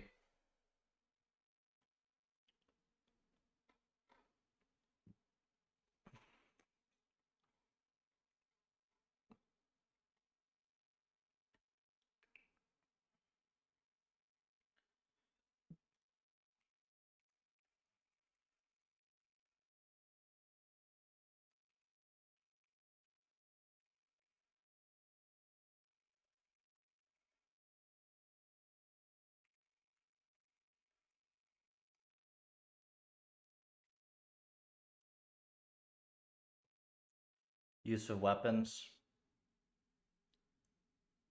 Use of weapons is incredibly fucked up, but has one of my favorite. I think the opening of that book has one of my favorite scenes in all of writing. Fine with $20 a month.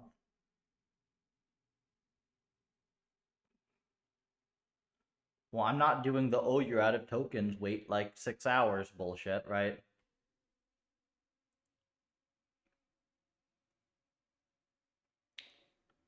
Um, is this use of weapons?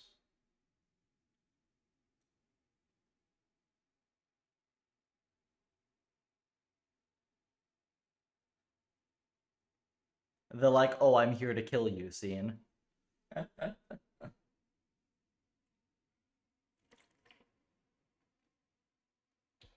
It struck me as very self-aware. Um, it struck me as very self-aware in some sense. You know, because Ian has like, I always say like, the ideal future is something like the culture, but a little less commie and a little less horny. But it's funny because he's like very aware of himself sometimes. PhD is obsolete, not having done it. Well, I mean, it's not really obsolete to go spend 5 years thinking about a particular problem, right? That is important, but is currently not really getting any attention and is difficult to investigate in a different capacity. Actually, academia being old, that's not actually the correct. So the problem with academia is it's somewhat myopic in that academia has a playbook, just like industry has a playbook, academia has a playbook. And that playbook is actually good for solving different problems than you will see solved in industry. It is effective in certain cases, but it's very limiting. And quite often, solving the most interesting problems requires you to go outside of either established playbook. And this is where academia will fight you. It's not a place for any type of new ideas. It's a place for a specific type of new idea, just like industry is a place for a specific type of new idea. Which is why I've gotten so much done on my own here with Puffer in the last 2 years. I no longer have the constraints of either.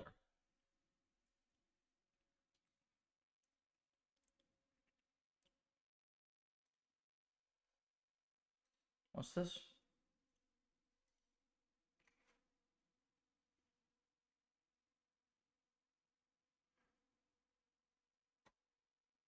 So, I mean, you can criticize academia, and I do plenty, but at least make the right criticisms of it. Perfect. Look at this. Most papers are incremental. No, most papers are wrong. The problem is not that most papers are incremental. It's that most papers are wrong.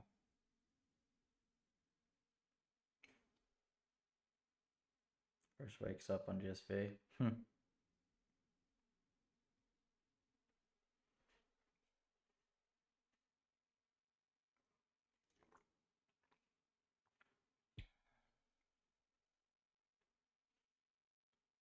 Culture series is good. I was given for Christmas, I was given the book of his drawings. You know, he has all these sketches, unpolished sketches. That's been compiled into a book. Productive work is incremental. Papers can be incremental and wrong. But the thing is, if the papers were incremental and correct, if you were to stack that number of incremental improvements, you'd actually very quickly make progress. The problem is that most papers are wrong. Clip this, KL that. See, that's also not. You're correct at the high level, but you're very, very wrong about the actual problems with academia and why stuff is a mess. Like, I have a very, very precise view on this now, from my time there, right? Like, actually, you need more, like, you know, clip this, KL that. You need more unsexy, heavily experimentally validated things. The problem with academia is they produce these big, sexy methods that have all this math and all this fancy stuff that works on one problem, is not validated extensively, and just ends up being useless because you can't make it work anywhere else. And actually, it turns out the idea was wrong, and they just optimized this more than they optimized the baseline. That's the problem with academia. And then if you do publish something that is a legitimate improvement across the board, but isn't sexy, the reviewers will fight you on that. And it's very difficult to get that type of work out. So a lot of the stuff I've done with Puffer is very engineering heavy. We have a small set of method changes that are not particularly sexy, but we have validated extensively. And as a result, we're able to train tasks in seconds that would have taken days with other libraries, other methods, and so on and so forth. And we now are actually using RL commercially, successfully as well. And doing it without a huge number of resources, without funding. So there are many, many problems with what was being done. but not the particular ones you're pointing out.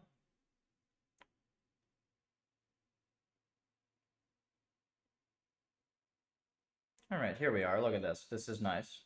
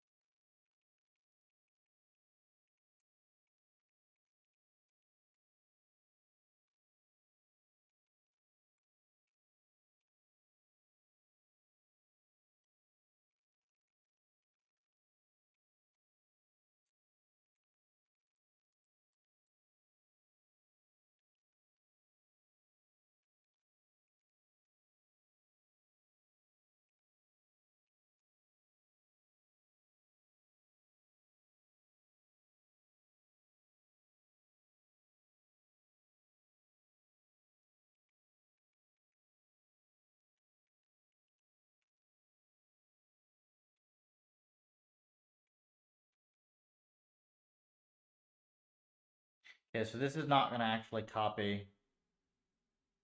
Yeah, so this is wrong. That's fine.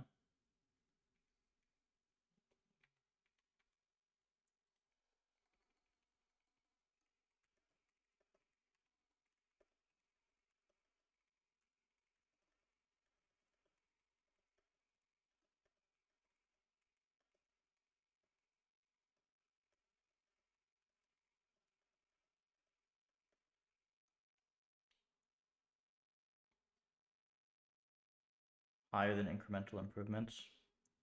See, an incremental improvement that is a few percent, that is a simple thing that does not add complexity, that is a few percent across the board, that actually works, that's a great contribution. The problem with incremental work is it also often adds complexity and is like either wrong a good chunk of the time or wrong like all of the time. Purely about engineering, so no, that's not correct. Our algorithm is fundamentally better than the base PPO we started with. We have a set of modifications to it that make Puffer 3.0, mostly off of algorithmic changes, is about 3x better than Puffer 2.0. We also have our own hyperparameter tuning algorithm, and we've published several blogs about it. Why not blog? I do blog.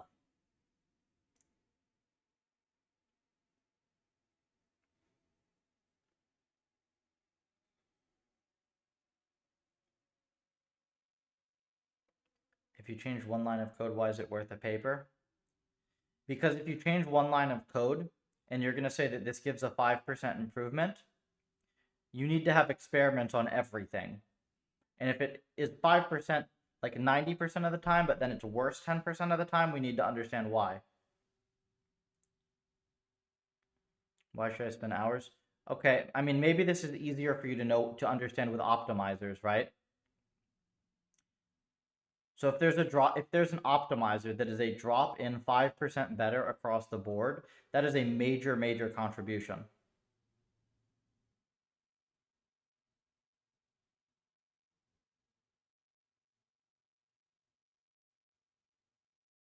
No, I haven't read his blog. I have his hardware though.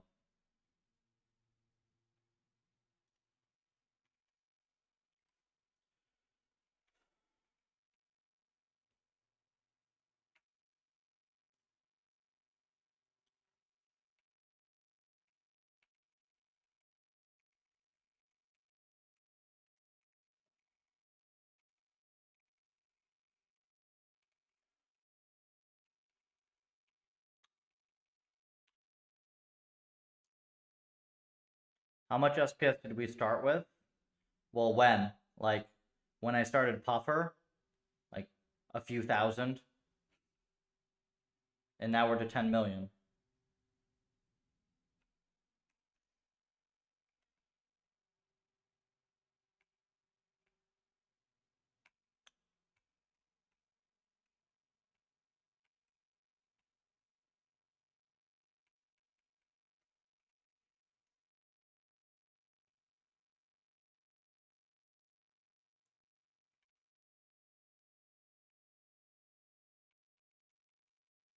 Oh yeah, the publishing game is stupid for sure.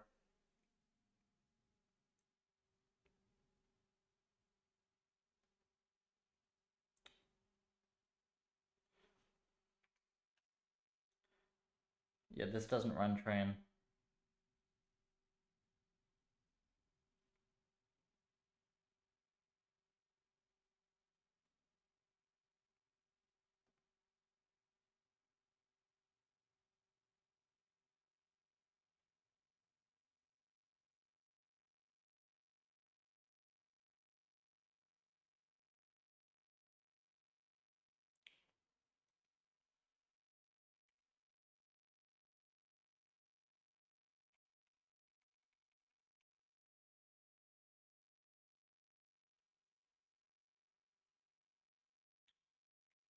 Fuck.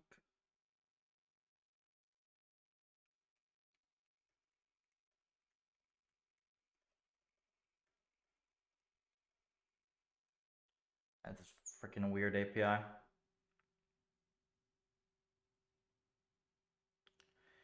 Okay, PufferLib.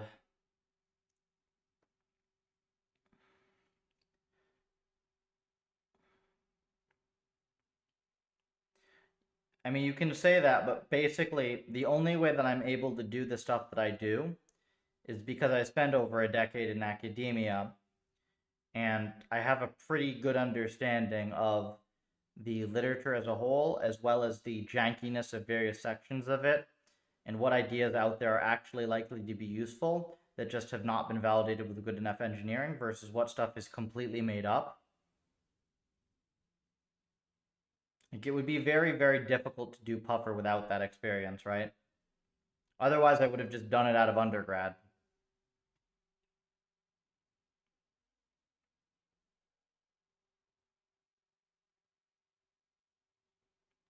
What is this?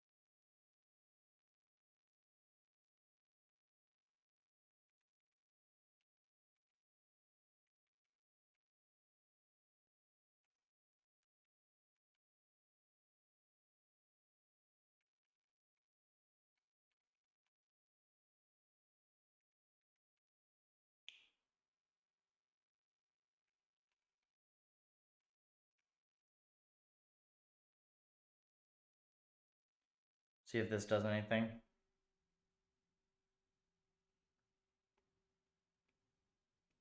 In the same repo.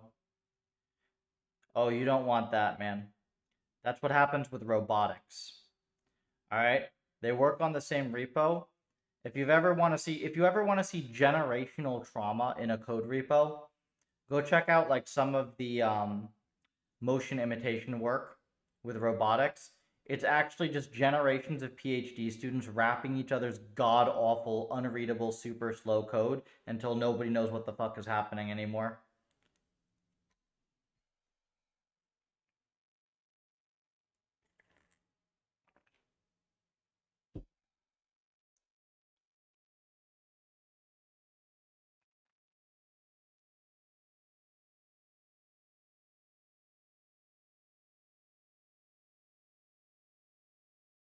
If you want to go get Torvalds for it, sure. There are very, very few people who can actually do that effectively. And Yeah, it's just bleh. You're not gonna change shit by changing processes.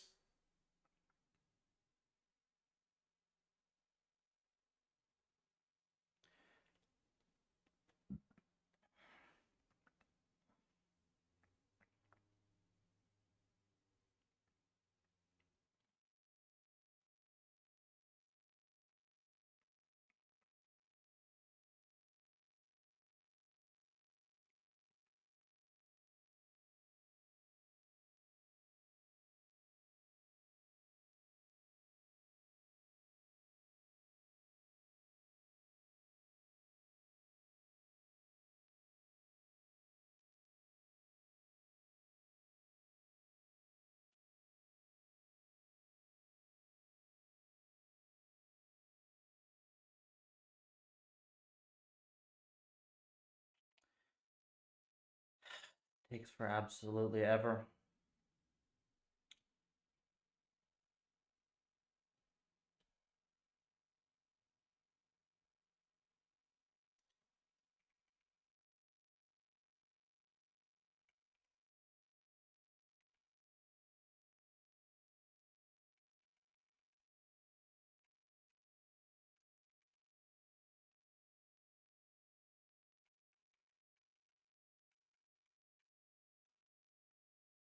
I guess this is better though. So we'll take this.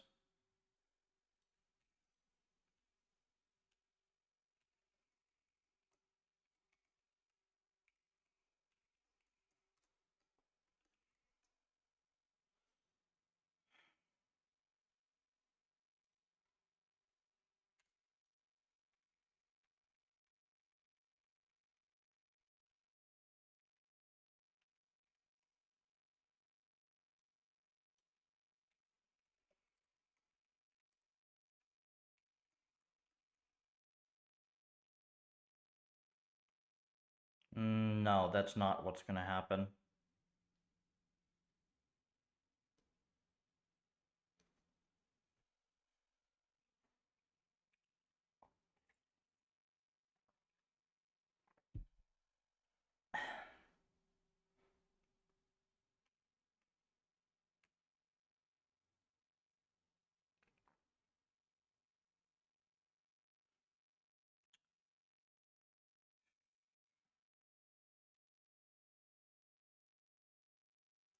Okay, though, we have.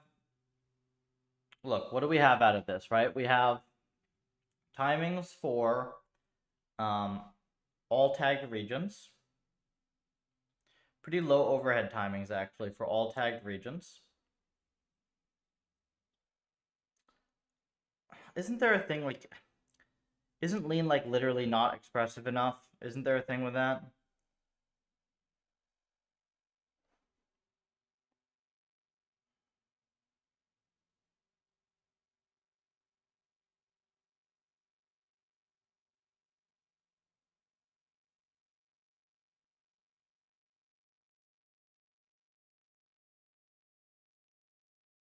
Okay. Where do we go from here? We have these timings done.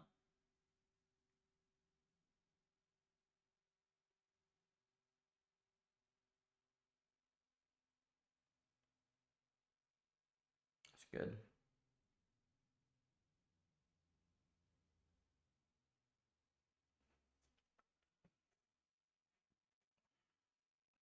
I'm getting to be pretty tired here. Let me think what else we can do today. Or at least what is next to be done on the list. Like, we have our basic env profiling set up.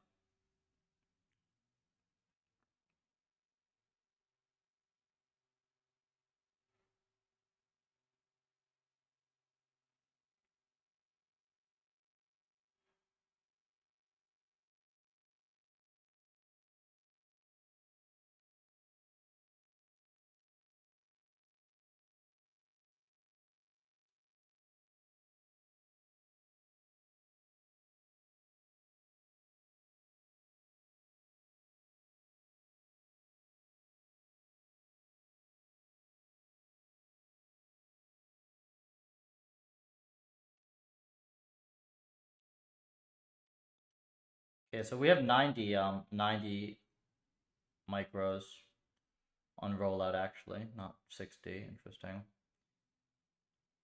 We got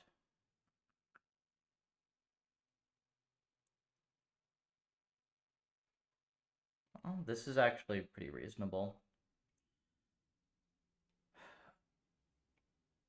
I mean, I think it's just the big cleanup after this.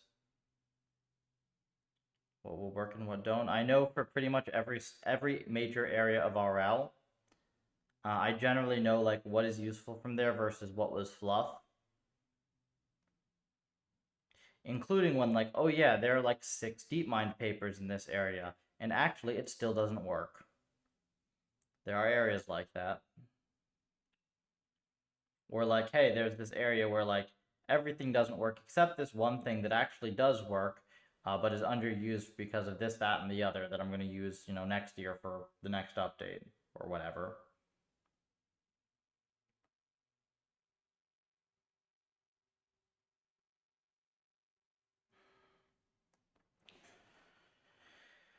I think this is fine. I think we want to let's just make the last thing I do today. Let's get I think I can probably get some regions of the code just cleaned up a little bit without doing dumb stuff with Claude, right? Can you write about it to save people time? I can do even better. I can take that and I can put it into a reinforcement learning library that's fast and actually works.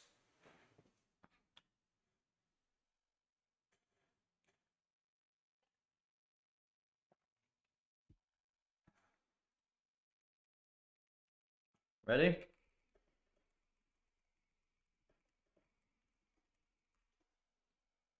This is literally 10,000 times the speed of CleanRL on their version of Breakout for a reference. It's 1,000. Was it? Is it 100x? I think 100x faster than the so-called high perf libraries that are out there.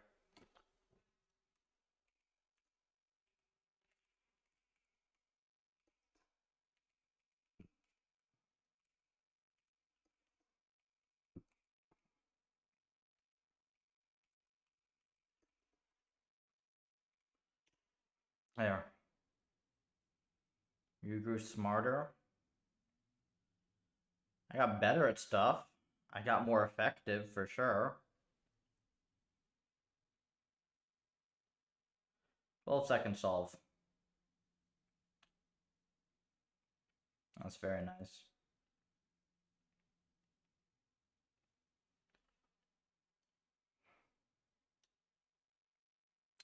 Okay.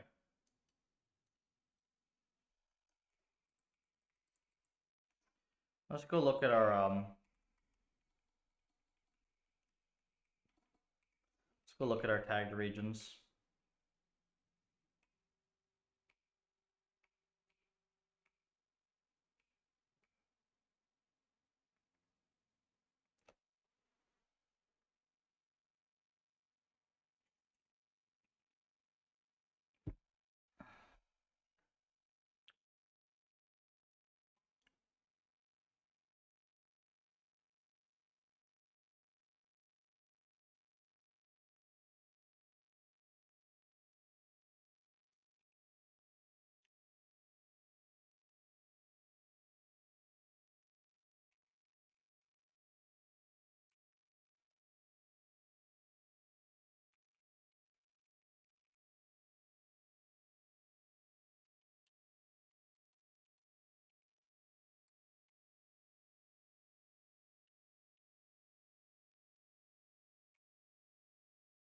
Compute to beat Go.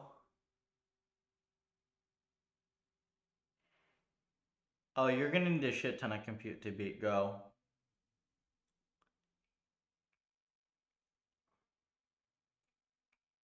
I mean, they use search in that problem, dude. We're doing chess at the moment, though.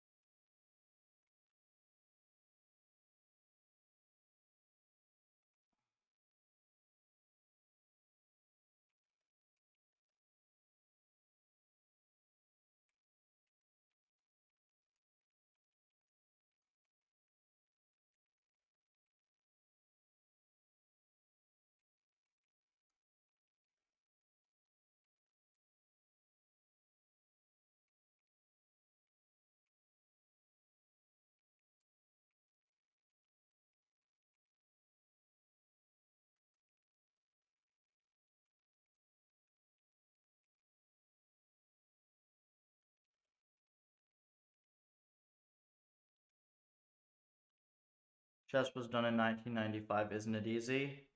Wasn't done in 1995 with Search Free RL.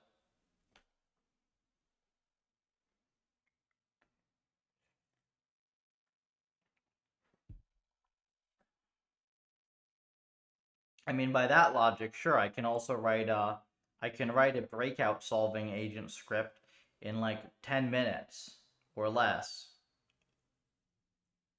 But that's missing the point.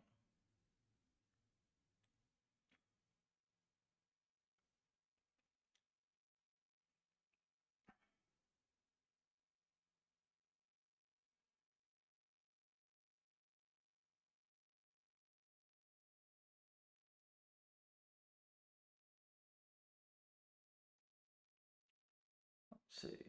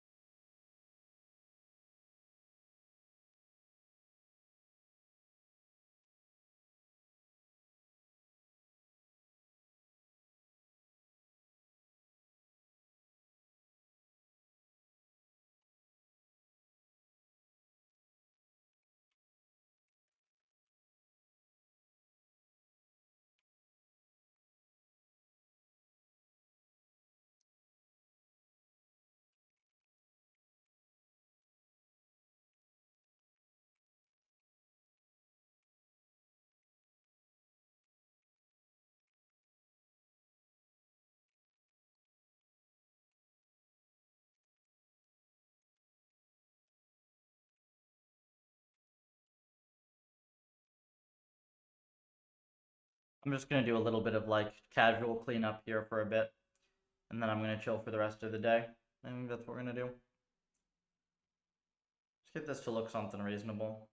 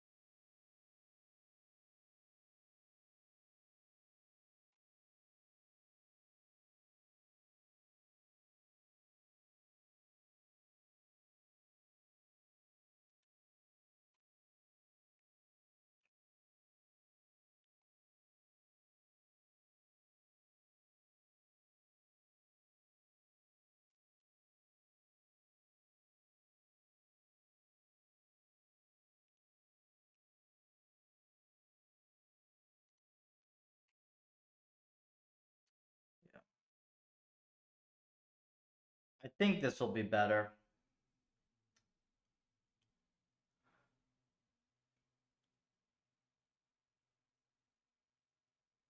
Which fields enable you to write PufferLib? Well, it depends what chunk of it, right? So, hang on. Yeah, that's fine. I don't know if I like it this way, actually, but we'll start with it here. It'll be fine. So a lot of the like multi-agent RL infrastructure work I did was the core of it originally.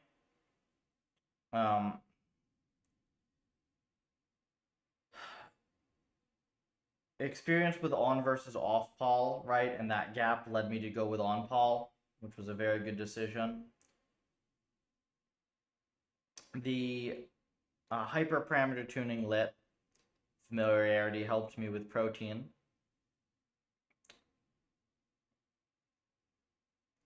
Basically, the aggregate experience with Fancy RL as a whole led me. Oh, and actually, there are a few specific papers that helped me with 3.0 as well. And it's less so like, oh, I read this paper as much as it was like me being able to know, okay, that's actually probably usable, whereas all these other 20 ideas are not.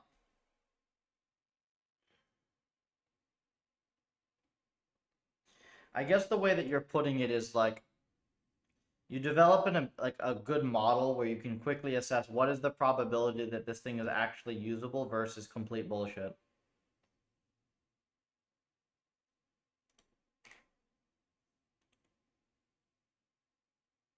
Hey, Justin.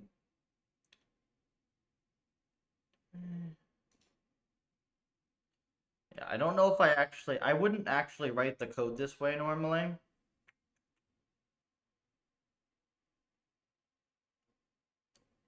Yeah, that actually is kind of gross, isn't it?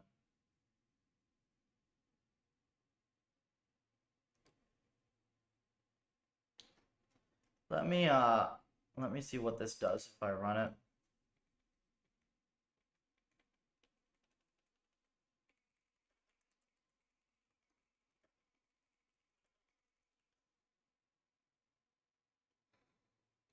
This is good for profiling. I don't know if it's good for much else.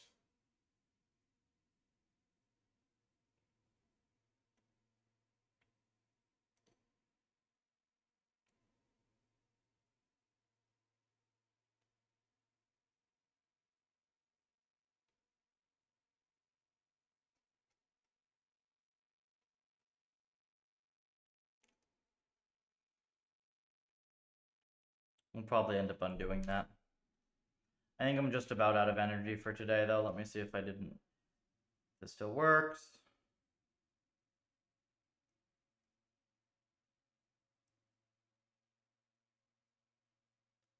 Nice, that does still work. And mill.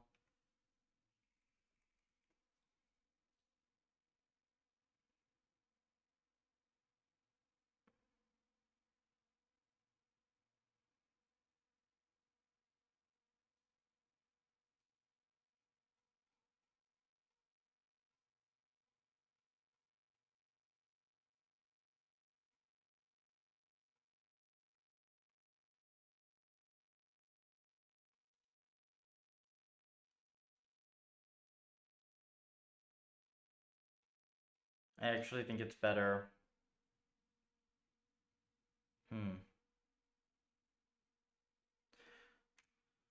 I gotta do this fresh, and I'm tired. I gotta do this fresh. Let's go just add everything up into the... Let's commit everything up, basically.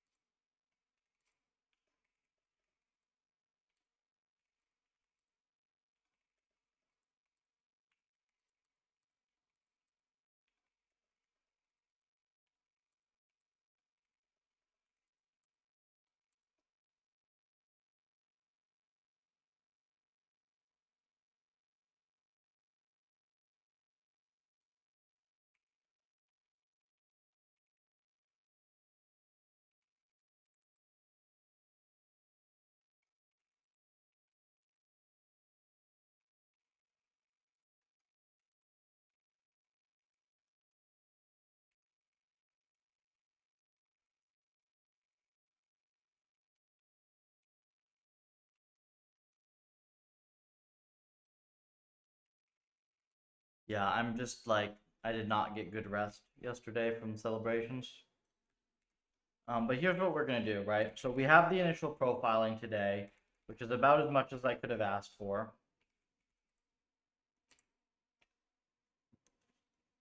Right, we have these profile timings. We have a reasonable way of integrating NSYS for everything. And now I mostly just need to figure out how we just clean everything up so that we cannot have everything be stupid and redundant. Which I need to do that fresh, because if I do it now, I'll let Claude do it, and like, as you just saw, that was a total mess. So I'm gonna have to undo some of that stuff. So I at least need to be able to like be, yeah, I need to be on point for that stuff. So I think I'm just gonna go chill. I'm gonna enjoy the rest of my afternoon. I got a couple messages to answer as well, so I'll do that. Tomorrow I probably have to do some client work off stream, but then the goal will be that I will be rested, and then we will start major cleanup on Saturday. And the goal is by the end of day Saturday that we actually have something that's like, reasonably okay quality for initial Puffer 4. Probably not tomorrow. Depends. I think I got to do some client work. So I'll see you all around. If you're interested in my work generally, please do feed the Puffer a star on GitHub. It really helps me out. It's free. You can join Discord if you want to get involved with dev. You can follow me on X for more